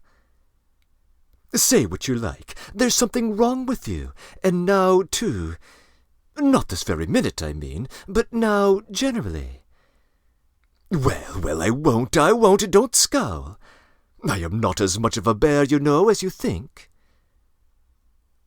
Raskolnikov looked gloomily at him. You're not a bear, perhaps, at all, he said. In fact, I think you're a man of very good breeding, or at least know how on occasion to behave like one. I am not particularly interested in anyone's opinion, Svidrigailov answered, dryly and even with a shade of pride. And therefore, why not be vulgar at times, when vulgarity is such a convenient cloak for our climate? And especially if you are naturally inclined that way, he added, laughing again. But I've heard you have many friends here. You are, as they say, not without connections. What can you want from me, then, unless you have some special purpose? That's true that I have friends here, Svidrigailov admitted, not responding to the main point. I've met some already. I've been lounging about for the last 3 days, and I've seen them, or they've seen me. That's a matter of course. I'm well dressed, I'm not considered poor. The emancipation of the serfs hasn't affected me. My property consists mainly of forests and water meadows. The revenue has not fallen off. But I am not going to see them. I was sick of them long ago. I've been here 3 days and have called on no one. What a town it is! How has it come into existence among us? Tell me that. A town of officials and students of all sorts. Yes, there's a great deal I didn't notice when I was here 8 years ago, kicking up my heels. My only hope now is in anatomy, by God it is. Anatomy? But as for these clubs, Dussaults, parades, or progress indeed, maybe, well, all that can go on without me, he went on, again without noticing the question. Besides, who wants to be a card cheat? Why, have you been a card cheat, then? How could I help being? There was a regular set of us, men of the best society 8 years ago. We had a fine time. And all men of breeding, you know, poets, men of property. And in fact, as a rule in Russian society, the best manners are found among those who've been thrashed. Have you noticed that? I've deteriorated in the country. But I did get into prison for debt because of a mean Greek from Nezhin. Then Marfa Petrovna turned up. She bargained with him and bought me off for 30,000 silver pieces. I owed 70,000. We were united in lawful wedlock, and she bore me off into the country like a treasure. You know she was 5 years older than I. She was very fond of me. For 7 years I never left the country. And take note that all my life she held a document over me, the IOU for 30,000 rubles, so if I were to choose to complain about anything, I would be trapped at once. And she would have done it. Women find nothing incompatible in that. If it hadn't been for that, would you have given her the slip? I don't know what to say. It was scarcely the document that restrained me. I didn't want to go anywhere else. Marfa Petrovna herself invited me to go abroad, seeing I was bored, but I've been abroad before. I always felt sick there. For no reason but the sunrise, the Bay of Naples, the sea. You look at them and it makes you sad. What's most revolting is you really get sad. No, it's better at home. Here at least you blame others for everything and excuse yourself. I should have gone perhaps on an expedition to the North Pole, because I take wine badly and hate drinking, and there's nothing left but wine. I've tried it. But I've been told Berg is going up in a large balloon next Sunday from the Yusupov Garden, and will take up passengers at a fee. Is it true? Why, would you go up? No, oh no, muttered Svidrigailov, really seeming to be deep in thought. What does he mean? Is he serious? Raskolnikov wondered. No, the document didn't restrain me, Svidrigailov went on meditatively. It was my own doing, not leaving the country, and nearly a year ago Marfa Petrovna gave me back the document on my name day, and made me a present of a considerable sum of money, too. She had a fortune, you know. You see how I trust you, Arkady Ivanovitch. That was actually her expression. You don't believe she used it? But do you know I managed the estate quite decently. They know me in the neighborhood. I ordered books, too. Marfa Petrovna approved at first, but afterwards she was afraid that I was over-studying. You seem to be missing Marfa Petrovna very much. Missing her? Perhaps. Really, perhaps I am. And, by the way, do you believe in ghosts? What ghosts? Why, ordinary ghosts. Do you believe in them? Perhaps not, to please you. I wouldn't say no exactly. Do you see them, then? Svidrigailov looked at him rather oddly. Marfa Petrovna is pleased to visit me, he said, twisting his mouth into a strange smile. What do you mean, she is pleased to visit you? She has been 3 times. I saw her first on the very day of the funeral, an hour after she was buried. It was the day before I left to come here.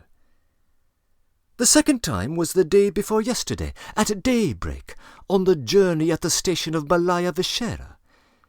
And the third time was 2 hours ago in the room where I am staying. I was alone. Were you awake? Absolutely. I was wide awake every time. She comes, speaks to me for a minute, and goes out at the door, always at the door. I can almost hear her.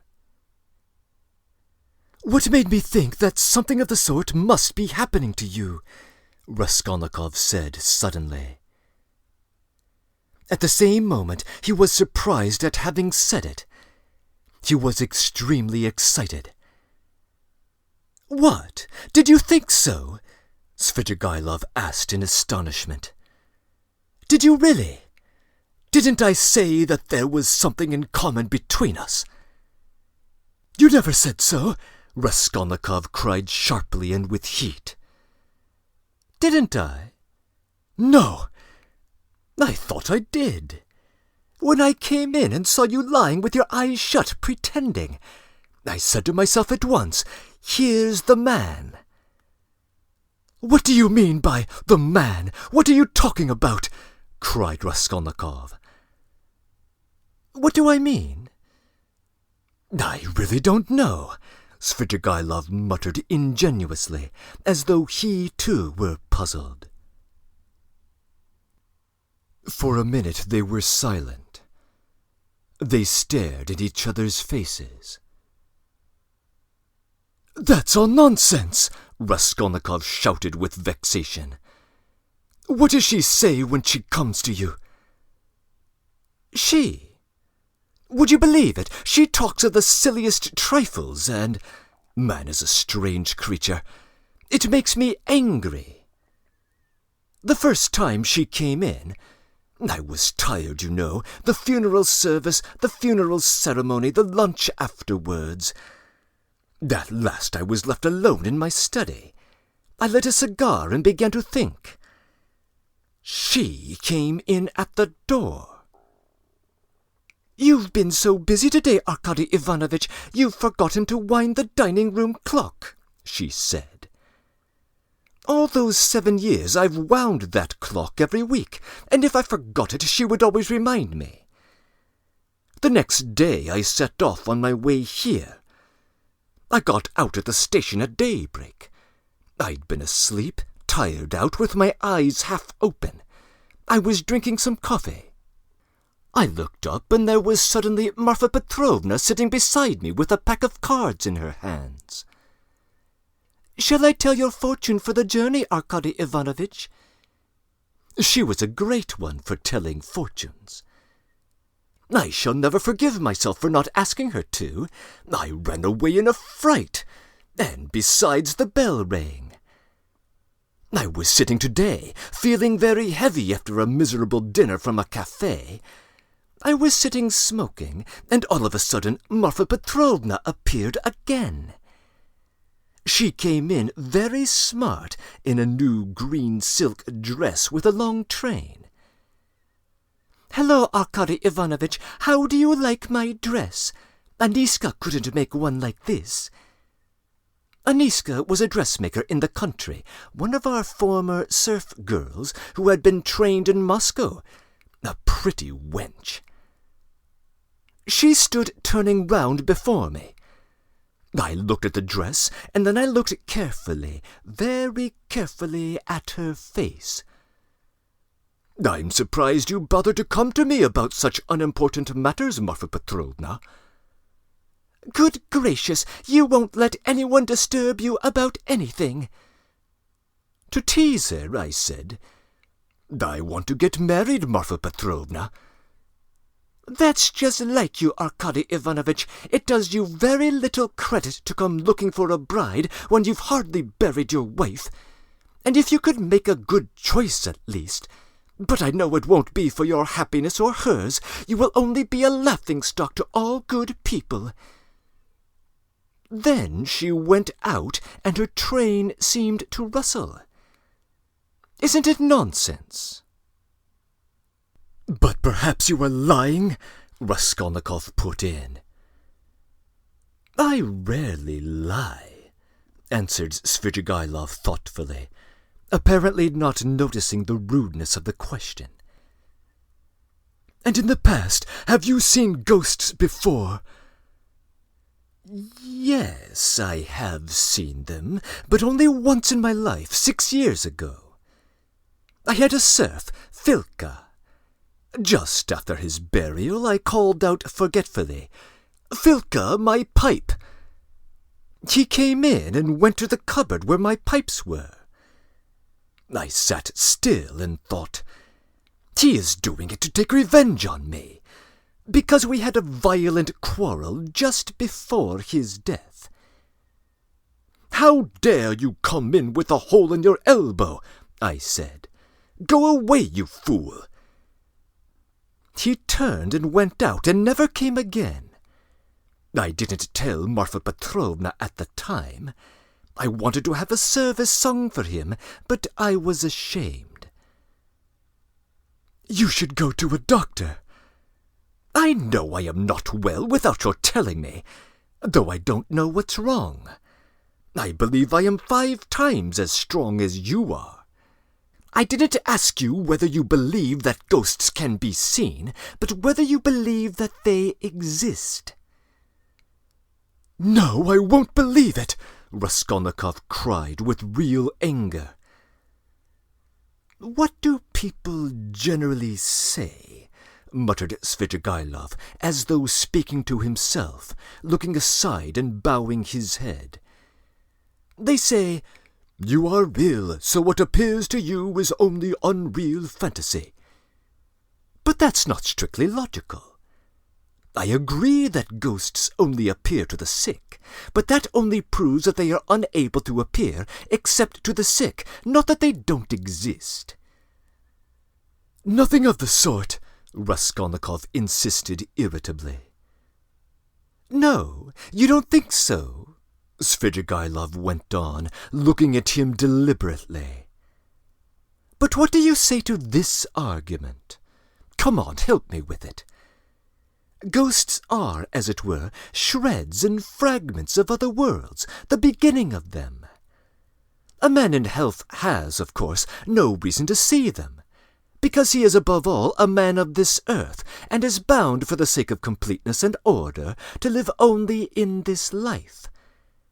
But as soon as he is ill, as soon as the normal earthly order of the organism is broken, he begins to realize the possibility of another world.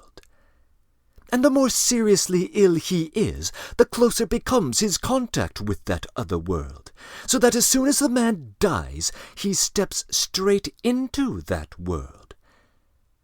I thought of that long ago. If you believe in a future life, you can believe in that too. I don't believe in a future life, said Raskolnikov. Svidrigailov sat lost in thought. And what if there are only spiders there, or something of that sort? He said suddenly. He is a madman, thought Raskolnikov. We always imagine eternity as something beyond our conception, something vast, vast. But why must it be vast? Instead of all that, what if it's one little room, like a bathhouse in the country? Black and grimy, and spiders in every corner, and that's all eternity is. I sometimes imagine it like that. Can it be you can imagine nothing more just and comforting than that? Raskolnikov cried, with a feeling of anguish. More just? And how can we tell? Perhaps that is just. And, do you know, it's what I would certainly have made it, answered Svidrigailov, with a vague smile. This horrible answer sent a cold chill through Raskolnikov. Svidrigailov raised his head, looked at him, and suddenly started laughing. Only think, he cried. Half an hour ago we had never seen each other. We regarded each other as enemies. There is a matter unsettled between us. We've thrown it aside, and away we've gone into the abstract. Wasn't I right in saying that we were birds of a feather? Please allow me, Raskolnikov went on irritably, to ask you to explain why you have honored me with your visit, and I am in a hurry. I have no time to waste. I want to go out. By all means, by all means. Your sister, Avdotia Romanovna, is going to be married to Mr. Luzhin, Peter Petrovitch. Can you stop asking questions about my sister and mentioning her name? I can't understand how you dare say her name in my presence, if you really are Svidrigailov. But I've come here to speak about her. How can I avoid mentioning her? Very good, speak, but be quick about it. I am sure that you must have formed your own opinion of this Mr. Luzhin, who was a connection of mine through my wife, if you have only seen him for half an hour, or heard any facts about him. He is no match for Avdotia Romanovna. I believe Avdotia Romanovna is sacrificing herself generously and imprudently, for the sake of her family. I imagined from all I had heard of you that you would be very glad if the engagement could be broken off without sacrificing any material advantages. Now I know you personally. I am convinced of it. Oh, this is very naive. Excuse me, I should have said insolent on your part, said Raskolnikov. You mean to say that I am seeking my own ends? Don't be uneasy, Rodion Romanovich. If I were working for my own advantage, I would not have spoken out so directly. I am not quite a fool. I will confess something psychologically curious about that. Just now, defending my love for Avdotya Romanovna, I said I was myself the victim. Well, let me tell you that I've no feeling of love now, not the slightest, so that I wonder myself indeed, because I really did feel something. Through idleness and depravity, Raskolnikov put in. I certainly am idle and depraved, but your sister has such qualities that even I could not help being impressed by them. But that's all nonsense, as I see myself now. Have you seen that long? I began to be aware of it before, but was only perfectly sure of it the day before yesterday, almost at the moment I arrived in Petersburg. I still imagined in Moscow, though, that I was coming to try to get Avdotya Romanovna's hand, and to cut out Mr. Luzhin. Excuse me for interrupting you. Please be brief and tell me why you've come to visit. I am in a hurry. I want to go out. With the greatest of pleasure. On arriving here and deciding to make a certain journey, I would like to make some necessary preliminary arrangements. I left my children with an aunt. They are well provided for, and they have no need of me personally. And a nice father I'd make, too. I have taken nothing but what Marfa Petrovna gave me a year ago. That's enough for me. Excuse me, I am just coming to the point. Before the journey, which may come off, I want to settle Mr. Luzhin, too. It's not that I hate him so much, but it was because of him that I quarrelled with Marfa Petrovna when I learned that she had served up this marriage. I would now like to see Avdotya Romanovna through your mediation, and, if you like, in your presence, to explain to her that in the first place she will never gain anything but harm from Mr. Luzhin. Then, begging her pardon for all past unpleasantness, to make her a present of 10,000 roubles, and so assist the rupture with Mr. Luzhin, a rupture to which I believe she is herself not disinclined, if she could find some way of achieving it. You're absolutely insane, cried Raskolnikov, not so much angered as astonished. How dare you talk like that? I knew you would scream at me, but in the first place, though I am not rich, this 10,000 roubles is perfectly free. I have absolutely no need for it. If Avdotya Romanovna does not accept it, I shall waste it in some more foolish way. That's the first thing. Secondly, my conscience is perfectly at ease. I am not making the offer with any ulterior motive. You may not believe it, but in the end Avdotya Romanovna and you will know. The point is that I did actually cause your sister, whom I greatly respect, some trouble and unpleasantness, and so, sincerely regretting it, I want, not to compensate, not to repay her for the unpleasantness, but simply to do something to her advantage, to show that I am not, after all, privileged to do nothing but harm. If there were a millionth fraction of self-interest in my offer, I should not have made it so openly, and I should not have offered her 10,000 only, when 5 weeks ago I offered her more. Besides, I may, perhaps, very soon marry a young lady, and that alone ought to prevent suspicion of any design on Avdotya Romanovna. In conclusion, let me say that in marrying Mr. Luzhin, she is taking money just the same, only from another man.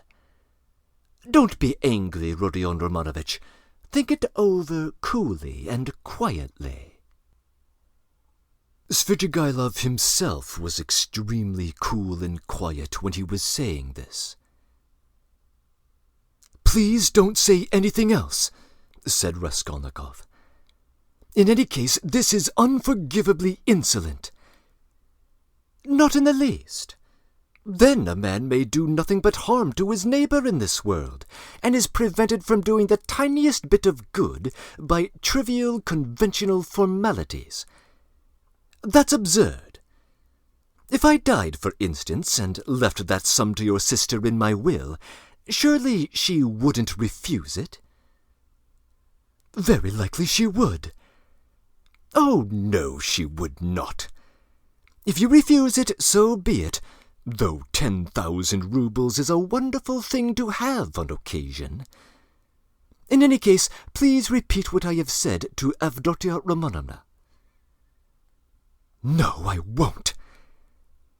In that case, Rodion Romanovich, I shall be obliged to try and see her myself, and worry her by doing so. And if I do tell her, will you not try to see her? I don't really know what to say. I would like very much to see her once more. Don't hope for it. I'm sorry, but you don't know me. Perhaps we may become better friends. You think we may become friends? And why not? Svidrigailov said, smiling. He stood up and took his hat. I didn't really intend to disturb you, and I came here without thinking I would, though I was very struck by your face this morning. Where did you see me this morning? Raskolnikov asked uneasily. I saw you by chance. I kept thinking we have something in common. Don't be uneasy, I am not intrusive. I used to get on all right with card cheats, and I never bored Prince Sverby, a great nobleman who was a distant relation of mine. And I could write about Raphael's Madonna in Madame Prelukov's album, and I never left Marfa Petrovna's side for 7 years, and I used to stay the night at Vyazemsky's house in the Haymarket in the old days, and I may go up in a balloon with Berg, perhaps. All right, all right. Are you setting off soon on your travels? What travels? On that journey. You mentioned it yourself. A journey? Oh, yes, I did mention a journey. Well, that's a broad topic. If only you knew what you were asking, he added, and gave a sudden, loud, short laugh. Perhaps I'll get married instead of the journey. They're making a match for me. Here? Yes. How have you had time for that? But I am very anxious to see Avdotia Romanovna once. Please. Well, goodbye for now. Oh, yes, I've forgotten something. Tell your sister, Rodion Romanovich, that Marfa Petrovna remembered her in her will and left her 3,000 rubles. That's absolutely certain. Marfa Petrovna arranged it a week before her death, and it was done in my presence. Avdotia Romanovna will be able to receive the money in 2 or 3 weeks. Are you telling the truth? Yes, tell her. Well, I am at your service. I am staying close by. As he went out, Svidrigailov ran into Razumikin in the doorway.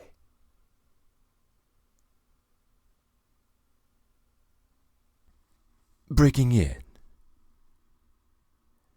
This introduction to Svidrigailov's character reveals him to be an enigmatic figure.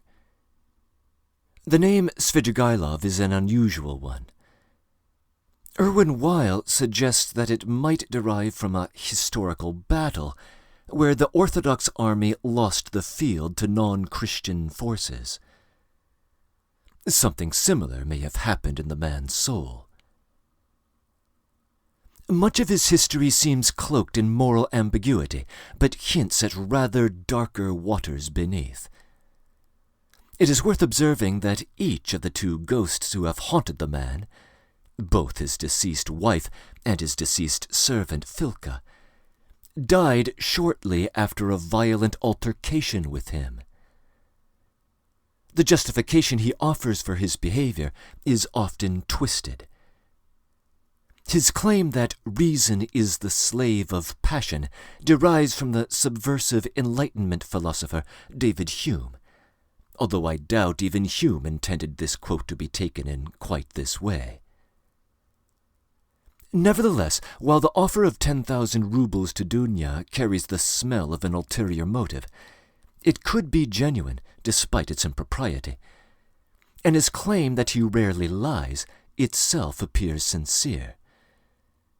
And he is obviously undergoing some tumultuous inner struggle, which seems to culminate in a choice between taking some mysterious journey and arranging a swift and mysterious remarriage. Indeed, there does appear to be a connection between these two characters, despite Raskolnikov's protest to the contrary. Svidrigailov's first unbidden thought upon entering and seeing the prone Raskolnikov, "Here's the man," appears to me to be a second authorial allusion to John 19:5, the famous Ecce Homo moment, where Pontius Pilate gestures toward the afflicted Jesus on trial. The first was a much more deliberate reference by Marmeladov in his self-introduction to Raskolnikov in Part 1, Chapter 2.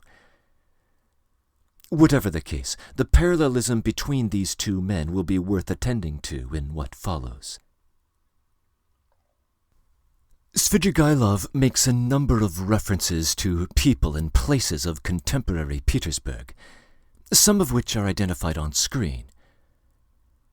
A more complicated reference juxtaposes two highly publicized events of the early 1860s. One was a widely reported whipping of a German woman. The other was a journalistic dispute over a public reading of Pushkin's story, Egyptian Nights. The reading, by a woman with dark eyes, was accused by one journal of glorifying feminine vice, which in turn set off counter-arguments in another about the need for women's emancipation. Svidrigailov appears to think the whole conflict funny, and is unconcerned about the fact that he whipped his own wife. When Svidrigailov says that eternity might be like a solitary, dirty bathhouse in the country, Dostoevsky may be drawing upon his own experience in Siberia, as chronicled in The House of the Dead. That memoir gives a famous depiction of prisoners in the local bathhouse, which some commentators compare to Dante's portrayal of hell. And Svidrigailov, in turn, may be one of hell's finer ambassadors. Finally, it is worth noting that Raskolnikov has, within the space of a few hours, reversed his stated position on the afterlife. In front of Porfiry Petrovitch, he has affirmed it. Before Svidrigailov, he has denied it. Raskolnikov's character continues to match the meaning of his surname. End of comments.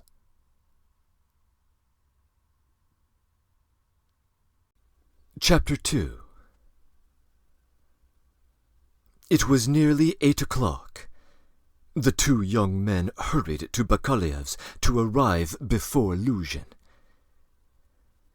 "Who was that?" asked Razumikin as soon as they were in the street. "It was Svidrigailov, that landowner whose house my sister was insulted in when she was their governess. She was turned out by his wife, Marfa Petrovna, because he kept persecuting her with his attention. This Marfa Petrovna begged Dunya's forgiveness afterwards, and she's just died suddenly. That was the woman we were talking about this morning. I don't know why I'm afraid of him. He came here at once after his wife's funeral. He is very strange, and he is determined to do something. We must protect Dunya from him. That's what I wanted to tell you." "Protect her? What can he do to harm Avdotia Romanovna?" "Thank you, Rodya, for telling me about it. We will protect her. Where does he live?" "I don't know." "Why didn't you ask? What a pity! I'll find out, though. Did you see him? Asked Raskolnikov after a pause. Yes, I took notice of him. I took careful notice of him. You did really see him? You saw him clearly? Raskolnikov insisted. Yes, I remember him perfectly. I would recognize him in a crowd of 1,000. I have a good memory for faces. They were silent again. That's all right, muttered Raskolnikov. Do you know, I keep thinking that it may have been a hallucination. What do you mean? I don't understand. Well, you all say, Raskolnikov went on, twisting his mouth into a smile, that I'm mad. I thought just now that perhaps I really am mad, and that I just saw a ghost. What do you mean? Why, who can tell? Perhaps I am really mad, and perhaps everything that happens these days is just my imagination. Now, Rodya, you have been upset again. But what did he say? What did he come for? Raskolnikov did not answer. Razumikin thought for a minute. Now, let me tell you my story, she began. I came to you, you were asleep. Then we had dinner, and then I went to Porfiry's. Zametov was still with him. I tried to start, but it was no use. I couldn't speak in the right way. They don't seem to understand and can't understand, but they aren't even slightly ashamed of themselves. I drew Porfiry to the window and began talking to him, but it was still no use. He looked away, and I looked away. At last I shook my fist in his ugly face and told him as a cousin I'd brain him. He just looked at me. I cursed and left. That was all. It was very stupid. I didn't say a word to Zametov. But you see, I thought I'd made a mess of it, but as I went downstairs, a brilliant idea struck me. Why should we bother? Of course, if you were in any danger or anything, but why should you care? You shouldn't care about them at all. We shall have a laugh at them afterwards, and if I were in your place, I'd mystify them more than ever. How ashamed they'll be afterwards! Damn them! We can thrash them afterwards, so let's laugh at them now. Definitely, answered Raskolnikov. But what will you say tomorrow? He thought to himself. Strangely enough, until that moment it had never occurred to him to wonder what Razumikin would think when he knew. As he was thinking, Raskolnikov looked at him. Razumikin's account of his visit to Porfiry held very little interest for him. So much had come and gone since then. In the corridor they found Luzhin. He had arrived punctually at 8 and was looking for the number, so all three went in together without greeting or looking at one another. The young men walked in first, while Pyotr Petrovitch, in order to preserve his good manners, lingered a little in the passage, taking off his coat. Pulcheria Alexandrovna came forward at once to greet him in the doorway. Dunya was welcoming her brother. Pyotr Petrovitch walked in and quite amiably, though with even greater dignity, bowed to the ladies. He looked, however, as though he were a little offended and could not yet recover his composure. Pulcheria Alexandrovna, who also seemed a little embarrassed, quickly made them all sit down at the round table where a samovar was boiling. Dunya and Luzhin were facing one another on opposite sides of the table. Razumikin and Raskolnikov were facing Pulcheria Alexandrovna. Razumikin was next to Luzhin, and Raskolnikov was beside his sister. A moment's silence followed. Pyotr Petrovitch deliberately drew out a cambric handkerchief, stinking of scent, and blew his nose with an air of a kindly man who felt offended and had decided to insist on an explanation. In the passage, an idea had occurred to him to keep on his overcoat and walk away, and so give the two ladies a sharp and emphatic lesson and make them feel the seriousness of the situation. But he could not bring himself to do this. Besides, he could not stand uncertainty, and he wanted an explanation. If his request had been so openly disobeyed, there was something behind it, and in that case it was better to find it out beforehand. It was his task to punish them, and there would always be time for that. "I trust you had a good journey?" he asked Pulcheria Alexandrovna officially. "Oh, very, Peter Petrovitch." "I am pleased to hear it. And Avdotia Romanovna is not overly tired either." "I am young and strong. I don't get tired. But it was a great strain for Mother," answered Dunya. "That's unavoidable. Our national railways are of terrible length. Mother Russia, as they say, is a vast country. In spite of all my desire to do so, I was unable to meet you yesterday. But I trust everything passed off without any inconvenience." "Oh, no, Peter Petrovitch, it was all terribly disheartening," Pulcheria Alexandrovna declared hurriedly in a strange tone of voice. "And if Dmitri Prokofitch had not been sent to us, I really believe, by God himself, we would have been totally lost. Here he is, Dmitri Prokofitch Razumikin," she added, introducing him to Luzhin. "I had the pleasure yesterday," muttered Peter Petrovitch with a hostile sideways glance at Razumikin.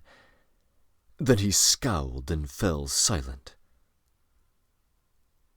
Peter Petrovitch belonged to that class of people who on the surface are very polite in society, who make a great point of behaving properly, but who are completely disconcerted when they are contradicted about anything, and become more like sacks of flour than elegant, lively people of society. Again, everyone was silent. Raskolnikov was obstinately mute. Avdotia Romanovna was unwilling to start the conversation again too soon. Razumikin had nothing to say, so Pulcheria Alexandrovna was anxious again. "Marfa Petrovna is dead. Have you heard?" she began, having recourse to her leading item of conversation. "Yes, I heard so. I was immediately informed, and I have come to tell you, that Arkady Ivanovich Svidrigailov set off in haste for Petersburg immediately after his wife's funeral. So at least I have excellent grounds for believing it." "To Petersburg? Here?" Dunya asked in alarm and looked at her mother. "Yes, and doubtlessly not without some kind of intention, bearing in mind how swiftly he left in all the preceding circumstances." "Goodness, won't he leave Dunya in peace even here?" cried Pulcheria Alexandrovna. "I imagine that neither you nor Avdotia Romanovna has any grounds for uneasiness, unless, of course, you wish to communicate with him. As far as I am concerned, I am going to watch out for him. I am currently trying to find out where he is staying." "Oh, Peter Petrovitch, you would not believe what a fright you have given me," Pulcheria Alexandrovna went on. "I've only seen him twice, but I thought he was terrible, terrible. I am convinced that he was the cause of Marfa Petrovna's death." "It's impossible to be certain about that. I have precise information. I do not dispute that he may have accelerated the course of events by the moral influence, so to say, of the offence. But as to his general conduct and moral characteristics, I agree with you. I do not know whether he is well off now, and precisely what Marfa Petrovna left him. This will be known to me within a very short period. But no doubt here in Petersburg, if he has any financial resources, he will lapse at once into his old habits. He is the most vicious, depraved specimen of that particular type.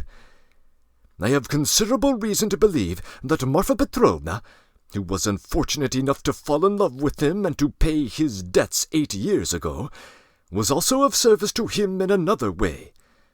Solely by her exertions and sacrifices, a criminal charge, involving an element of fantastic and homicidal brutality, for which he might well have been sentenced to Siberia, was hushed up. That's the sort of man he is, if you care to know." "Good heavens!" cried Pulcheria Alexandrovna. Raskolnikov listened attentively. "Are you speaking the truth when you say that you have got evidence of this?" Dunya asked sternly and emphatically. "I only repeat what I was told in secret by Marfa Petrovna. I must observe that from the legal point of view, the case was far from clear. There was, and I believe still is, living here a woman called Reslik, a foreigner, who lent small sums of money at interest and did other commissions, and with this woman Svidrigailov had for a long while close and mysterious relations. She had a relation, a niece, I believe, living with her, a deaf and dumb girl, 15 years of age, or perhaps not more than 14. Reslik hated this girl and grudged her every crust. She used to beat her mercilessly. One day the girl was found hanging in the garret. At the inquest the verdict was suicide.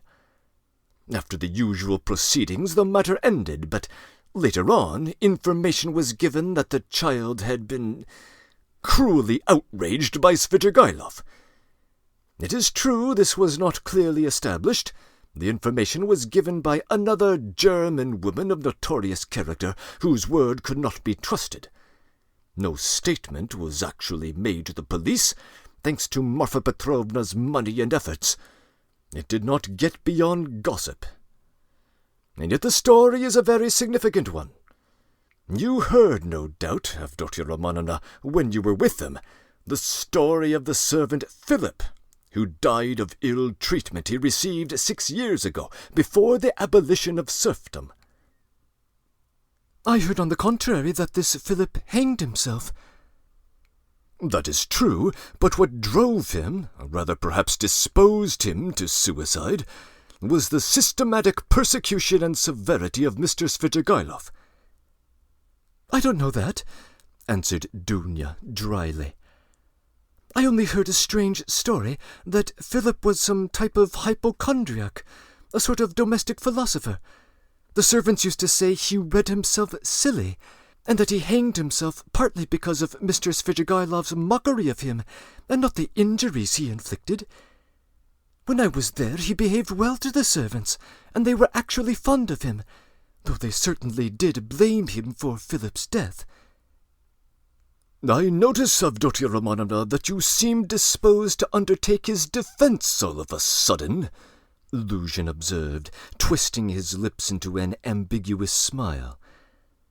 "There's no doubt that he is an astute man, and charming where ladies are concerned, of which Marfa Petrovna, who has died so strangely, is a terrible example.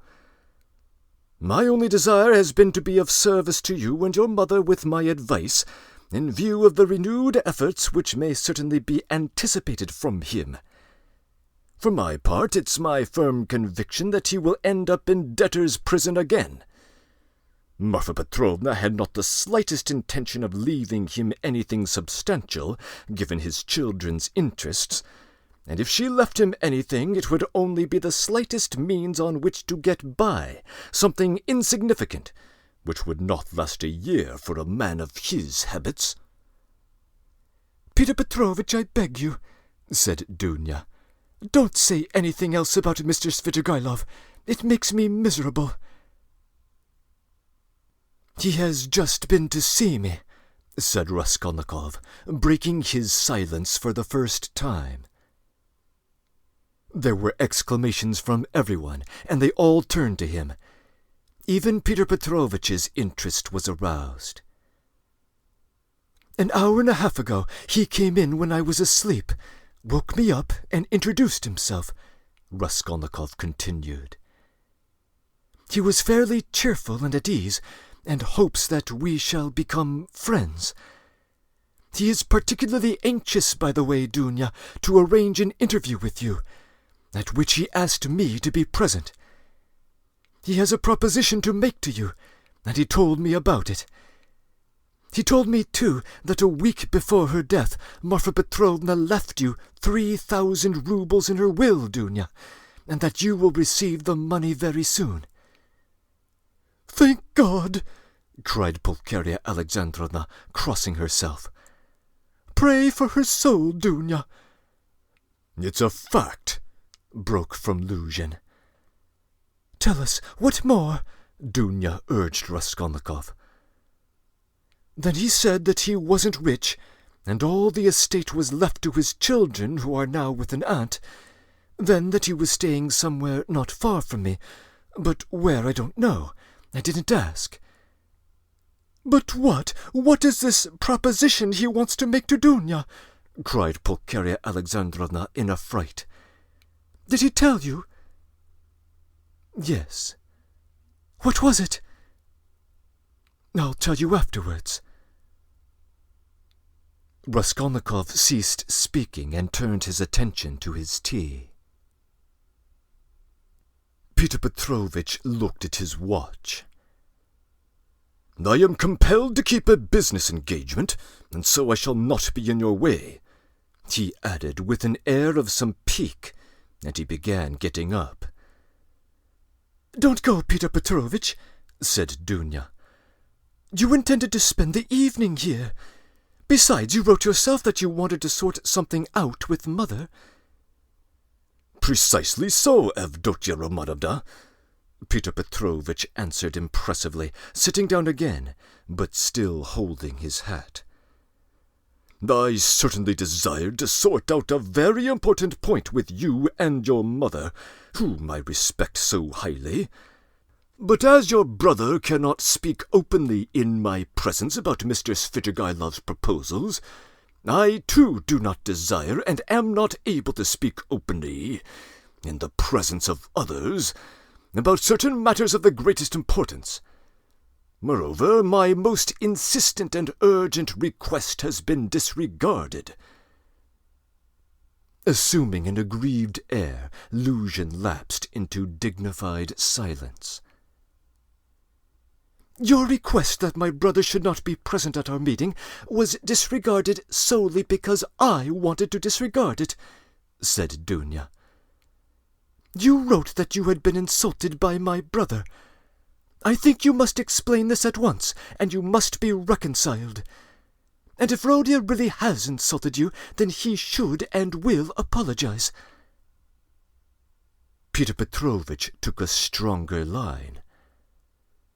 "There are insults, Avdotia Romanovna, which no good will can make us forget. There is a line in everything which it is dangerous to overstep, and when it has been overstepped there is no return." "That wasn't quite what I was talking about, Peter Petrovitch," Dunya interrupted with some impatience. "Please understand that our whole future now depends on whether all this can be explained and set right as soon as possible. I am telling you frankly from the start that I cannot look at it in any other light, and if you had the slightest regard for me, this business must end today, however hard that may be. I repeat that if my brother is to blame, he will ask your forgiveness." "I am surprised that you put the question like that," said Luzhin, getting more and more irritated. "Respecting and, so to say, adoring you, I may at the same time very well indeed be able to dislike a member of your family. Though I lay claim to the happiness of your hand in marriage, I cannot accept duties incompatible with—" "Ah, don't be so ready to take offense, Peter Petrovitch," Dunya interrupted with feeling. and be the sensible and generous man I have always considered, and wish to consider, you to be.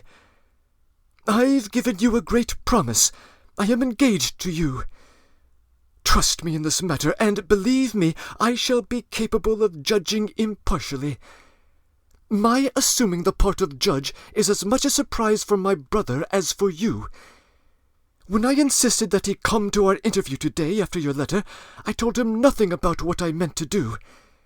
You must understand that, if you are not reconciled, I must choose between you. It must be either you or he.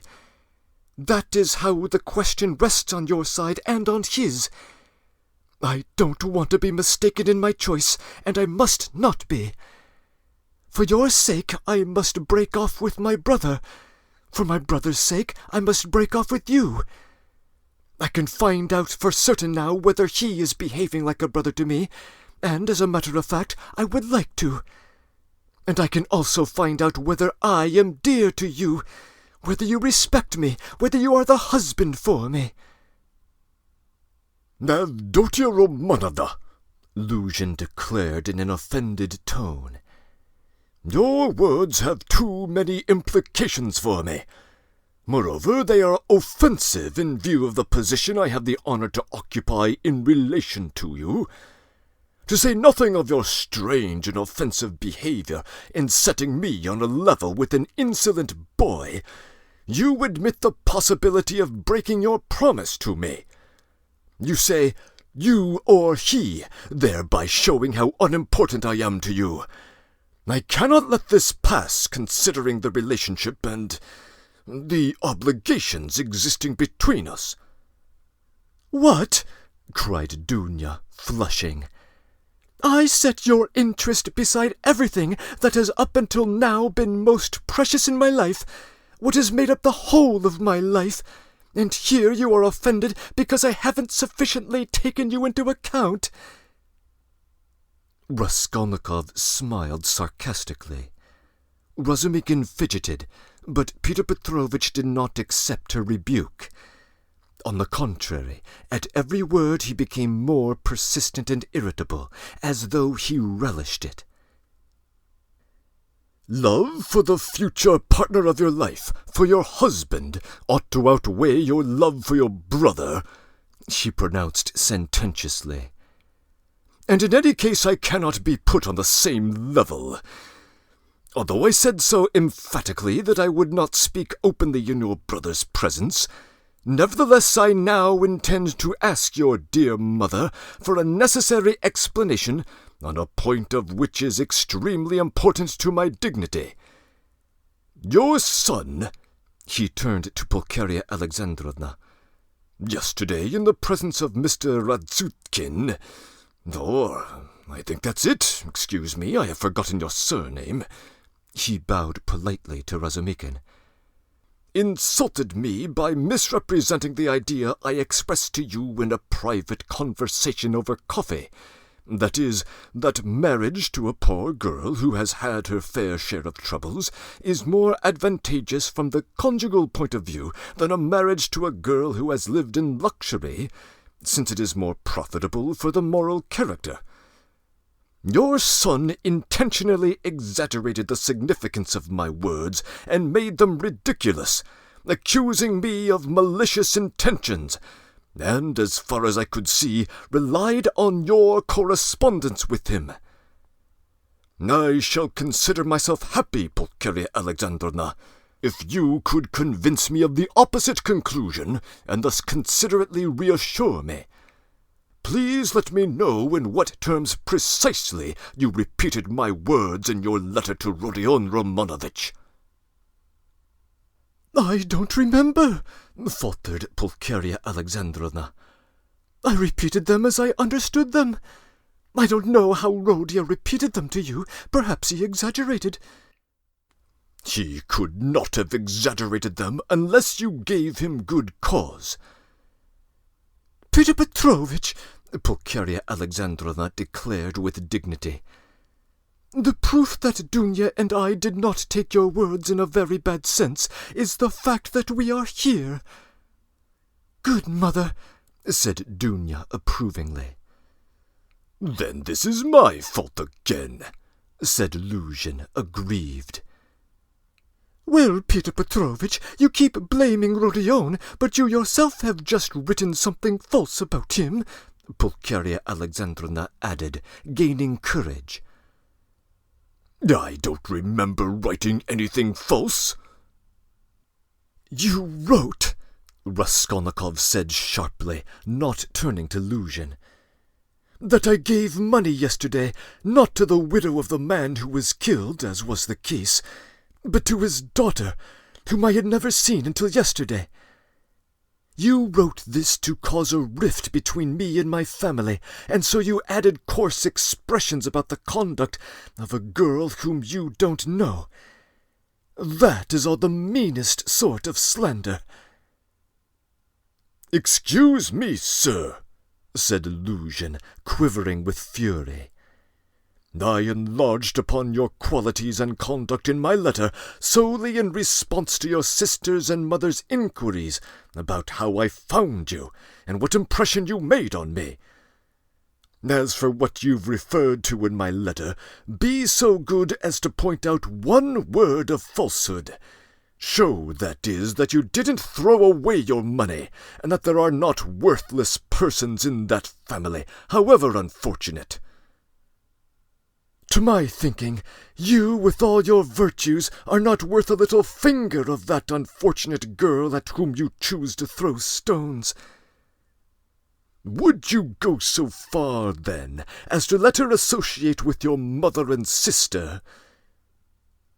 "I have done so already, if you care to know.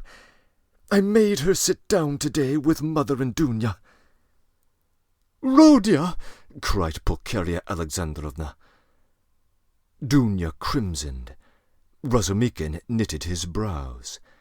Luzhin smiled with lofty sarcasm. "You may see for yourself, Avdotya Romanovna," he said, "whether it is possible for us to agree. I hope now that this question has been dealt with once and for all. I will withdraw in order not to hinder the pleasures of family intimacy and the discussion of secrets." He got up from his chair and took his hat. "But before I withdraw, I would like to request that in future I may be spared similar meetings and, so to say, compromises. I appeal particularly to you, my dearest Pulcheria Alexandrovna, on this subject, as my letter was addressed to you and no one else." Pulcheria Alexandrovna was a little offended. "You seem to think we are completely under your authority, Peter Petrovitch. Dunya has told you the reason she disregarded your desire. She had the best intentions. You even write as though you were giving me orders. Should we consider every desire of yours an order? Let me tell you, on the contrary, that you ought to show particular sensitivity and consideration for us now, because we have thrown up everything, and we have come here relying on you, and so we are in any case, in a sense, in your hands." "That is not quite true, Pulcheria Alexandrovna, especially at the moment when news has come of Marfa Petrovna's legacy, which seems indeed very timely, judging from the new tone which you are taking with me," he added sarcastically. "Judging from that remark, we may certainly assume that you were counting on our helplessness," Dunya observed irritably. "But now, in any case, I cannot count on it, and I am particularly unwilling to hinder your discussion of Arkady Ivanovitch Svidrigailov's secret proposals, which he has entrusted to your brother, and which, I perceive, interest you greatly, perhaps even favourably." "Good heavens!" cried Pulcheria Alexandrovna. Razumikin could not sit still on his chair. "Aren't you ashamed now, Dunya?" asked Raskolnikov. "I am ashamed, Rodya," said Dunya. "Peter Petrovitch, get out!" She turned to him, white with anger. Peter Petrovitch had apparently not expected this type of conclusion. He had too much confidence in himself, in his power, and in the helplessness of his victims. He could not believe it even now. He turned pale, and his lips quivered. Avdotia Romanovna, if I go out of this door now, after such a dismissal, then you can be sure I will never come back. Consider what you are doing. My word is unshakable. What insolence! Cried Dunya, springing up from her seat. I don't want you to come back again. What? So that's how it stands? Cried Luzhin, entirely unable to believe in the disagreement to the last, and now totally at a loss. So that's how it stands. Do you realize, Avdotia Romanovna, that I can protest? What right do you have to speak to her like that? Pulcheria Alexandrovna intervened hotly. And what can you protest about? What rights do you have? Should I give Dunya to a man like you? Go away, leave us alone. We are to blame for having agreed to the wrong course of action, and I above all. But you have bound me, Pulcheria Alexandrovna, Luzhin stormed in a frenzy, by your promise, and now you deny it, and, besides, I have been led on account of that into expenses.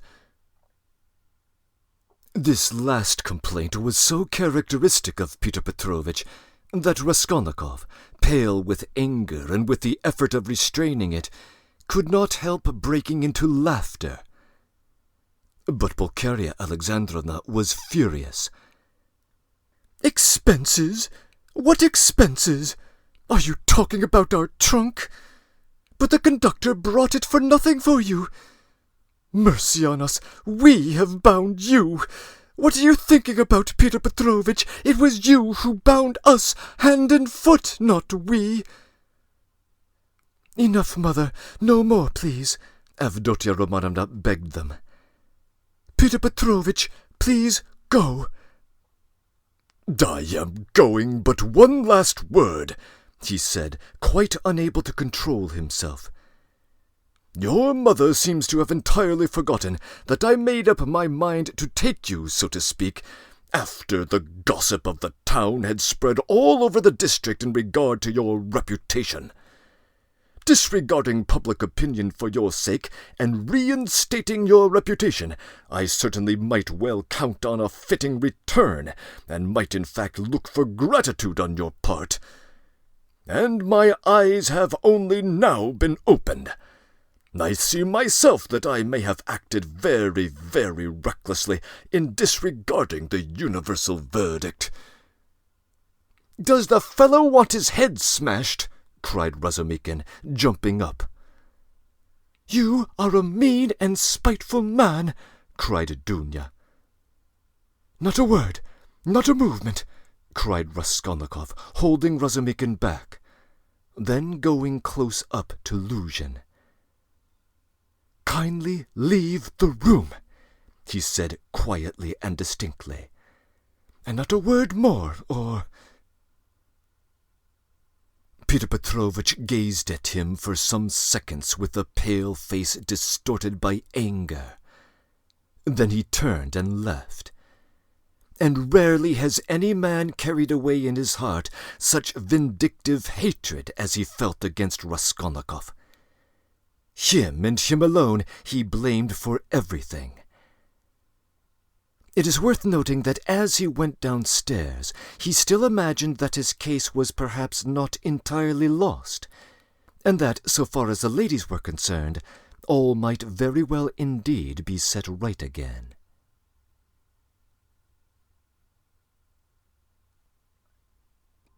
Breaking in. Most of this chapter needs no comment, but it is worth observing a couple of details about Svidrigailov's backstory. First, we hear details in this passage about the alleged abuse and subsequent suicide of a serf named Philip. This is the same person as Filka, the ghost of which Svidrigailov confessed to having seen in the last chapter.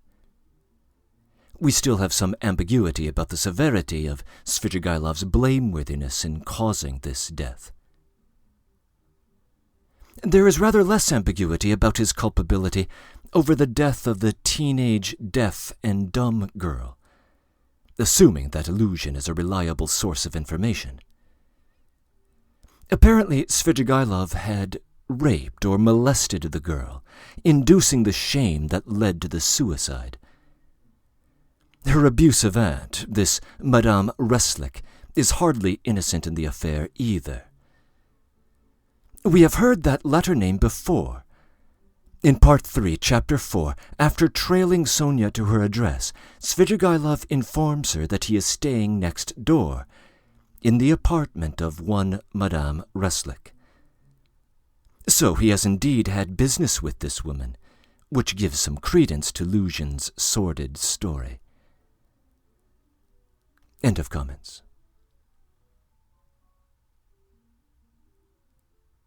Chapter 3. The fact was that up to the last moment he had never expected such an ending.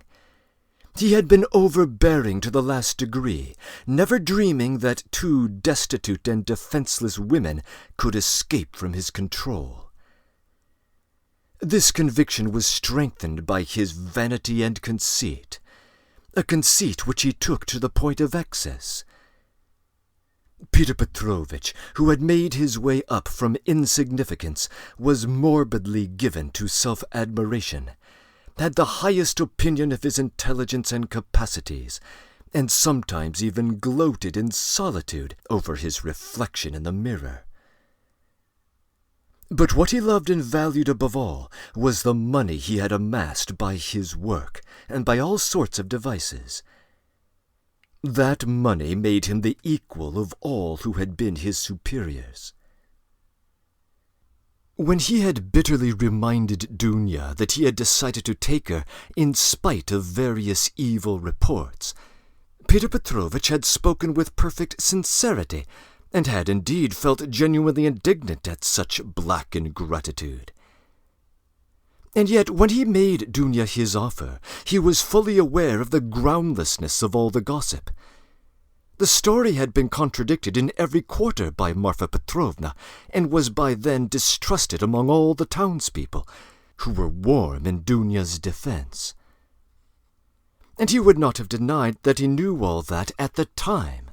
Yet he still thought highly of his own resolution in lifting Dunya to his level, and regarded it as something heroic.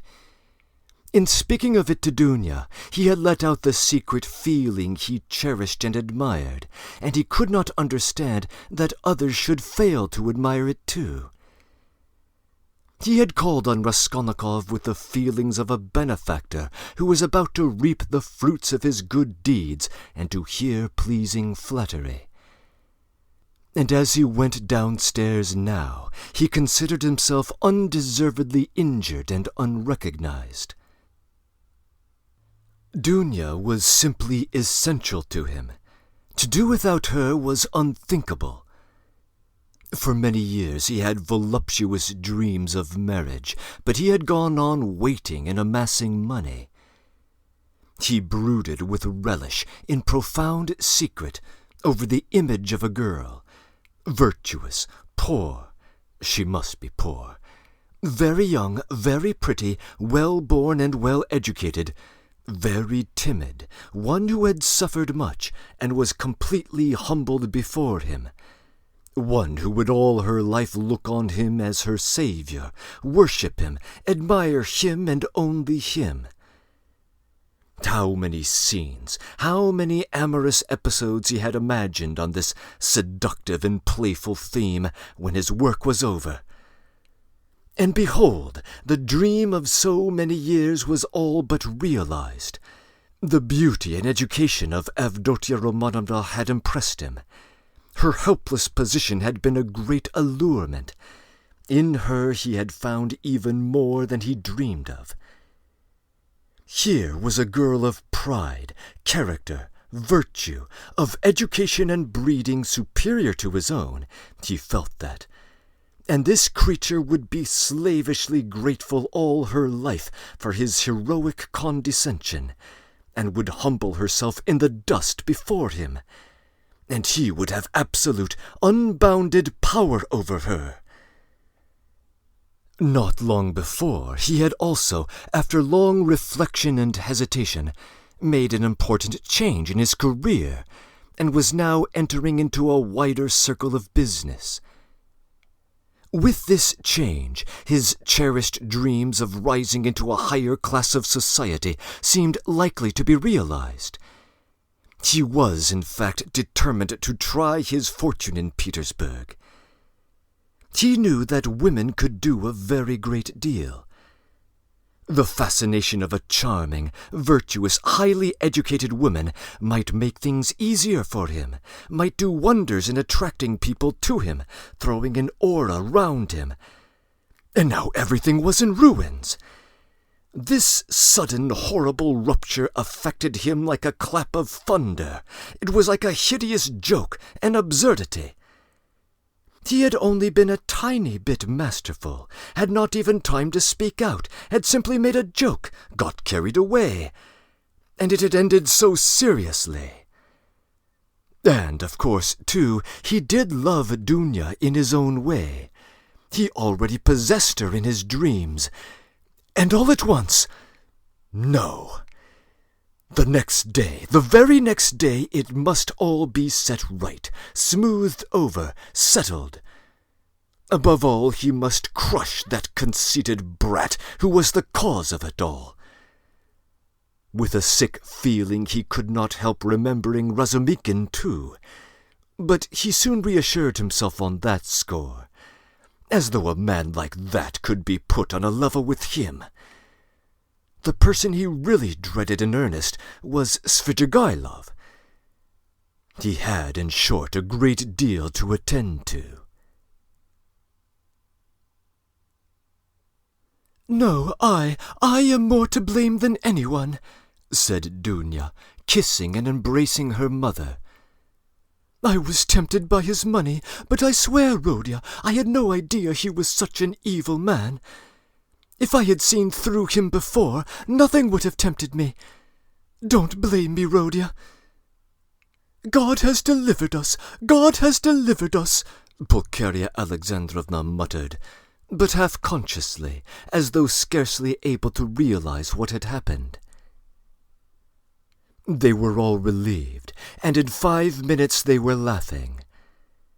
Only now and then Dunya turned white and frowned, remembering what had happened. Pulcheria Alexandrovna was surprised to find that she too was glad. She had only that morning thought rupture with Luzhin a terrible misfortune. Razumikin was delighted. He did not yet dare to express his joy fully, but he was in a fever of excitement as though a ton-weight had fallen off his heart. Now he had the right to devote his life to them, to serve them. Anything might happen now. But he felt afraid to think of further possibilities, and dared not let his imagination range. But Raskolnikov sat still in the same place, almost sullen and indifferent. Though he had been the most insistent on getting rid of Luzhin, he seemed now the least concerned at what had happened. Dunya could not help thinking that he was still angry with her, and Pulcheria Alexandrovna watched him timidly. "What did Svidrigailov say to you?" said Dunya, approaching him. "Yes, yes," cried Pulcheria Alexandrovna. Raskolnikov raised his head. "He wants to make you a present of 10,000 rubles, and he wishes to see you once in my presence." "See her? On no account!" cried Pulcheria Alexandrovna. "And how dare he offer her money?" Then Raskolnikov repeated, rather dryly, his conversation with Svidrigailov, omitting his account of Marfa Petrovna's ghost, wishing to avoid all unnecessary talk. "How did you reply?" asked Dunya. "At first I said I would not take any message to you. Then he said that he would do his worst to obtain an interview with you without my help. He assured me that his passion for you was a passing infatuation. Now he has no feeling for you. He doesn't want you to marry Luzhin. All in all, he was rather muddled." "How do you explain what he said, Rodya? How did he strike you?" "I have to say I don't quite understand him. He offers you 10,000, and yet he says he's not well off. He says he's going away, and in 10 minutes he forgets he's said it. Then he says he's going to get married and has already decided on the girl. No doubt he has a motive, and probably a bad one. But it's odd that he should be so clumsy about it if he had any designs against you. Of course I refused this money on your behalf, once for all. All in all, I think he was rather strange. One might almost assume he was mad. But I may be mistaken. He may just be pretending. The death of Marfa Petrovna seems to have made a great impact on him." "God rest her soul!" exclaimed Pulcheria Alexandrovna. "I shall always, always pray for her. Where would we be now, Dunya, without this 3,000? It's as though it had fallen from heaven. Why, Rodya, this morning we had only 3 rubles in our pocket, and Dunya and I were just planning to pawn her watch in order to avoid borrowing from that man until he offered us help." Dunya seemed strangely impressed by Svidrigailov's offer. She still stood meditating. "He has got some terrible plan," she said in a half-whisper to herself, almost shuddering. Raskolnikov noticed this slightly hysterical terror. "I imagine I shall have to see him more than once again," he said to Dunya. "We will watch him! I will track him down!" cried Razumikin vigorously. "I won't lose sight of him. Rodya has given me permission. He said to me himself just now, 'Take care of my sister.' Will you give me permission too, Avdotia Romanovna?" Dunya smiled and held out her hand, but the look of anxiety did not leave her face. Pulcheria Alexandrovna gazed at her timidly, but the 3,000 rubles had obviously had a soothing effect on her. A quarter of an hour later, they were all engaged in a lively conversation. Even Raskolnikov listened attentively for some time, though he did not talk. Razumikin was speaking. "And why should you go away?" he flowed on ecstatically. "And what would you do in a little town? The great thing is you are all here together, and you need one another. You do need one another, believe me. For a time, anyway. Take me on as your partner, and I assure you we'll plan a brilliant enterprise. Listen, I'll explain it all in detail to you, the whole project. It all flashed into my head this morning, before anything had happened. This is it. I have an uncle. I must introduce him to you. He's a very obliging, respectable old man. This uncle has got 1,000 rubles, and he lives on his pension and has no need of the money. For the last 2 years he has been bothering me to borrow it from him and pay him 6% interest. I know what that means. He simply wants to help me. Last year I had no need of it, but this year I resolved to borrow it as soon as he arrived. Then you lend me another 1,000 of your 3, and we have enough for a start, so we'll go into partnership. And what are we going to do?"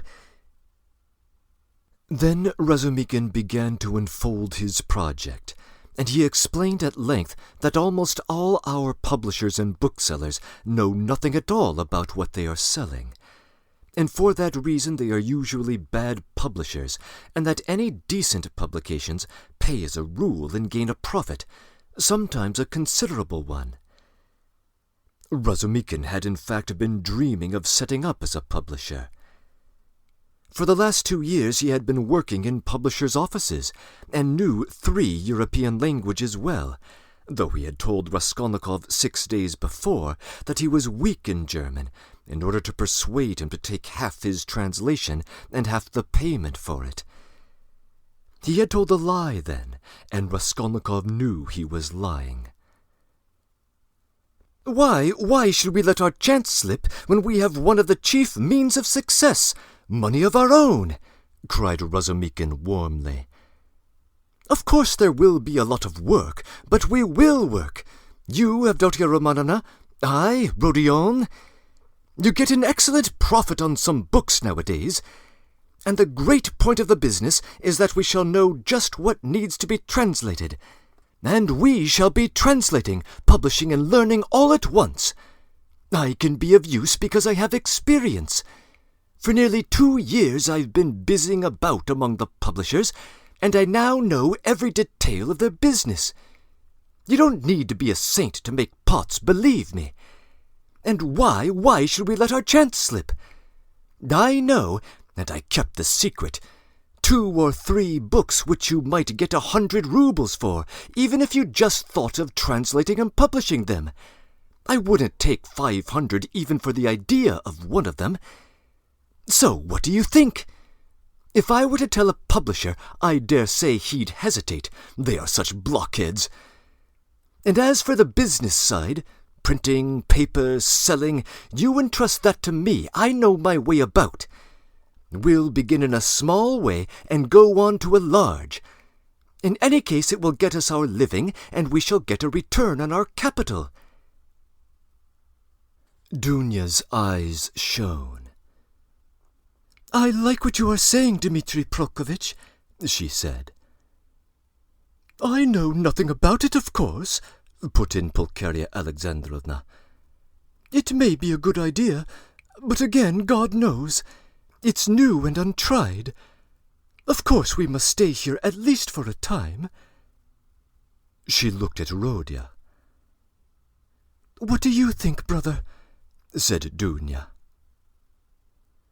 I think he's got a very good idea, he answered. Of course it's too soon to dream of a publishing firm, but we certainly might bring out 5 or 6 books and be sure of success. I know of one book myself which would be sure to go well. And as for whether he's able to manage it, there's no doubt about that either. He knows the business. But we can talk it over later. Hurrah! Cried Razumikin. Now wait, there's an apartment here in this house belonging to the same owner. It's a special apartment. It doesn't connect to these lodgings. It's furnished, moderate rent, 3 rooms. Suppose you take them to begin with.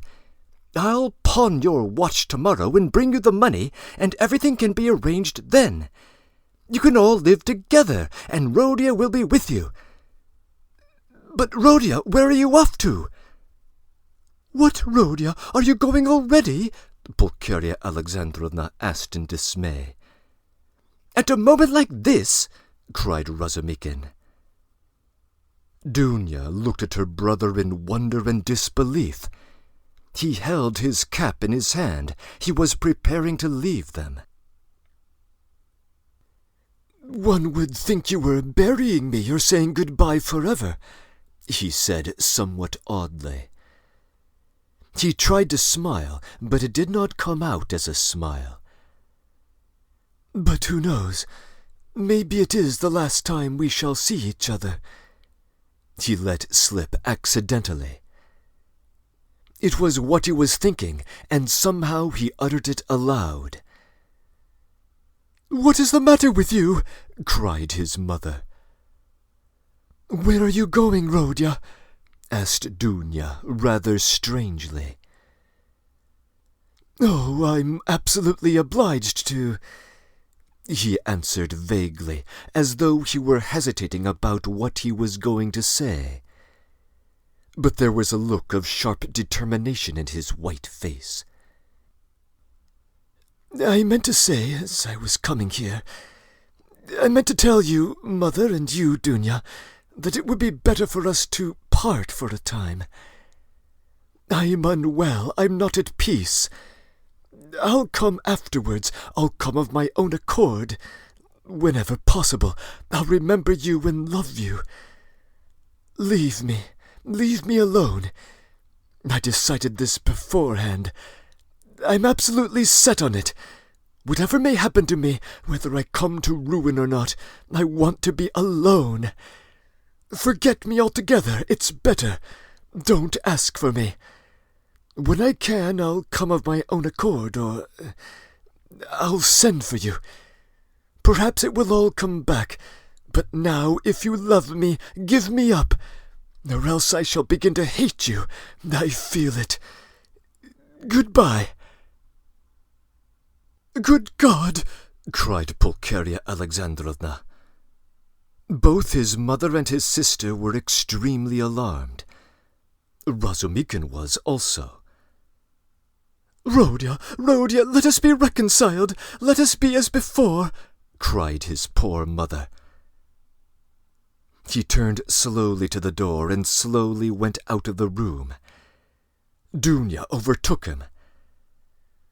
"Rodya, what are you doing to her?" she whispered, her eyes flashing with indignation. He looked dully at her. "No matter, I will come. I'm coming," he muttered in an undertone, as though he was not fully conscious of what he was saying, and he went out of the room. "Wicked, heartless egoist!" cried Dunya. "He is insane, but not heartless. He is mad, don't you see? It's heartless of you to say it," Razumikin whispered in her ear, squeezing her hand tightly. "I shall be back immediately," he shouted to their horror-stricken mother, and he ran out of the room. Raskolnikov was waiting for him at the end of the passage. "I knew you would run after me," he said. "Go back to them. Be with them. Be with them tomorrow and always. Perhaps I shall come, if I can. Goodbye." And without holding out his hand, he walked away. "But where are you going? What are you doing? What's the matter with you? How can you go on like this?" Razumikin muttered, at his wits' end. Raskolnikov stopped once more. "For the last time, never ask me about anything. I have nothing to tell you. Don't come to see me. Maybe I'll come here. Leave me, but don't leave them.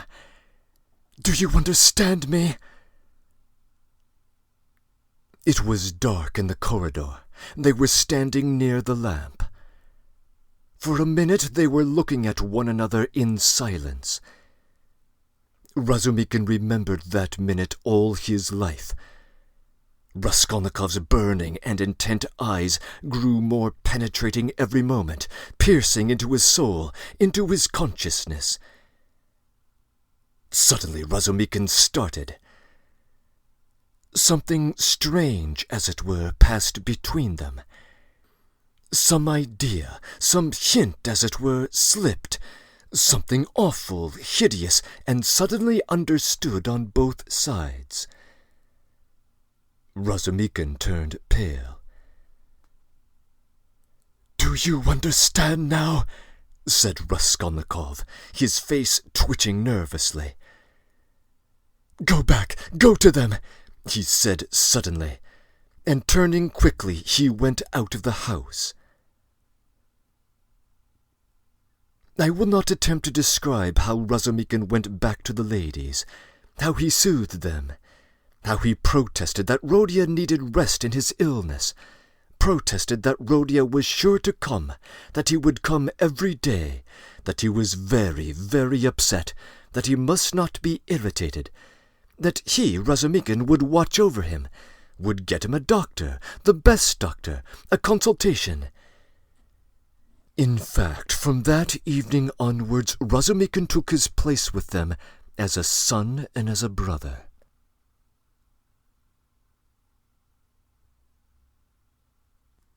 Breaking in. The dialogue at the end of this chapter moves quickly enough that it is easy to miss, but the immediate stimulus of Raskolnikov's hasty exit seems to be Razumikin's suggestion that Raskolnikov move in with his mother and sister in the lodging set up for their new publishing business. Apparently that notion is simply too much for him to bear. As I read it, the silent exchange between the two young men constitutes the second confession of Raskolnikov in the novel. It is less verbal but more sincere than his first confession to Zametov in the Crystal Palace. End of comments.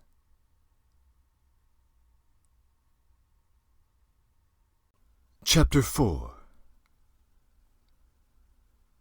Raskolnikov went straight to the house on the canal bank, where Sonia lived.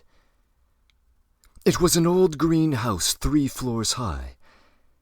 He found the porter, who gave him vague directions as to where to find Kapernaumov, the tailor.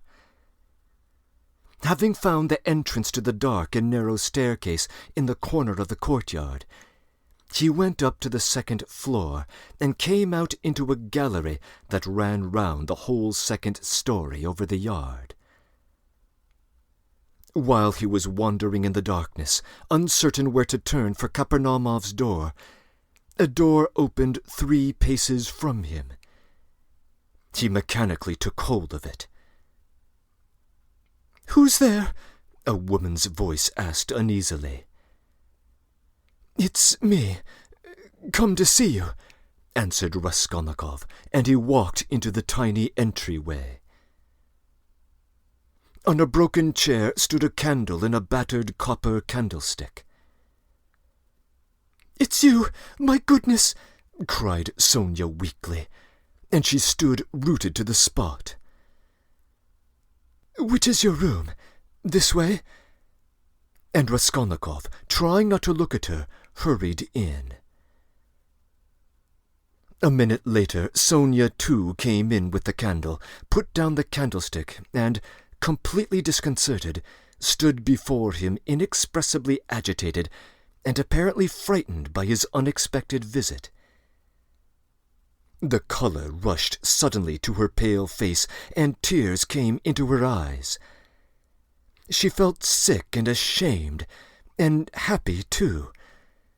Raskolnikov turned away quickly and sat on a chair by the table. He scanned the room in a rapid glance. It was a large but extremely low-ceilinged room, the only one let by the Kapernaumovs, to whose rooms a closed door led in the wall on the left. In the opposite side, on the right-hand wall, was another door, which was always kept locked. That led to the next apartment, which formed a separate lodging. Sonia's room looked like a barn. It was a very irregular quadrangle, giving it a grotesque appearance. A wall with 3 windows looking out onto the canal ran on a slant, so that one corner formed a very acute angle, and it was difficult to see in it without very strong light. The other corner was disproportionately obtuse. There was scarcely any furniture in the big room. In the corner on the right was a bedstead.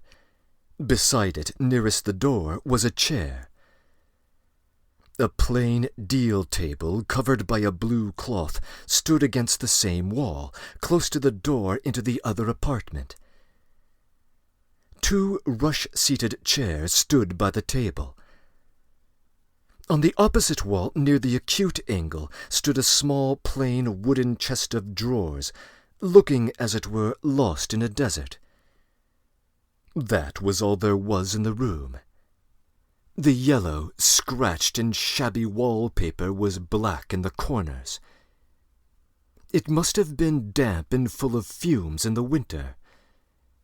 There was every sign of poverty. Even the bedstead had no curtain.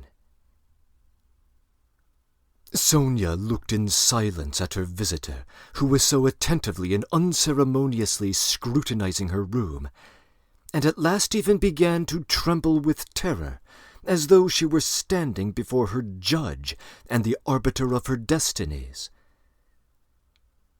"I am late. 11, isn't it?" he asked, still not lifting his eyes. "Yes," muttered Sonia. "Oh, yes, it is," she added hastily, as though it were her means of escape. "My landlady's clock is just struck. I heard it myself."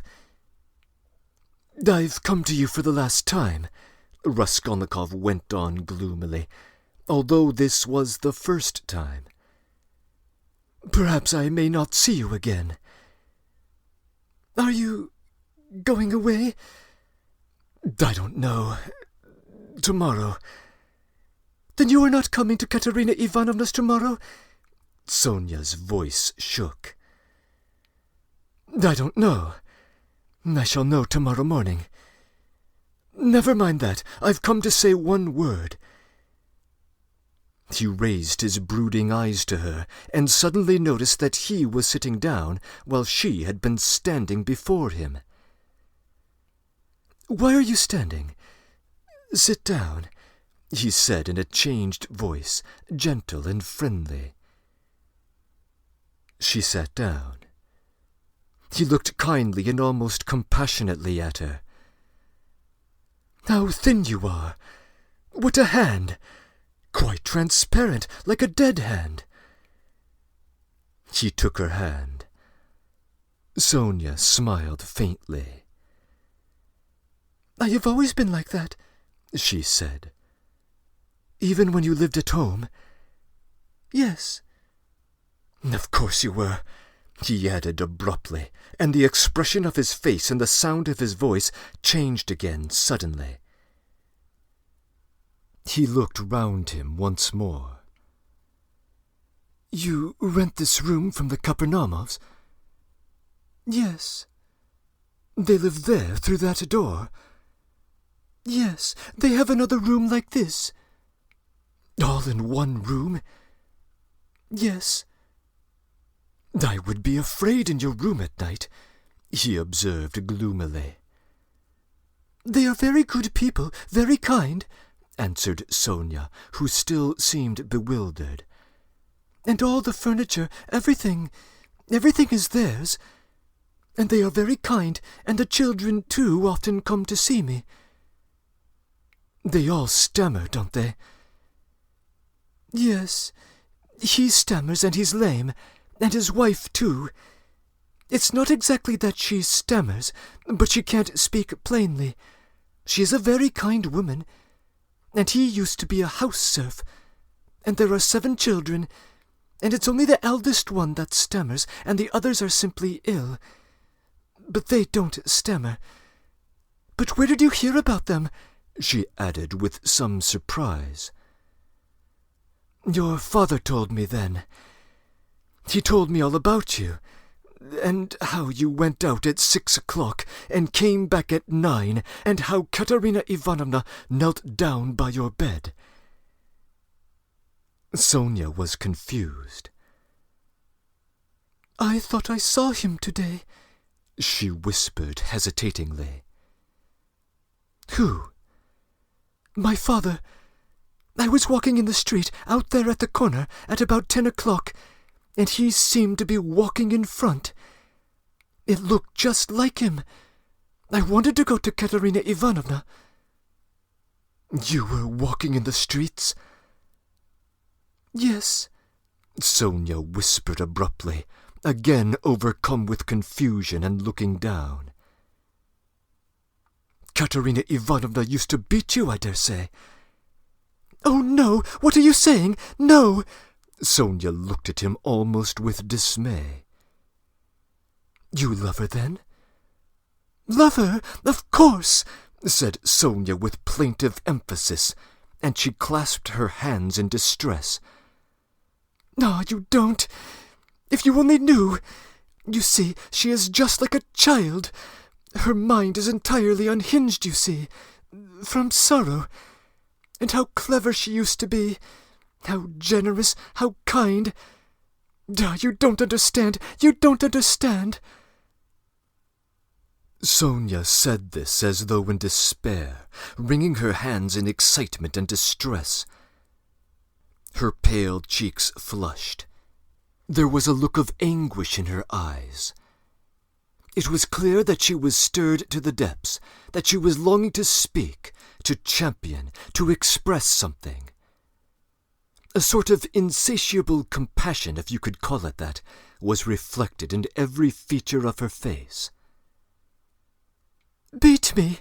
How can you? Good heavens, beat me! And if she did beat me, what then? What of it? You know nothing about it. She is so unhappy. Ah, how unhappy and ill! She is seeking righteousness. She is pure. She has such faith that there must be righteousness everywhere, and she expects it. And if you were to torture her, she wouldn't do wrong. She doesn't see that it's impossible for people to be righteous, and she is angry at it. Like a child, she is good." "And what will happen to you?" Sonia looked at him inquiringly. "They are left on your hands, you see. They were all on your hands before, though. And your father came to you to beg for drink. Well, how will it be now?" "I don't know," Sonia articulated mournfully. "Will they stay there?" "I don't know. They are in debt for the lodging, but the landlady, I hear, said today that she wanted to get rid of them, and Katerina Ivanovna says that she won't stay another minute." "How has she come to be so bold? She relies on you." "Oh, no, don't talk like that. We are one. We live as if we were one." Sonia was agitated again, and even angry, as though a canary or some other little bird were to be angry. "And what could she do? What could she do?" she persisted, getting hot and excited. "And how she cried today! Her mind is unhinged. Haven't you noticed it? 1 minute she is worrying like a child that everything will be right tomorrow, the lunch and all that. Then she is wringing her hands, spitting blood, weeping, and all at once she will begin knocking her head against the wall in despair. Then she will be comforted again.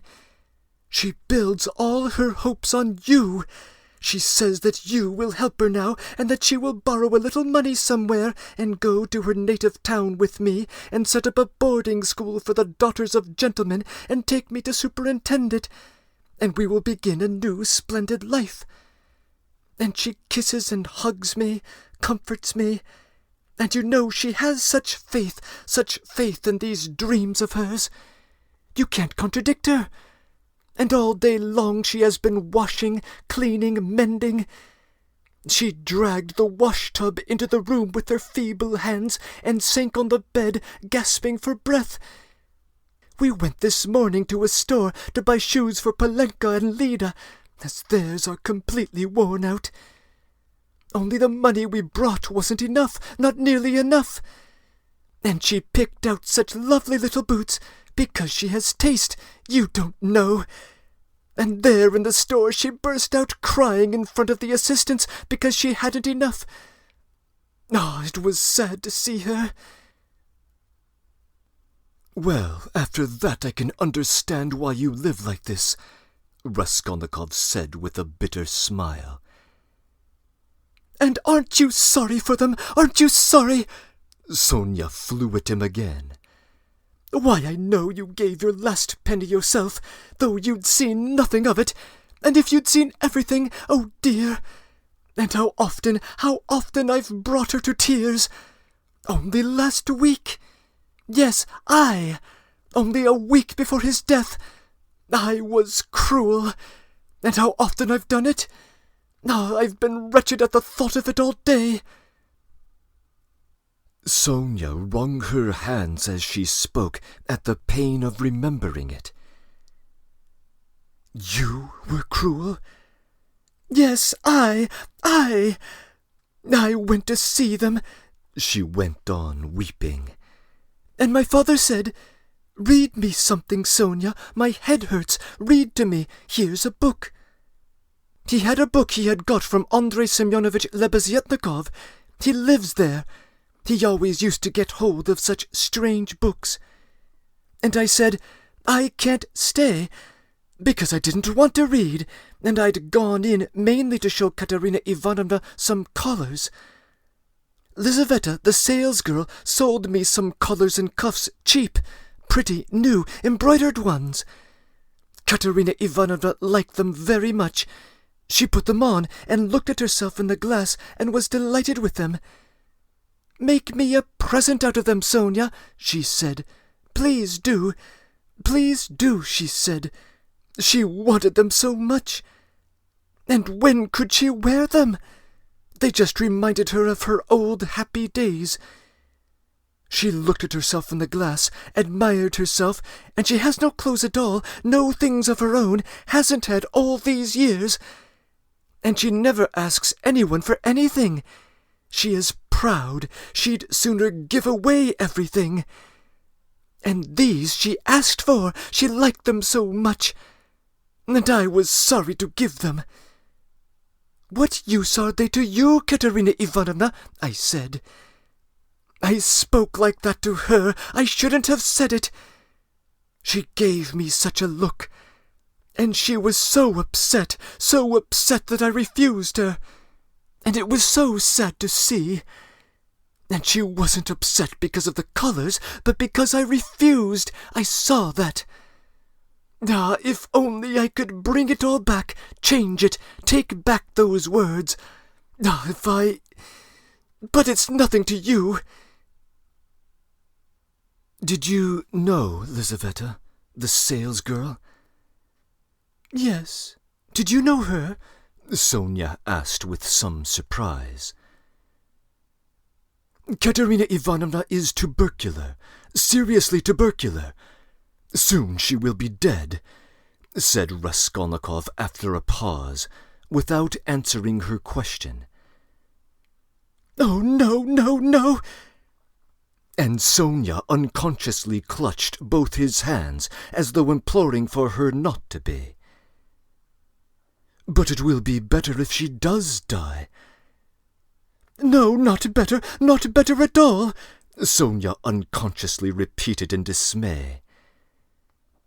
"And the children, what can you do except take them to live with you?" "Oh, I don't know," cried Sonia, almost in despair, and she put her hands to her head. It was evident that the idea had very often occurred to her before, and he had only raised it again. "And what if even now, while Katerina Ivanovna is alive, you get taken ill and are taken to the hospital? What will happen then?" he persisted pitilessly. "How can you? That can't happen!" And Sonia's face was tortured with terror. "Can't happen?" Raskolnikov went on with a harsh smile. "You're not insured against it, are you? What will happen to them then? They'll be in the street, all of them. She'll cough and beg and knock her head against some wall, as she did today, and the children will cry. Then she will fall down, be taken to the police station and to the hospital. She will die, and the children—" "Oh, no! God will not let it be!" broke at last from Sonia's overburdened body. She listened, looking imploringly at him, dumbly clasping her hands as if she were begging him for something, as though it all depended on him. Raskolnikov got up and began to walk around the room. A minute passed. Sonia was standing with her hands in her head hanging in terrible dejection. And can't you save? Put something aside for a rainy day?" he asked, stopping suddenly before her. "No," whispered Sonia. "Of course not. Have you tried?" he added, almost ironically. "Yes." "And it didn't come off?" "Of course not. No need to ask." And again he paced the room. Another minute passed. "You don't get money every day?" Sonia was more confused than ever, and color rushed into her face again. "No," she whispered with a painful effort. "It will be the same with Polenka, no doubt," he said suddenly. No, it can't be, no!" Sonia cried aloud in desperation, as though she had been stabbed. "God would not allow anything so awful." "He lets others come to it." No, God will protect her, God!" she repeated beside herself. "But perhaps there is no God at all," Raskolnikov answered with a sort of malignance, laughed and looked at her. Sonia's face suddenly changed. A tremor passed over it. She looked at him with unutterable reproach, tried to say something, but could not speak, and broke into bitter, bitter sobs, hiding her face in her hands. "You say Katerina Ivanovna's mind is unhinged. Your own mind is unhinged," he said after a brief silence. 5 minutes passed. He still paced up and down the room in silence, not looking at her. At last he went up to her. His eyes glittered. He put his 2 hands on her shoulders and looked straight into her tearful face. His eyes were hard, feverish, and piercing. His lips were twitching. All at once he bent down quickly, and dropping to the ground, kissed her foot. Sonia drew back from him as from a madman. He certainly looked like a madman. "What are you doing to me?" she muttered, turning pale, and a sudden anguish clutched at her heart. He stood up at once. "I did not bow down to you. I bowed down to all the suffering of humanity," he said wildly, and walked away to the window. "Listen," he added, turning to her a minute later. "I said just now to an insolent man that he was not worth your little finger, and that I did my sister an honor by making her sit with you." "You said that to them, and in her presence?" cried Sonia, frightened. "Sit down with me, an honor? But I'm dishonorable. Why did you say that?" "It was not because of your dishonor and your sin I said that of you, but because of your great suffering. But you are a great sinner, that's true," he added almost solemnly. "And your worst sin is that you have destroyed and betrayed yourself for nothing. Isn't that terrible? Isn't it terrible that you are living in this filth which you loathe so much, and at the same time you know yourself, you've only got to open your eyes, that you are not helping anyone by it, not saving anyone from anything? Tell me," she went on, almost in a frenzy, "how this shame and degradation can exist in you side by side with other opposite holy feelings. It would be better, 1,000 times better and wiser, to leap into the water and end it all." "But what would become of them?" Sonia asked faintly, gazing at him with eyes of anguish, but not seeming surprised at his suggestion. Raskolnikov looked strangely at her. He read it all in her face. So she must have had that thought already, perhaps many times, and earnestly she had thought out in her despair how to end it, and so earnestly that now she scarcely wondered at his suggestion. She had not even noticed the cruelty of his words. The significance of his reproaches and his peculiar attitude to her shame she had, of course, not noticed either, and that, too, was clear to him. But he saw how monstrously the thought of her disgraceful, shameful position was torturing her, and had long tortured her. What, he thought, could have hindered her from putting an end to it? Only then he realized what those poor little orphan children and that pitiful, half-crazy Katerina Ivanovna, tubercular and knocking her head against the wall, meant for Sonia. But nevertheless, it was clear to him again that with her character and the amount of education she had after all received, she could not in any case remain the way she was. He was still confronted by the question of how could she have remained so long in that position without going out of her mind, since she could not bring herself to jump into the water. Of course he knew that Sonia's position was an exceptional case, though unhappily not unique, and not infrequent in fact. But her exceptional nature, her tinge of education, her previous life might, one would have thought, have killed her at the first step on that revolting path. What held her up?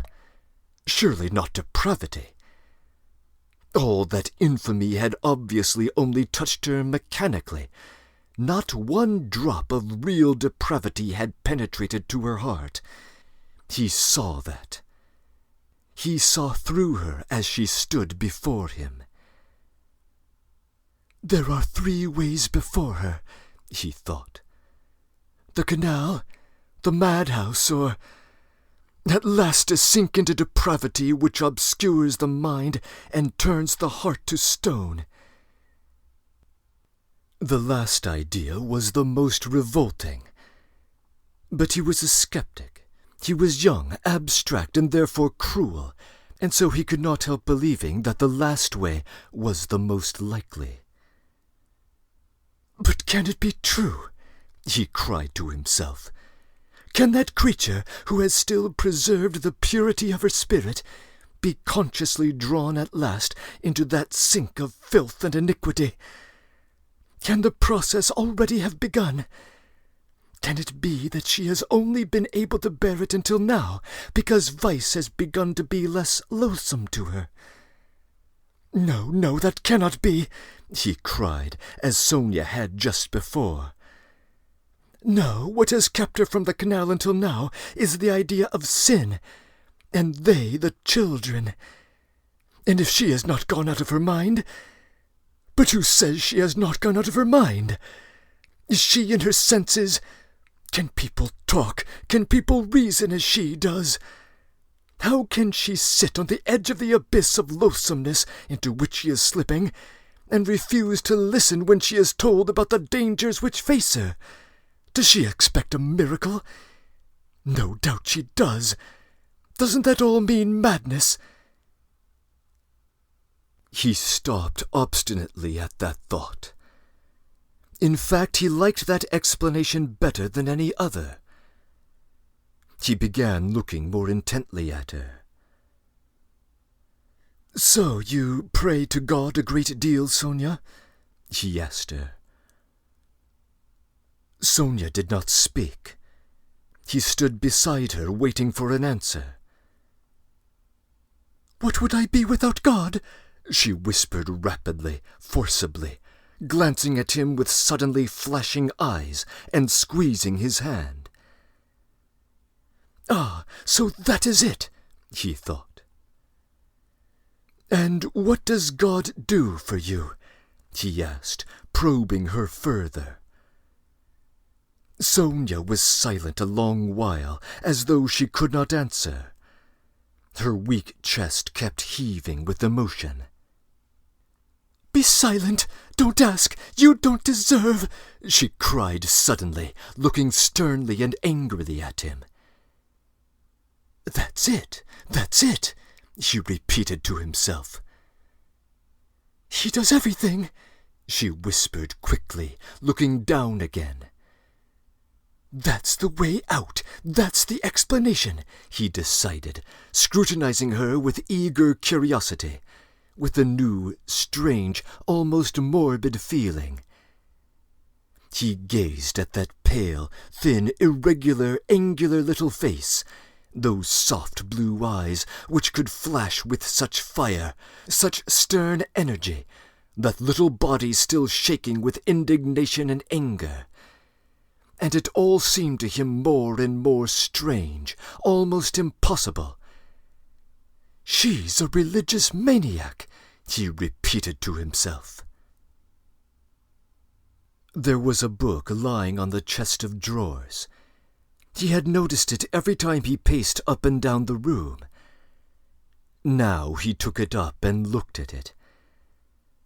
It was the New Testament in the Russian translation. It was bound in leather, old and worn. "Where did you get that?" he called to her across the room. She was still standing in the same place, 3 steps from the table. "It was brought to me," she answered, as if unwillingly, not looking at him. "Who brought it?" "Lizaveta. I asked her for it." Lizaveta. Strange, he thought. Everything about Sonia seemed to him stranger and more wonderful every moment. He carried the book to the candle and began to turn over the pages. "Where is the story of Lazarus?" he asked suddenly. Sonia looked obstinately at the ground and would not answer. She was standing sideways to the table. "Where is the raising of Lazarus? Find it for me, Sonia." She stole a glance at him. "You are not looking in the right place. It's in the 4th Gospel," she whispered sternly, without looking at him. "Find it and read it to me," he said. He sat down with his elbow on the table, leaned his head on his hand, and looked away sullenly, prepared to listen. "In 3 weeks' time they'll welcome me to the madhouse. I shall be there if I'm not in a worse place," he muttered to himself. Sonia heard Raskolnikov's request distrustfully, and moved hesitatingly to the table. She took the book, however. "Haven't you read it?" she asked, looking up at him across the table. Her voice became sterner and sterner. "Long ago, when I was at school. Read it. And haven't you heard it in church?" "I haven't been. Do you often go?" "No," whispered Sonia. Raskolnikov smiled. "I understand. And you won't go to your father's funeral tomorrow?" "Yes, I shall. I was at church last week, too. I had a requiem service." "For whom?" "For Lizaveta. She was killed with an axe." His nerves were more and more strained. His head began to go round. "You were friends with Lizaveta?" "Yes. She was good. She used to come, not often. She couldn't. We used to read together and talk. She will see God." The last phrase sounded strange in his ears. And here was something new again. The mysterious meetings with Lizaveta, and both of them religious maniacs. "I shall be a religious maniac myself soon. It's infectious." "Read," he cried irritably and insistently. Sonia still hesitated. Her heart was throbbing.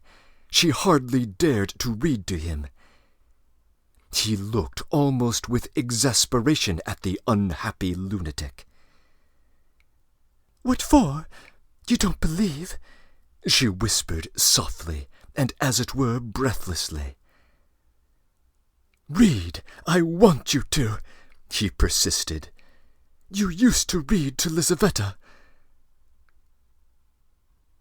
Sonia opened the book and found the place. Her hands were shaking, her voice failed her. Twice she tried to begin and could not bring out the first syllable. "Now a certain man was sick, named Lazarus of Bethany," she forced herself at last to read, but at the third word her voice broke like an overstrained string. There was a catch in her breath. Raskolnikov saw in part why Sonia could not bring herself to read to him, and the more he saw this, the more roughly and irritably he insisted on her doing so. He understood only too well how painful it was for her to betray and unveil all that was her own. He understood that these feelings really were her secret treasure, which she had kept perhaps for years, perhaps from childhood, while she lived with an unhappy father and a distracted stepmother crazed by grief, in the midst of starving children and unseemly abuse and reproaches. But at the same time he knew now and knew for certain that, although it filled her with dread and suffering, yet she had a tormenting desire to read, and to read to him that he might hear it, and to read now whatever might come of it. He read this in her eyes. He could see it in her intense emotion. She mastered herself, controlled the spasm in her throat, and went on reading the 11th chapter of St. John. She went on to the 19th verse. "And many of the Jews came to Martha and Mary to comfort them concerning their brother. Then Martha, as soon as she heard that Jesus was coming, went and met him, but Mary sat still in the house. Then said Martha unto Jesus, Lord, if thou hadst been here, my brother had not died. But I know that even now, whatsoever thou wilt ask of God, God will give it thee." Then she stopped again with the shamefaced feeling that her voice would quiver and break again. Jesus said unto her, Thy brother shall rise again. Martha saith unto him, I know that he shall rise again in the resurrection at the last day. Jesus said unto her, I am the resurrection and the life. He that believeth in me, though he were dead, yet shall he live. And whosoever liveth and believeth in me shall never die. Believest thou this? She saith unto him, and drawing a painful breath, Sonia read distinctly and forcibly, as though she were making a public confession of faith. Yea, Lord, I believe that thou art the Christ, the Son of God, which should come into the world. She stopped and looked up quickly at him, but controlling herself went on reading. Raskolnikov sat without moving, his elbows on the table and his eyes turned away. She read to the 32nd verse. Then when Mary was come where Jesus was, and saw him, she fell down at his feet, saying unto him, Lord, if thou hadst been here, my brother had not died. When Jesus therefore saw her weeping, and the Jews also weeping which came with her, he groaned in the spirit and was troubled, and said, Where have ye laid him? They said unto him, Lord, come and see. Jesus wept. Then said the Jews, Behold how he loved him. And some of them said, Could not this man which opened the eyes of the blind have caused that even this man should not have died? Raskolnikov turned and looked at her with emotion. Yes, he had known it. She was trembling in a real physical fever. He had expected it. She was getting near the story of the greatest miracle, and a feeling of immense triumph came over her. Her voice rang out like a bell. Triumph and joy gave it power. The lines danced before her eyes, but she knew what she was reading by heart. At the last verse, Could not this man which opened the eyes of the blind? Dropping her voice, she passionately reproduced the doubt, the reproach and censure of the blind, disbelieving Jews, who in another moment would fall at his feet as though struck by thunder, sobbing and believing. And he too is blinded and unbelieving. He too will hear. He too will believe. Yes, at once now, was what she was dreaming, and she was quivering with happy anticipation. Jesus therefore, again groaning in himself, cometh to the grave. It was a cave, and a stone lay upon it. Jesus said, Take ye away the stone. Martha, the sister of him that was dead, saith unto him, Lord, by this time he stinketh, for he hath been dead 4 days. She laid emphasis on the word 4. Jesus saith unto her, Said I not unto thee that if thou wouldest believe, thou shouldest see the glory of God? Then they took away the stone from the place where the dead was laid. And Jesus lifted up his eyes and said, Father, I thank thee that thou hast heard me. And I know that thou hearest me always. But because of the people which stand by I said it, that they may believe that thou hast sent me. And when he thus had spoken, he cried with a loud voice, Lazarus, come forth. And he that was dead came forth. She read loudly, cold and trembling with ecstasy, as though she were seeing it before her eyes.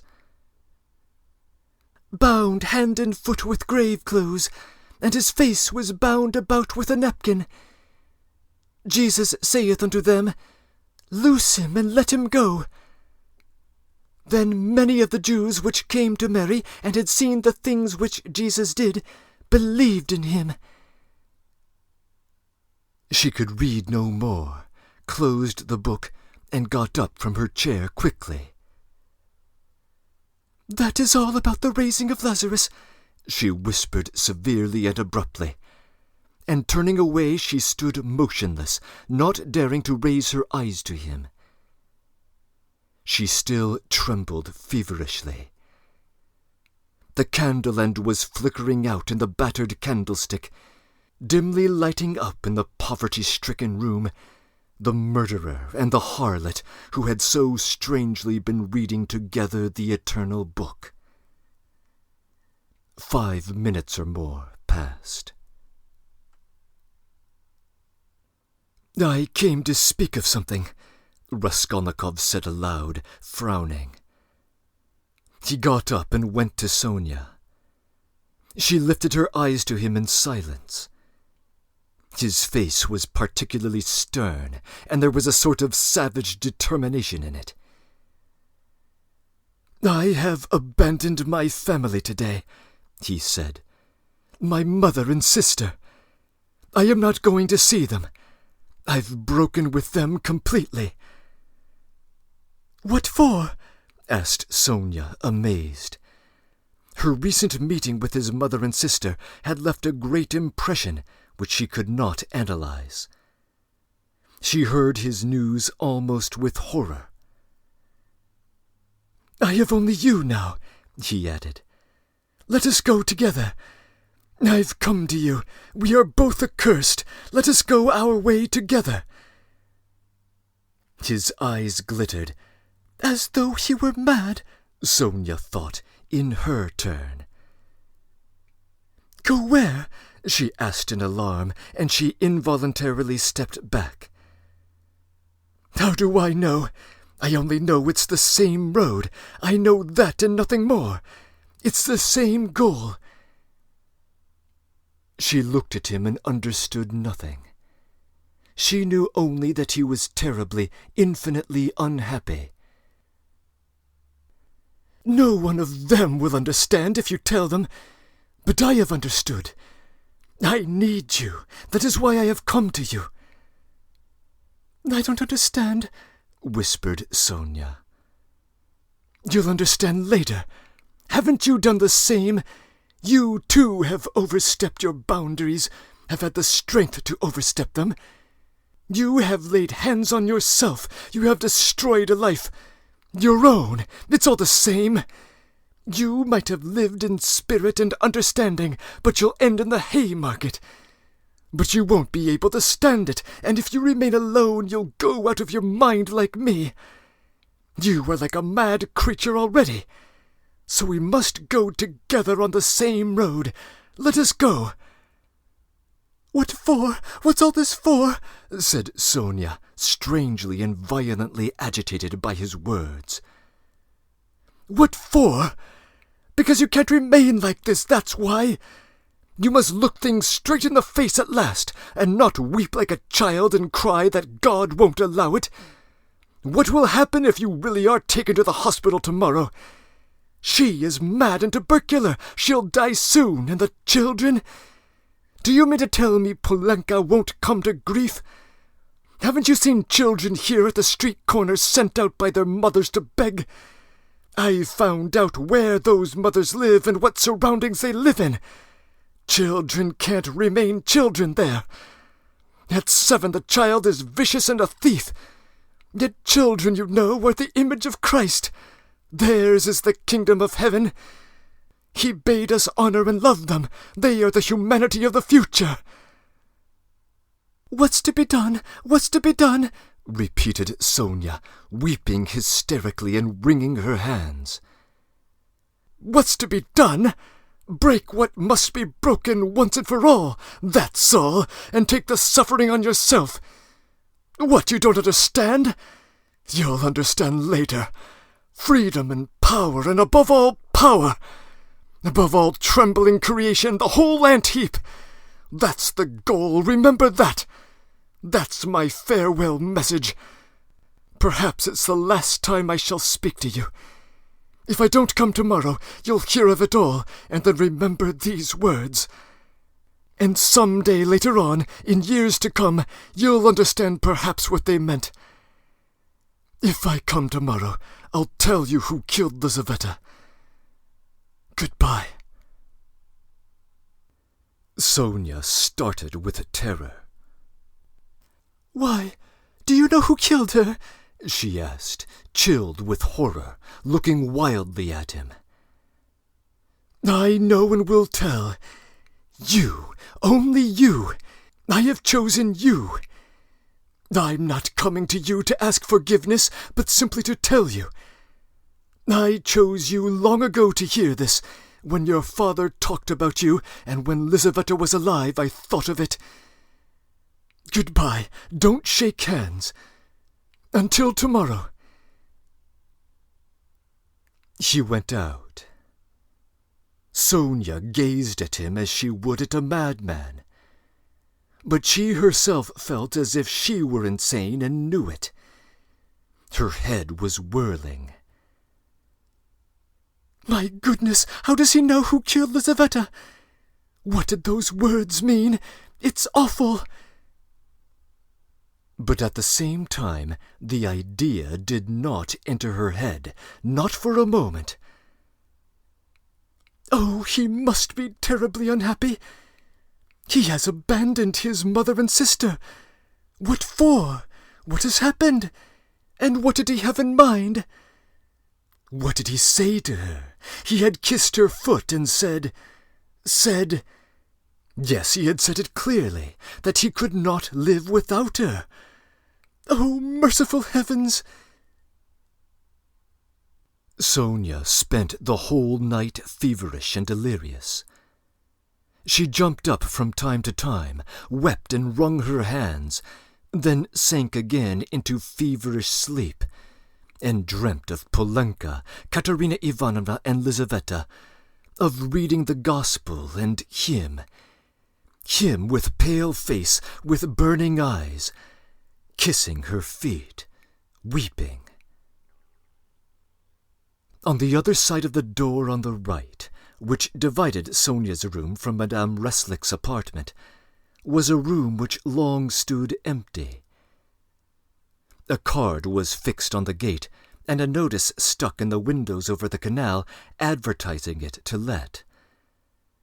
Sonia had long been accustomed to the room being uninhabited. But all that time Mr. Svidrigailov had been standing, listening at the door of the empty room.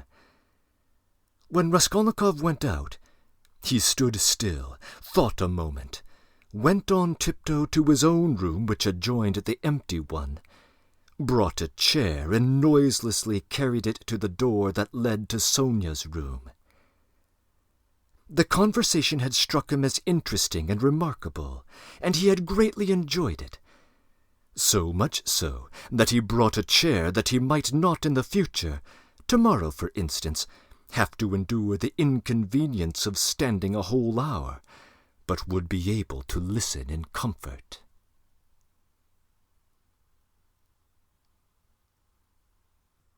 Breaking in. This chapter is loaded with thematic significance, on most of which I'll postpone comment until later. For now, there are just a few observations to make about the details. The extended reference to John 11 is, of course, entirely overt, and the idea of that particular biblical story was surely put into Raskolnikov's mind by Porfiry Petrovich in Part 3, Chapter 5. Perhaps Raskolnikov identifies himself with the man in the tomb in need of resurrection, even as Sonia identifies him with the incredulous Jews witnessing the wondrous event. Other references to the Gospel are a bit more subtle. The light from the candle illuminates, in Garnett's translation, the murderer and the harlot. The antiquated term is deliberate. As Joseph Frank points out, in the original Russian, Dostoevsky uses a term from an older dialect of the Orthodox Church to refer to Mary Magdalene. Also, some commentators, such as Priscilla Meyer, find significance in the name of Sonia's landlord.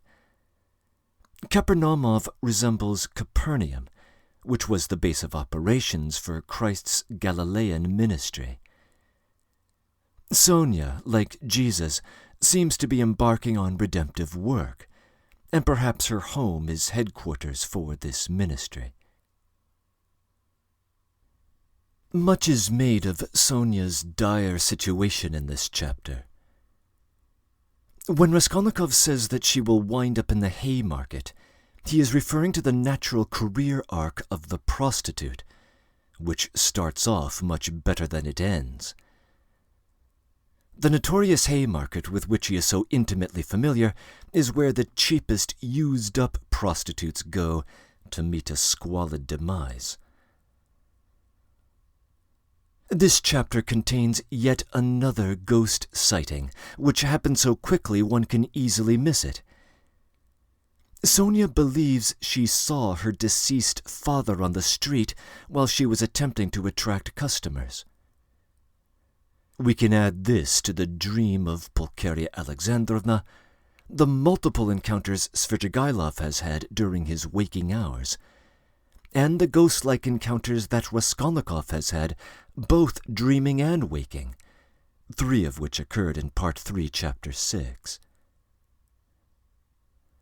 This chapter marks the end of a very long day, which began 115 pages ago, back in Part 3, Chapter 2. By my count, this puts him a week out from the murders, although for 4 of those days he was unconscious. Lazarus was similarly unconscious for 4 days. Raskolnikov has 2 appointments tomorrow. The 11 o'clock meeting with Porfiri Petrovitch, and then the afternoon funeral lunch with the Marmeladovs. He recognizes that he will need some good fortune to make the second one. End of comments.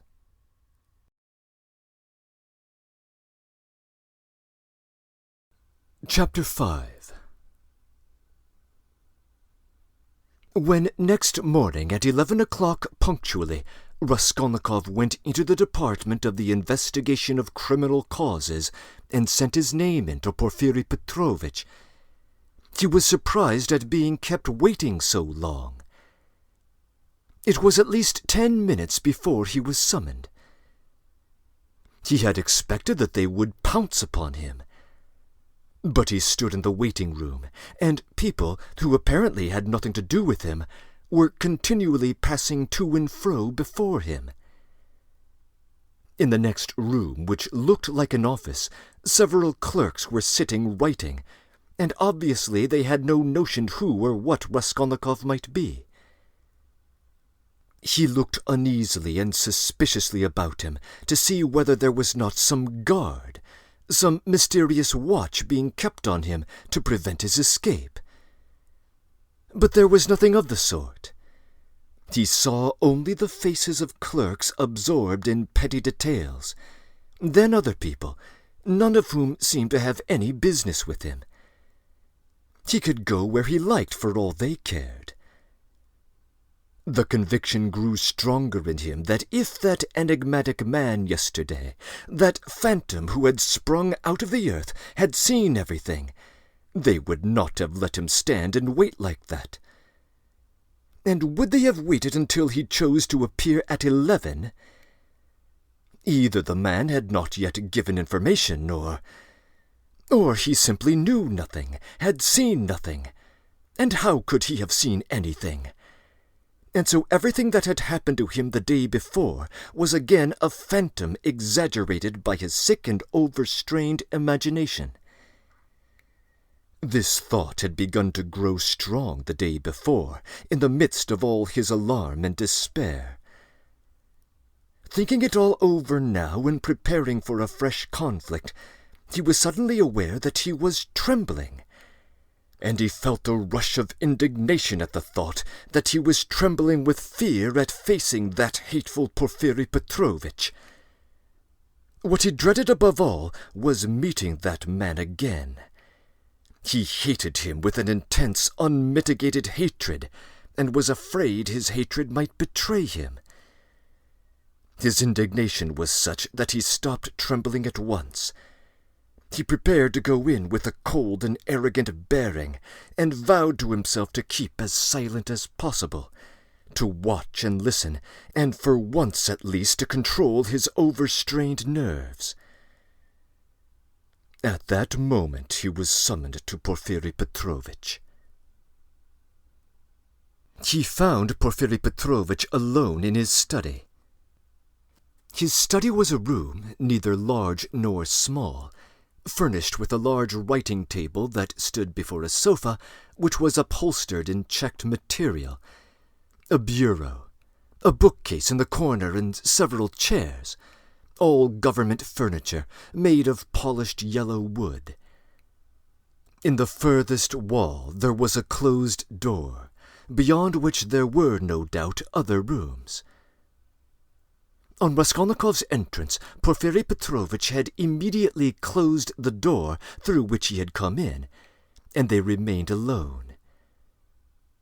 He met his visitor with an apparently genial and good-tempered air, and it was only after a few minutes that Raskolnikov saw signs of a certain awkwardness in him, as though he had been thrown off guard or caught in the middle of something very secret. "Ah, my friend, here you are, in our domain," began Porfiri, holding out both hands to him. Come on, sit down, my boy. Or perhaps you don't like to be called my friend and my boy? Tukor. Please don't think it's too informal. Here on the sofa." Raskolnikov sat down, keeping his eyes fixed on him. In our domain, the apologies for being so informal, the French phrase Tukor, were all characteristic signs. "He held out both hands to me, but he did not give me one. He drew it back in time," struck him suspiciously. Both were watching each other, but when their eyes met, quick as lightning, they looked away. "I brought you this paper about the watch. Here it is. Is it all right, or shall I copy it again?" "What, a paper? Yes, don't be uneasy. It's all right," Porfiri Petrovitch said, as though in a hurry. And after he said it, he took the paper and looked at it. "Yes, it's all right. Nothing more is needed," he declared with the same rapidity, and he laid the paper on the table. A minute later, when he was talking of something else, he took it from the table and put it on his bureau. "I believe you said yesterday you would like to question me, formally, about my acquaintance with the murdered woman," Raskolnikov was beginning again. "Why did I put in 'I believe'?" passed through his mind in a flash. "Why am I so uneasy at having put in that 'I believe'?" came in a second flash. And he suddenly felt that his uneasiness at the mere contact with Porfiri, at the first words, at the first looks, had grown in an instant to monstrous proportions, and that this was fearfully dangerous. His nerves were quivering, his emotion was increasing. It's bad, I shall say too much again." Yes, there's no hurry, muttered Porfiri Petrovitch, moving to and fro about the table without any apparent aim, making dashes, as it were, towards the window, the bureau, and the table, one moment avoiding Raskolnikov's suspicious glance, then again standing still and looking him straight in the face. His fat, round little figure looked very strange, like a ball rolling from one side to the other and rebounding back. "We've plenty of time. Do you smoke? Have you got your own? Here, a cigarette," he went on, offering his visitor a cigarette. "You know I am receiving you here, but my own quarters are through there, you know, my government quarters. But I am living outside for the time being. I had to have some repairs done here. It's almost finished now. Government quarters, you know, are a wonderful thing. Eh, what do you think?" "Yes, a wonderful thing," answered Raskolnikov, looking at him almost ironically. "A wonderful thing," repeated Porfiri Petrovitch, as though he had just thought of something quite different. "Yes, a wonderful thing," he almost shouted at last, suddenly staring at Raskolnikov and stopping short 2 steps from him. This stupid repetition was too inept for the serious, brooding, and enigmatic glance he turned upon his visitor. But this stirred Raskolnikov's anger more than ever, and he could not resist an ironical and somewhat incautious challenge. "Tell me, please," he asked suddenly, looking almost insolently at him, and taking a kind of pleasure in his own insolence.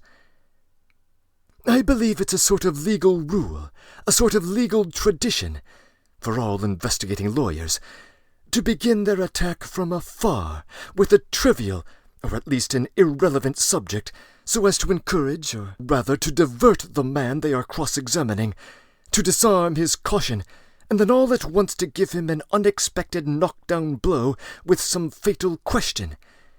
Isn't that so? It's a sacred tradition, mentioned, I fancy, in all the manuals of the art. Yes, yes. Why, do you imagine that was why I spoke about government quarters? Eh? And as he said this, Porfiri Petrovitch screwed up his eyes and winked. A good-humoured, crafty look passed over his face. The wrinkles on his forehead were smoothed out, his eyes contracted, his features broadened, and he suddenly went off into a nervous, prolonged laugh, shaking all over and looking Raskolnikov straight in the face. The latter forced himself to laugh too, but when Porfiri, seeing that he was laughing, broke into such a guffaw that he almost turned crimson, Raskolnikov's repulsion overcame all precaution. He left off laughing, scowled and stared with hatred at Porfiri, keeping his eyes fixed on him while his intentionally prolonged laughter lasted. There was a lack of precaution on both sides, however, for Porfiri Petrovitch seemed to be laughing in his visitor's face, and to be almost undisturbed by the annoyance with which the visitor received it. The latter fact was very significant in Raskolnikov's eyes. He saw that Porfiri Petrovitch had not been embarrassed just before either, but that he, Raskolnikov, had perhaps fallen into a trap, that there must be something, some motive here unknown to him, that perhaps everything was ready, and in another moment would break upon him. He came straight to the point, rose from his seat, and took his cap. "Porfiri Petrovitch," he began resolutely, though with considerable irritation, "yesterday you expressed a desire that I should come to you for some inquiries." He laid special stress on the word inquiries. "I have come, and if you have anything to ask me, ask it, and if not, allow me to withdraw. I have no time to spare. I have to be at the funeral of that man who was run over, of whom you know also," he added, feeling angry at once at having made this addition, and more irritated at his anger. "I am sick of it all, do you hear? And I have long been. It's partly what makes me ill. In short," he shouted, feeling that the phrase about his illness was still more out of place, "in short, kindly examine me or let me go at once. And if you must examine me, do so properly. I will not allow you to do so otherwise, and so meanwhile good-bye, as we have evidently nothing to keep us now." "Good heavens, what do you mean? What shall I question you about?" cackled Porfiri Petrovitch with a change of tone, instantly cutting his laughter short. "Please don't disturb yourself," he began, fidgeting from place to place and fussily making Raskolnikov sit down. "There's no hurry, it's all nonsense. Oh, no, I am very glad you've come to see me at last. I look on you simply as a visitor.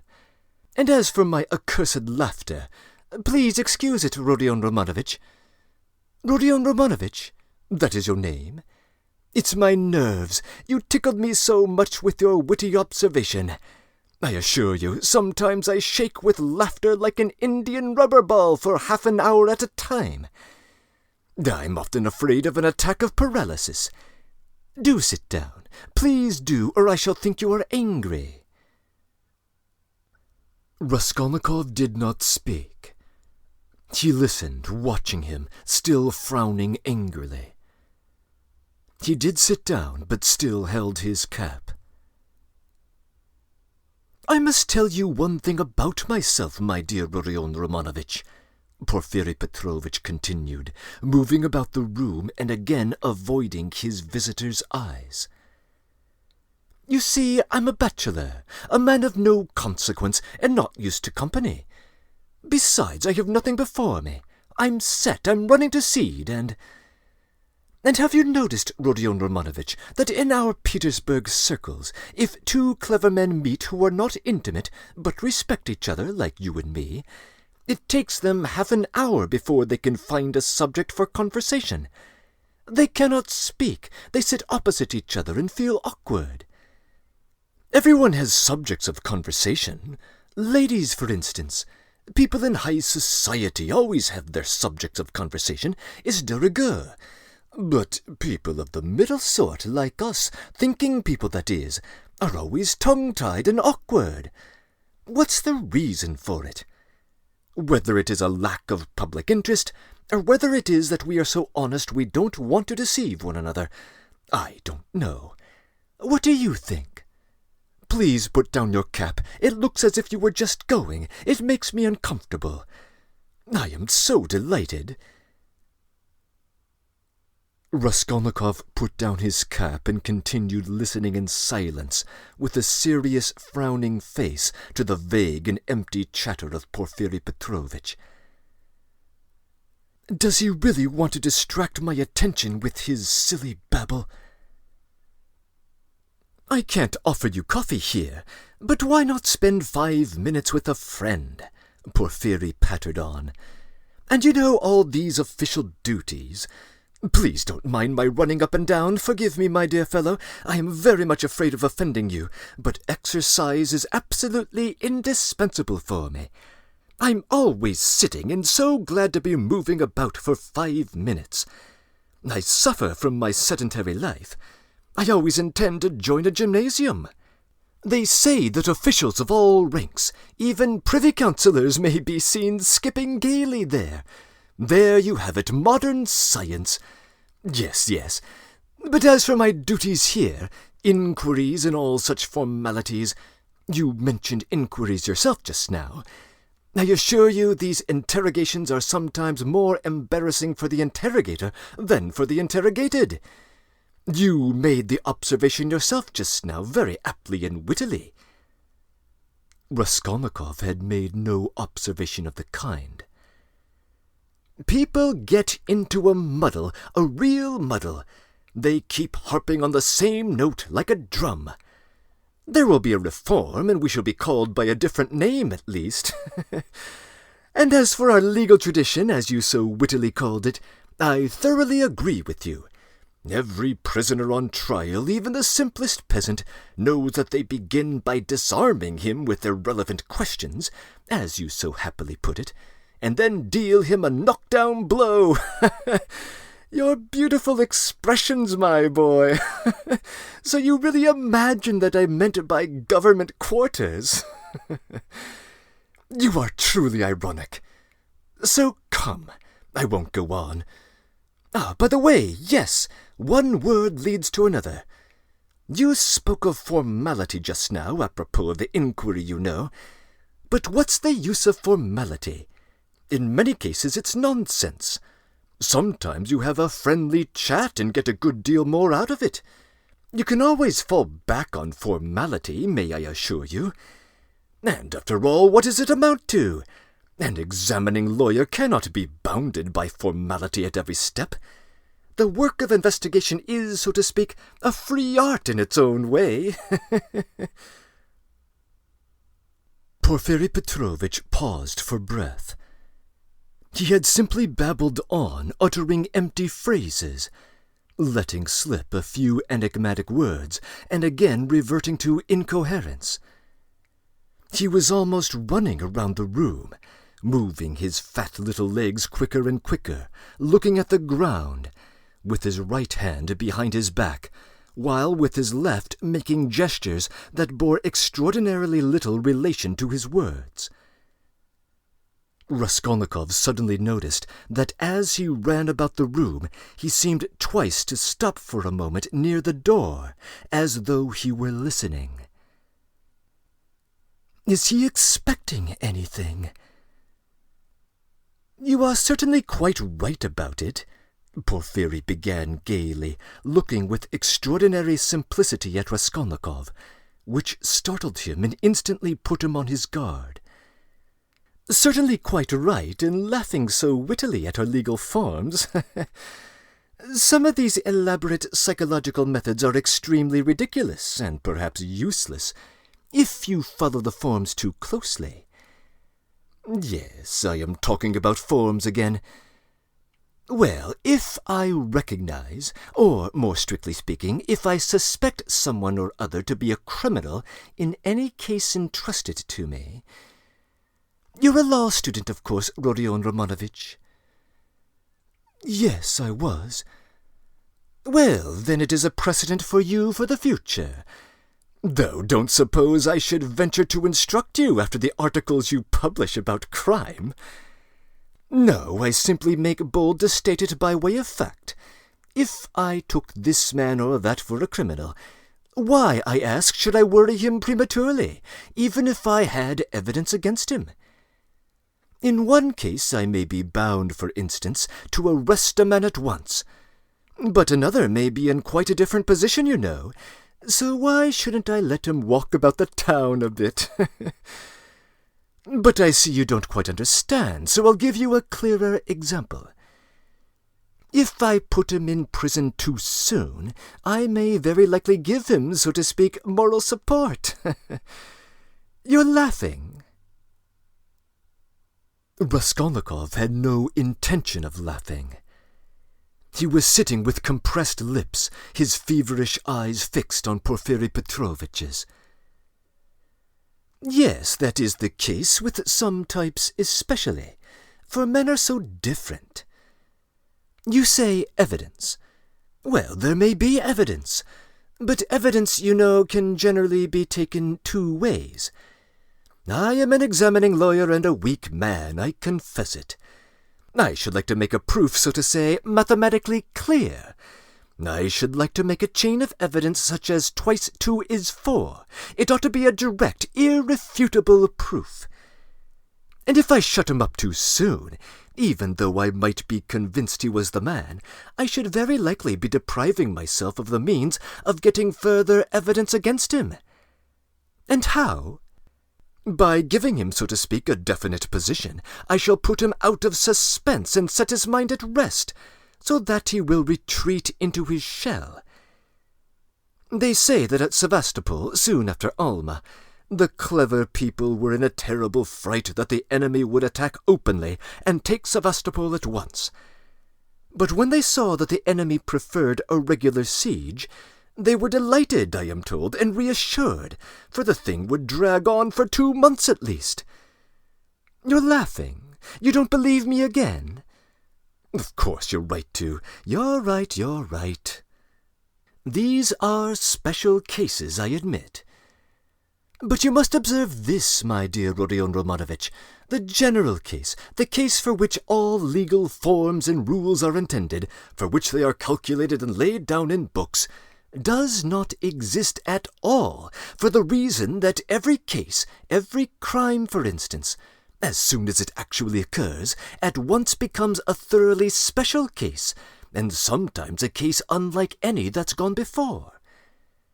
Very comic cases of that sort sometimes occur.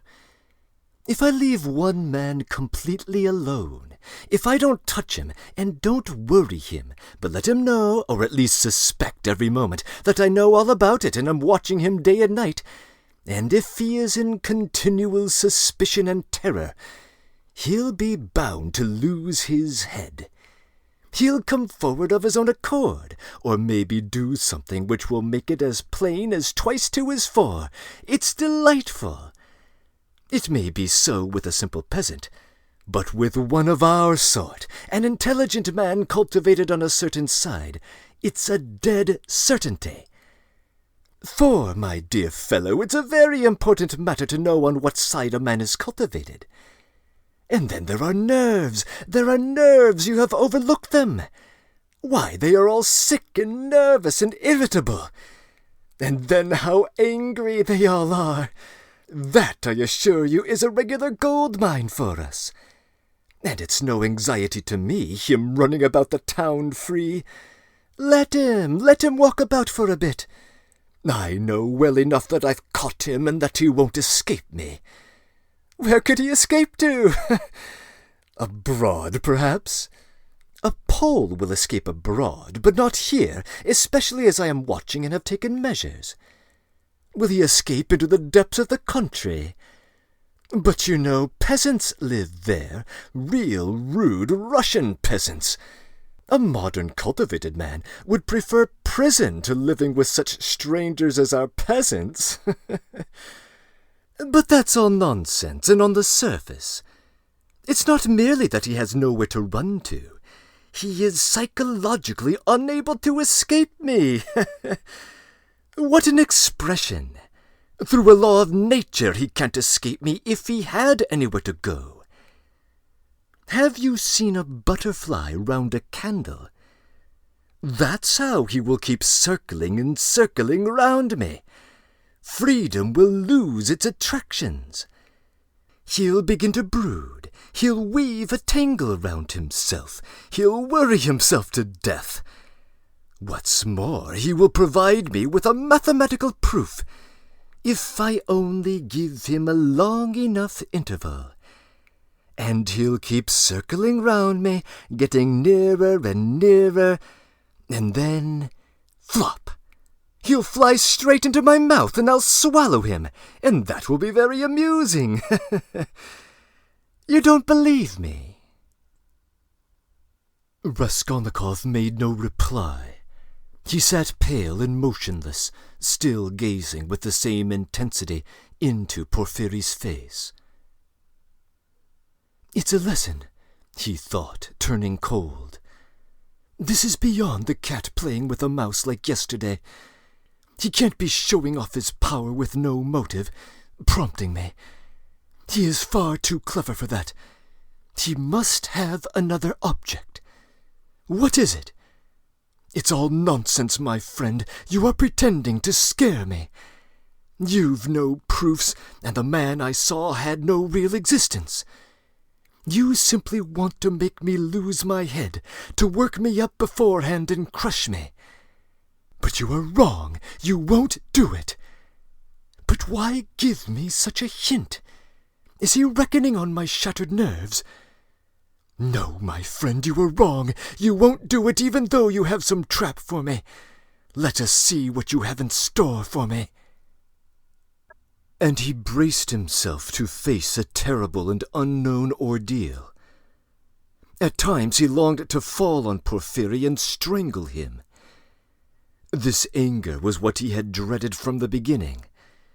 He felt that his parched lips were flecked with foam, his heart was throbbing. But he was still determined not to speak till the right moment. He realized that this was the best policy in his position, because instead of saying too much, he would be irritating his enemy by his silence and provoking him into speaking too freely. Anyhow, this was what he hoped for. "No, I see you don't believe me. You think I am playing the harmless joke on you," Porfiry began again, getting more and more lively, chuckling at every instant, and again pacing round the room. "And to be sure, you're right. God has given me a figure that can awaken none but comic ideas in other people. A buffoon. But let me tell you, and I repeat it, excuse an old man, my dear Rodion Romanovich, you are still a young man, in your first youth, so to speak, and so you put intellect above everything, like all young people. Playful wit and abstract arguments fascinate you, and that's for all the world like the old Austrian Hofkriegsrat, as far as I am any judge of military matters, that is. On paper they'd beaten Napoleon and taken him prisoner, and there in their study they worked it all out in the cleverest fashion. But then General Mack surrendered with all his army. I see, Rodion Romanovich, you are laughing at a civilian like me, taking examples out of military history. But I can't help it, it's my weakness. I am fond of military science, and I'm ever so fond of reading all the military histories. I've certainly missed my proper career. I should have been in the army. I swear I should have been. I wouldn't have been a Napoleon, but I might have been a major. Well, I'll tell you the whole truth, my friend. About this special case, I mean. Actual fact and a man's temperament are weighty matters, and it's astonishing how they sometimes deceive the sharpest calculation. I, listen to an old man, am speaking seriously, Rodion Romanovich." As he said this, Porfiri Petrovitch, who was scarcely 35, actually seemed to have grown old. Even his voice changed, and he seemed to shrink together. "Moreover, I'm a candid man. Am I a candid man or not? What do you say?" "I think I must be. I tell you these things for nothing and don't even expect a reward for it." "Well, to proceed, cleverness, in my opinion, is a splendid thing. It is, so to say, an adornment of nature and a consolation of life. And what tricks it can play! So that it sometimes is hard for a poor examining lawyer to know where he is, especially when he's liable to be carried away by his own imagination too. For you know he is a man, after all. But the poor fellow is saved by the criminal's temperament. Worse luck for him. But young people carried away by their own wit don't think of that, when they overstep all obstacles, as you wittily and cleverly expressed it yesterday. He will lie. That is, the man who was a special case, the incognito, and he will lie well in the cleverest fashion. You might think he would triumph and enjoy the fruits of his cleverness, but at the most interesting, the most flagrant moment, he will faint. Of course, there may be illness and a stuffy room as well. But anyway, he's given us the idea. He lied incomparably, but he didn't reckon on his temperament. That's what betrays him. Another time he will be carried away by his playful wit into making fun of the man who suspects him. He will turn pale, as it were on purpose to mislead, but his paleness will be too natural, too much like the real thing. Again he has given us an idea. Though his questioner may be deceived at first, he will think differently next day if he is not a fool. And, of course, it is like that at every step. He puts himself forward where he is not wanted, speaks continually when he ought to keep silent, brings in all sorts of allegorical allusions, comes and asks, "Why didn't you take me long ago?" And that can happen, you know, with the cleverest man, the psychologist, the literary man. The temperament reflects everything like a mirror. Gaze into it and admire what you see. But why are you so pale, Rodion Romanovich? Is the room stuffy? Shall I open the window? "Oh, don't trouble yourself, please," cried Raskolnikov, and he suddenly broke into a laugh. "Please don't trouble yourself." Porfiri stood facing him, paused a moment, and suddenly he too laughed. Raskolnikov got up from the sofa, abruptly checking his hysterical laughter. "Porfiri Petrovitch," he began, speaking loudly and distinctly, though his legs trembled and he could scarcely stand, "I see clearly at last that you actually suspect me of murdering that old woman and her sister Lizaveta. Let me tell you for my part that I am sick of this. If you find that you have a right to prosecute me legally, to arrest me, then prosecute me, arrest me. But I will not let myself be jeered at to my face and worried." His lips trembled, his eyes glowed with fury, and he could not restrain his voice. "I won't allow it!" he shouted, bringing his fist down on the table. "Do you hear that, Porfiri Petrovitch? I won't allow it!" "Good heavens, what does it mean?"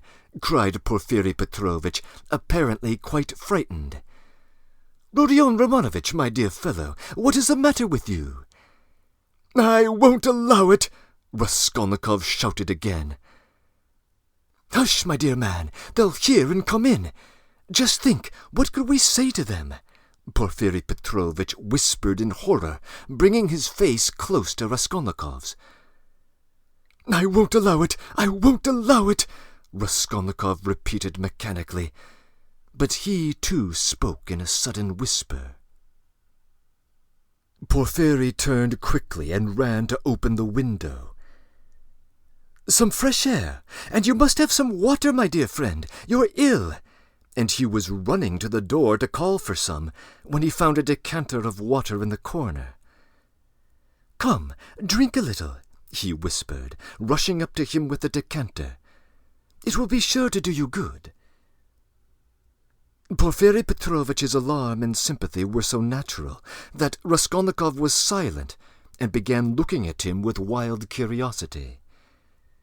He did not take the water, however.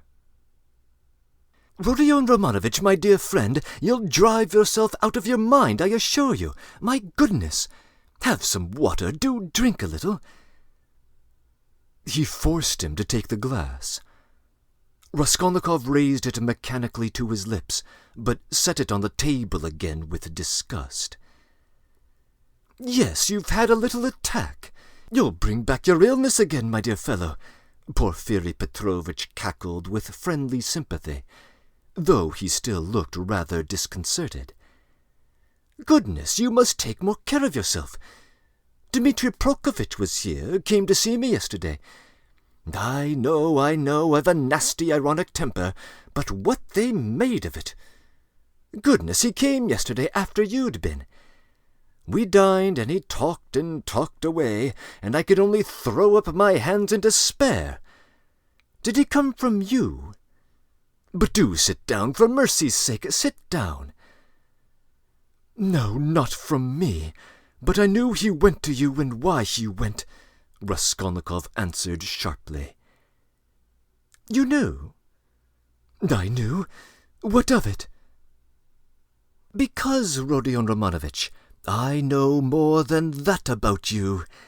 I know about everything. I know how you went to take an apartment at night when it was dark, and how you rang the bell and asked about the blood, and the workman and the porter did not know what to make of it. Yes, I understand your state of mind at that time. But you'll drive yourself mad like that, I swear it. You'll lose your head. You're full of generous indignation at the wrongs you've received, first from destiny and then from the police officers, and so you rush from one thing to another to force them to speak out and make an end of it all, because you are sick of all this suspicion and foolishness. That's so, isn't it? I have guessed how you feel, haven't I? Only in that way you'll lose your head, and Razumikin's too. He's too good a man for such a position, you must know that. You are ill, and he is good, and your illness is infectious for him. I'll tell you about it when you are more yourself. But do sit down, for goodness' sake. Please rest, you look shocking. Do sit down. Raskolnikov sat down. He no longer shivered. He was hot all over. In amazement he listened with strained attention to Porfiri Petrovitch, who still seemed frightened as he looked after him with friendly solicitude. But he did not believe a word he said, though he felt a strange inclination to believe. Porfiri's unexpected words about the apartment had utterly overwhelmed him. How can it be he knows about the apartment, then? He thought suddenly. And he tells me so himself. Yes, in our legal practice there was a case which was almost exactly identical, a case of morbid psychology. Porfiri went on quickly. A man confessed to murder, and how he kept it up! It was a regular hallucination. He brought forward facts. He imposed upon everyone. And why? He had been partly, but only partly, unintentionally the cause of a murder, And when he knew that he had given the murderers the opportunity, he sank into dejection. It got on his mind and turned his brain. He began imagining things, and he persuaded himself that he was the murderer. But at last the appeal court went into it, and the poor man was acquitted and given proper care. Thanks to the appeal court. Why, my dear friend, you may drive yourself into delirium if you have the impulse to work upon your nerves, to go ringing bells at night and asking about blood. I've studied all this morbid psychology in my practice. A man is sometimes tempted to jump out of a window or from a belfry. Just the same with bell ringing. It's all illness, Rodion Romanovich. You have begun to neglect your illness. You should consult an experienced doctor. What's the good of that fat friend of yours? You were light-headed. You were delirious when you did all this. For a moment, Raskolnikov felt everything turning. Is it possible, flashed through his mind, that he is still lying? He can't be. He rejected that idea, feeling to what a degree of fury it might drive him, feeling that fury might drive him mad. I was not delirious. I knew what I was doing, he cried, straining every faculty to penetrate Porfiry's game. I was quite myself, do you hear? Yes, I hear and understand. You said yesterday you were not delirious. You were particularly emphatic about it. I understand all you can tell me. Listen, Rodion Romanovich, my dear fellow. If you were actually a criminal, or were somehow mixed up in this damnable business, would you insist that you were not delirious but in full possession of your faculties? And so emphatically and persistently, would it be possible, absolutely impossible the way I see it?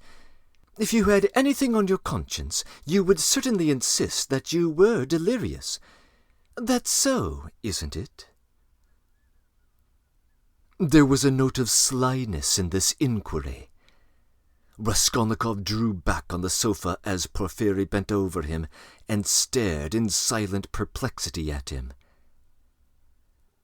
Another thing about Razumikin. You certainly ought to have said that he came of his own accord, to have concealed your part in it. But you don't conceal it. You lay stress on the fact that he came at your instigation.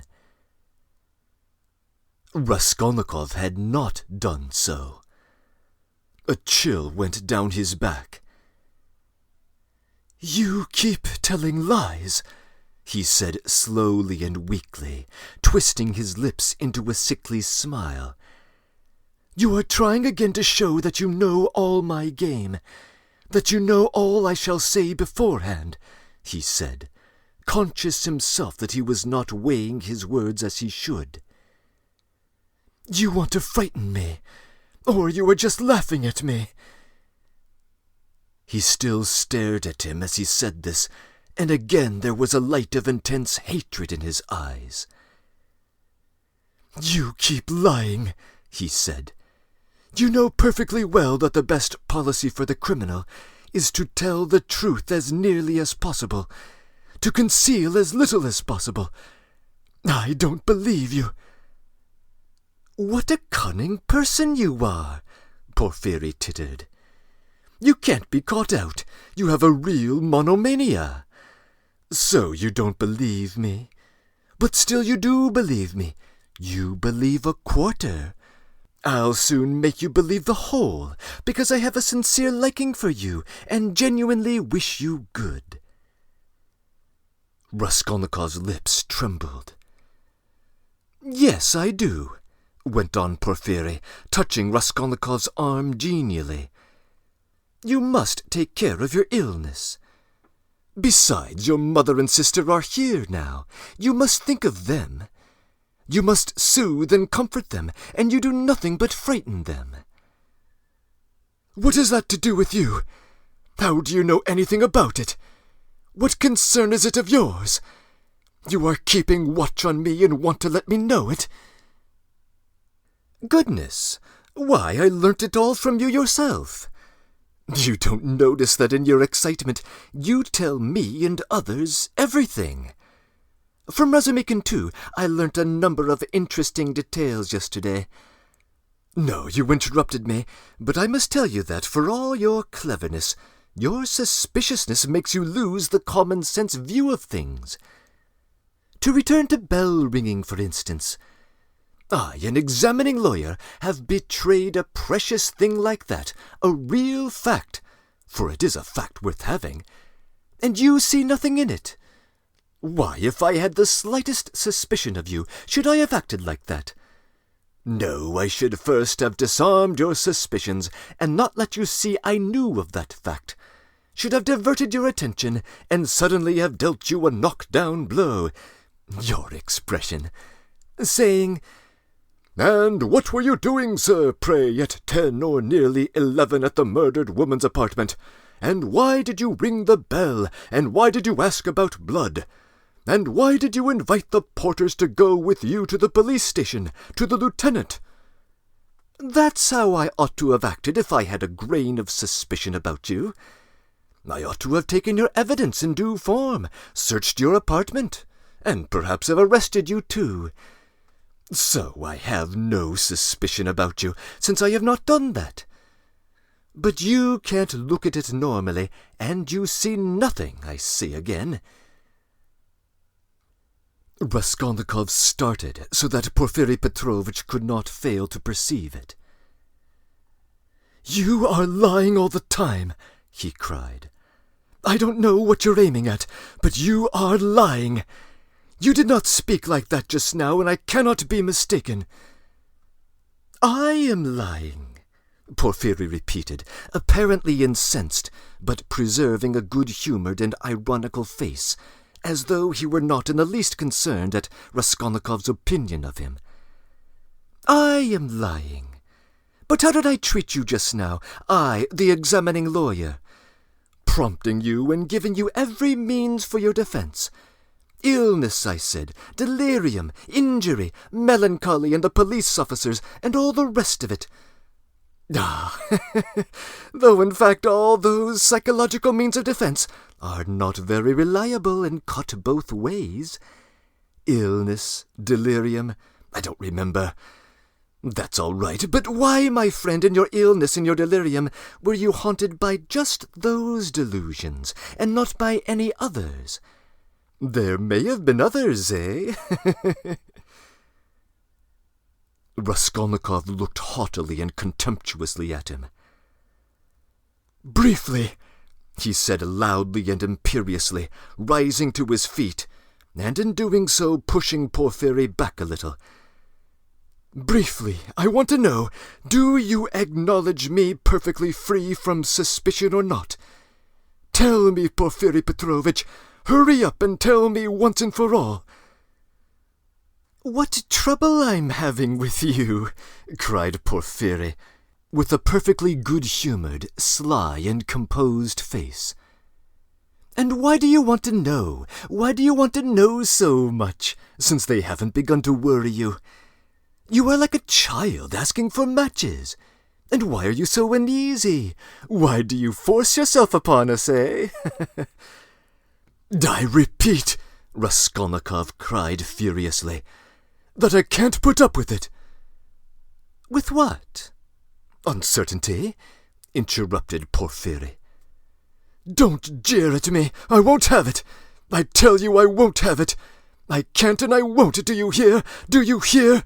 he shouted, bringing his fist down on the table again. "Hush, hush! They'll overhear. I warn you seriously. Take care of yourself. I am not joking," Porfiri whispered. But this time there was not the look of old womanish good-nature and alarm in his face. Now he was peremptory, stern, frowning, and for once laying aside all mystification. But this was only for an instant. Raskolnikov, bewildered, suddenly fell into actual frenzy. But, strange to say, he again obeyed the command to speak quietly, though he was at the height of his fury. "I will not allow myself to be tortured," he whispered, instantly recognizing with hatred that he could not help obeying the command, and driven to even greater fury by the thought. "Arrest me, search me, but please act in due form, and don't play with me. Don't you dare." "Don't worry about the form," Porfiry interrupted with the same sly smile, as it were gloating with enjoyment over Raskolnikov. "I invited you to see me quite in a friendly way."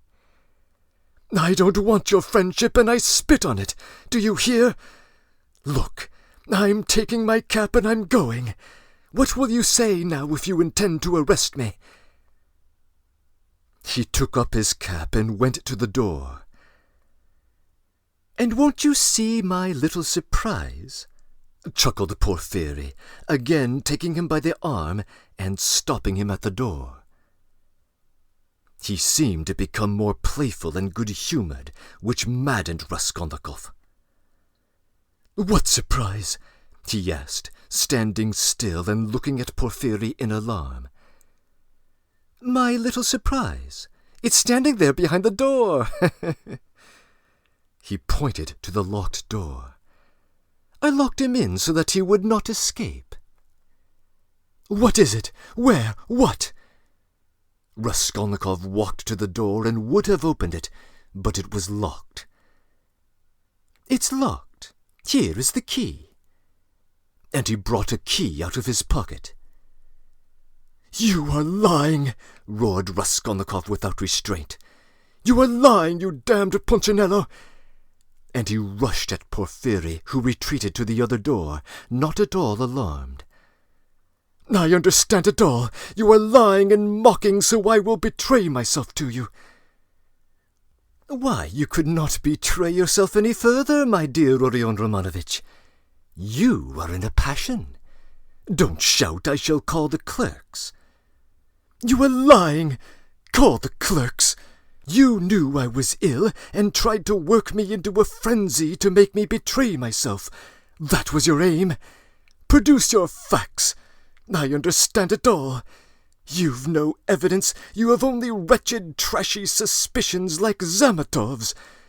You knew my character. You wanted to drive me to fury and then to knock me down with priests and deputies. Are you waiting for them? Eh? What are you waiting for? Where are they? Produce them." "Why deputies, my good man? What things people will imagine! And to do so would not be acting in form, as you say. You don't know the business, my dear fellow. And there's no escaping form, as you see," Porfiry muttered, listening at the door through which a noise could be heard. "Ah, they're coming!" cried Raskolnikov. "You've sent for them. You expected them. Well, produce them all, your deputies, your witnesses, what you like. I am ready." But at this moment a strange incident occurred, something so unexpected that neither Raskolnikov nor Porfiry Petrovitch could have expected that their interview would come to such a conclusion.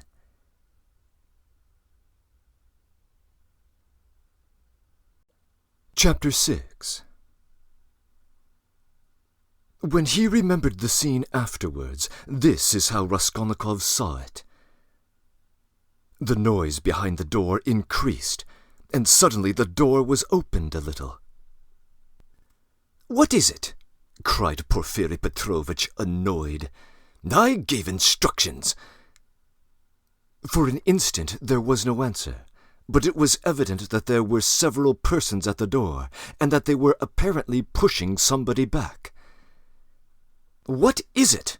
Porfiry Petrovitch repeated uneasily. "The prisoner Nikolai has been brought," someone answered.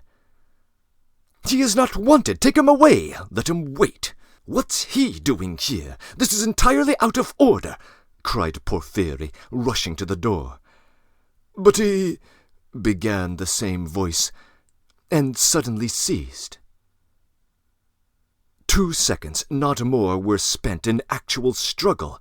Then someone gave a violent shove, and then a man, very pale, strode into the room.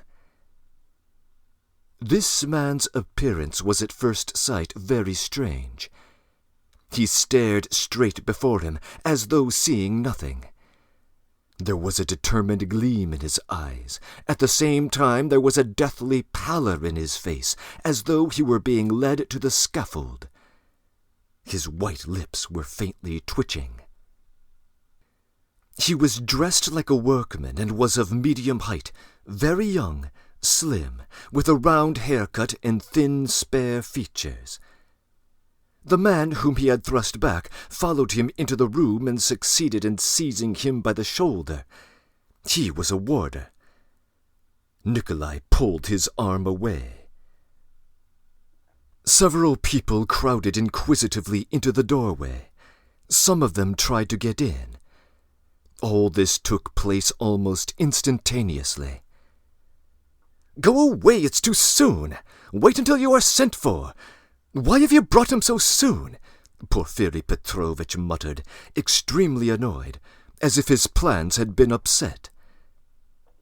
But Nikolai suddenly knelt down. "What's the matter?" cried Porfiri, surprised. "I am guilty. The sin is mine. I am the murderer," Nikolai articulated suddenly, rather breathless, but speaking fairly loudly. For 10 seconds there was a silence, as though everyone had been struck dumb. Even the warder stepped back, mechanically treated to the door, and stood motionless. "What is it?" cried Porfiri Petrovitch, recovering from his momentary disbelief. "I am the murderer," repeated Nikolai after a brief pause. Who did you kill?" Porfiri Petrovitch was obviously bewildered. Nikolai again was silent for a moment. "Alyona Ivanovna and her sister Lizaveta Ivanovna I killed with an axe. Darkness came over me," he added suddenly, and fell silent again. He remained on his knees. Porfiri Petrovitch stood for some moments as though meditating, but suddenly roused himself and waved back the uninvited spectators. They instantly vanished and closed the door. Then he looked towards Raskolnikov, who was standing in the corner, staring wildly at Nikolai, and moved towards him, but stopped short, looked from Nikolai to Raskolnikov, and then again at Nikolai, and seeming unable to restrain himself, darted at the latter. "You're in too great a hurry," he shouted at him, almost angrily. "I didn't ask you what came over you. Tell me, did you kill them?" "I am the murderer. I want to give evidence," Nikolai pronounced. "Ah, what did you kill them with?" "An axe. I had it ready." "He is in a hurry. Alone?" Nikolai did not understand the question. "Did you do it alone?" "Yes, alone. And Mitka is not guilty and had no share in it." "Don't be in a hurry about Mitka. How was it you ran downstairs like that at the time? The porters met you both." "It was to put them off the scent. I ran after Mitka," Nikolai replied hurriedly, as though he had prepared the answer. "I knew it," cried Porfiri with vexation. "It's not his own tale he is telling," he muttered as though to himself, and suddenly his eyes rested on Raskolnikov again. He was apparently so taken up with Nikolai that for a moment he had forgotten Raskolnikov. He was a little taken aback. "My dear Rodion Romanovitch, excuse me." He flew up to him. "This shouldn't have happened. I'm afraid you must go. It'll be no good if you stay. I will... You see, what a surprise! Goodbye." And taking him by the arm, he showed him to the door. "I suppose you didn't expect it?" said Raskolnikov, who, though he had not yet fully grasped the situation, had regained his courage. "You did not expect it either, my friend. See how your hand is trembling." "You're trembling too, Porfiri Petrovitch." "Yes, I am. I didn't expect it." They were already at the door. Porfiri was impatient for Raskolnikov to be gone. "And your little surprise, aren't you going to show it to me?" Raskolnikov said sarcastically. "Why, his teeth are chattering as he asks. You have a real sense of irony. Come on, until we meet." "I believe we can say goodbye." "That's in God's hands," muttered Porfiri, with an unnatural smile. As he walked through the office, Raskolnikov noticed that many people were looking at him. Among them he saw the 2 porters from the house, whom he had invited that night to the police station. They stood there, waiting. But he was no sooner on the stairs than he heard the voice of Porfiri Petrovitch behind him. Turning round, he saw the latter running after him, out of breath. "One word, Rodion Romanovitch. As for the rest of it, it's in God's hands. But as a matter of form, there are some questions I shall have to ask you. So we shall meet again, shan't we?" And Porfiri stood still, facing him with a smile. "Shan't we?" he added again. He seemed to want to say something more, but could not speak out. "You must forgive me, Porfiri Petrovitch, for what has just passed. I lost my temper," began Raskolnikov, who had regained his courage to such an extent that he felt irresistibly inclined to display his coolness. "Don't mention it," Porfiri replied, almost gleefully. "I myself, too. I have a wicked temper, I admit it. But we shall meet again. If it's God's will, we may see a great deal of one another." "And we'll get to know each other properly," added Raskolnikov. "Yes, know each other properly," assented Porfiri Petrovitch, and he screwed up his eyes, looking earnestly at Raskolnikov. "Now you're going to a birthday party?" "To a funeral." "Of course, the funeral. Take care of yourself and get well." "I don't know what to wish you," said Raskolnikov, who had begun to descend the stairs, but looked back again. "I would like to wish you success, but your office is a comical one." "Why comical?" Porfiri Petrovitch had turned to go, but he seemed to prick up his ears at this. "How you must have been torturing and harassing that poor Nikolai psychologically in that way of yours until he confessed. You must have been at him day and night, proving to him that he was the murderer. And now that he has confessed, you'll begin vivisecting him again. 'You are lying,' you'll say. 'You are not the murderer. You can't be. It's not your own tale you are telling.' You must admit it's a comical business." "You noticed, then, that I said to Nikolai just now that it was not his own tale he was telling?" "How could I help noticing it?"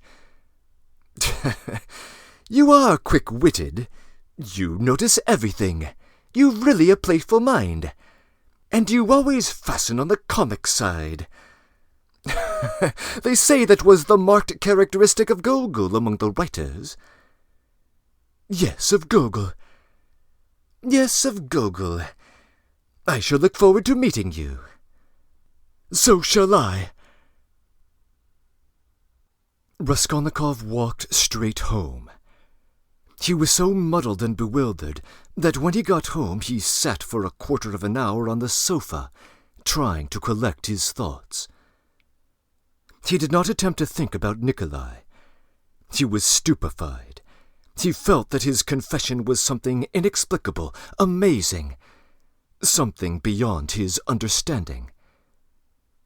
But Nikolai's confession was an actual fact. The consequences of this fact were clear to him at once. Its falsehood could not fail to be discovered, and then they would be after him again. Until then, at least, he was free and must do something for himself, for the danger was imminent. But how imminent? His position gradually became clear to him. Remembering sketchily the main outlines of his recent scene with Porfiry, he could not help shuddering again with horror. Of course, he did not yet know all Porfiry's aims. He could not see into all his calculations. But he had already partly shown his hand, and no one knew better than Raskolnikov how terrible Porfiry's lead had been for him. A little more, and he might have given himself away completely, circumstantially. Knowing his nervous temperament and seeing through him from the first, Porfiry, though playing a bold game, was bound to win. There's no denying that Raskolnikov had compromised himself seriously, but no facts had come to light as yet. There was nothing positive. But was he taking a true view of the position? Wasn't he mistaken? What had Porfiry been trying to get at? Had he really some surprise prepared for him? And what was it? Had he really been expecting something or not? How would they have parted if it had not been for the unexpected appearance of Nikolai? Porfiry had shown almost all his cards. Of course he had risked something in showing them. And if he had really had anything up his sleeve, Raskolnikov reflected, he would have shown that too. What was that surprise? Was it a joke? Had it meant anything? Could it have concealed anything like a fact, a piece of positive evidence? His yesterday's visitor? What had become of him? Where was he today? If Porfiry really had any evidence, it must be connected with him.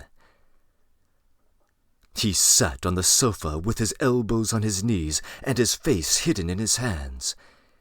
He was still shivering nervously. At last he got up, took his cap, thought a minute, and went to the door.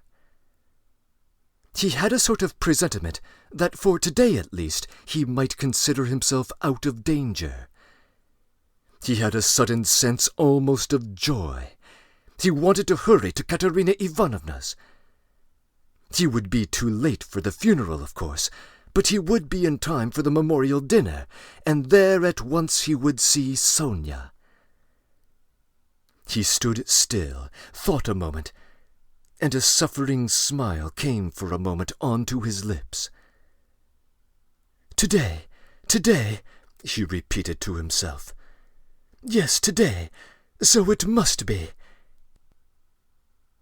But as he was about to open the door, it began opening of itself. He started and moved back. The door opened gently and slowly, and suddenly a figure appeared. Yesterday's visitor from under the ground. The man stood in the doorway, looked at Raskolnikov without speaking, and took a step forward into the room. He was exactly the same as yesterday, the same figure, the same dress, but there was a great change in his face. He looked dejected and sighed deeply. If he had only put his hand up to his cheek and leaned his head on one side, he would have looked exactly like a peasant woman. "What do you want?" asked Raskolnikov, numb with terror. The man was still silent, but suddenly he bowed down almost to the ground, touching it with his finger. "What is it?" cried Raskolnikov. "I have sinned," the man articulated softly. "I have had evil thoughts." They looked at one another. I was worried. When you came, maybe you were drunk, and told the porters to go to the police station and asked about the blood, I was worried that they let you go and thought you were drunk. I was so worried I lost my sleep. And remembering the address, we came here yesterday and asked for you." "Who came?" Raskolnikov interrupted, instantly beginning to remember. "I did. I've wronged you." "Then you came from that house?" "I was standing at the gate with them. Don't you remember? We have carried on our trade in that house for many years. We cure and prepare hides. We take work home. Most of all, I was worried." And the whole scene of the day before yesterday in the gateway came clearly into Raskolnikov's mind. He recalled that there had been several people there besides the porters, women among them. He remembered one voice had suggested taking him straight to the police station. He could not recall the face of the speaker, and even now he did not recognize it. But he remembered that he had turned round and made him some answer. So this was the solution of yesterday's horror. The most awful thought was that he had been actually almost lost, had almost done for himself on account of such a trivial circumstance. So this man could tell nothing except the fact that he had asked about the apartment and the blood-stains. So Porfiry, too, had nothing but that delirium, no facts but this psychology which cuts both ways, nothing positive. So if no more facts come to light, and they must not, then what can they do to him? How can they convict him, even if they arrest him? And Porfiry, then, had only just heard about the apartment, and had not known about it before. "Was it you who told Porfiry that I'd been there?" he cried, struck by a sudden idea. "What Porfiry?" "The head of the detective department." "Yes, the porters did not go there, but I went." "Today?" "I got there 2 minutes before you, and I heard it all, how he worried you." "Where? What? When?" "In the next room. I was sitting there all the time." "What? So you were the surprise? But how could that happen? It's unbelievable." "I saw that the porters did not want to do what I said," began the man. "Because it's too late, they said, and maybe he'll be angry that we didn't come at the time. I was anxious and I lost sleep over it, so I began making inquiries. And when I found out yesterday where to go, I went there today. The first time I went, he wasn't there. When I came an hour later, he couldn't see me. So I went a third time, and they showed me in. I told them everything, just as it happened, and he started skipping around the room and punching himself on the chest. 'Why did you horrors not tell me? If I'd known about it, I should have arrested him.' Then he ran out, called somebody, and began talking to him in the corner. Then he turned to me, reprimanding and questioning me. He criticized me a great deal, and I told him everything, and I told him that you didn't dare to say a word in answer to me yesterday, and that you didn't recognize me. And he started running around again and kept on hitting himself on the chest, and getting angry and running around, and when they announced that you were here, he told me to go into the next room. 'Sit there for a bit,' he said. 'Don't move whatever you hear.' And he put a chair there for me and locked me in. 'I may call you,' he said, 'perhaps.' And when Nikolai had been brought, he let me out as soon as you were gone. 'I'll send for you and question you again,' he said." "And did he question Nikolai while you were there?" "He got rid of me like he got rid of you before he spoke to Nikolai." The man stood still, and again suddenly bowed down, touching the ground with his finger. "Forgive me for my evil thoughts and my slander." "May God forgive you," answered Raskolnikov. And as he said this, the man bowed down again, but not to the ground, turned slowly and went out of the room.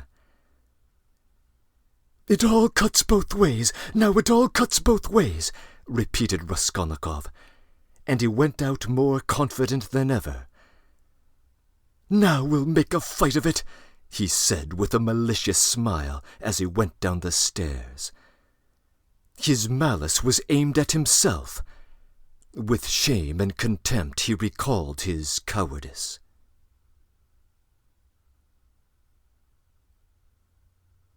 Breaking in. So we now have the resolution of the mystery of the previous day's accusatory phantom. In fact, though, pretty suggestive clues had already been presented in Part 3, Chapter 6, as to the man's identity. His physical description in that chapter matched the description of the worker on the street outside the pawnbroker's house in Part 2, Chapter 6. That is, the man who wanted to take him to the police station. Of course, his appearance the following day would hardly be surprising, since Raskolnikov, in his agitated state of mind, announced his name and address to the assembled crowd there. The gesture the man makes twice in his discussion with Raskolnikov is of interest, and perhaps others can clarify its significance. My understanding is that in the Orthodox Church, touching the ground with one's finger is sometimes done when meeting a clergyman, and sometimes it is a sign of deep repentance. Although the two characters are inside, the text refers to touching the ground rather than the floor, as though the workman thinks he has sinned against the earth. At this point, we can reconstruct the state of play from Porfiry's perspective. That he suspects Raskolnikov was already obvious from their first encounter the prior day. At the time, apparently he knew nothing of Raskolnikov's evening escapade at the pawnbroker's house in Part 2. And had he known, he would have arrested Raskolnikov straight away. Later, he had an afternoon conversation with an angrily protective Razumikin, and quietly formed the judgment that Raskolnikov's association was unhealthy for his virtuous friend. The following morning, he finally received the revelation from the worker about Raskolnikov's return visit to the scene of the crime, a few minutes before his scheduled appointment with the suspect himself. He apparently managed to bark out a few instructions to his staff, including perhaps to round up the porters from the pawnbroker's address, and dashed away his prized witness in the back room to be brought out as his little surprise when the time was right. Curiously, though, his little surprise would not have demonstrated anything further than what he had already let out during his conversation with Raskolnikov.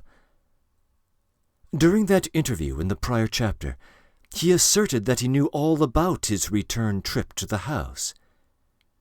The little surprise, then, would not have added any new facts to the case.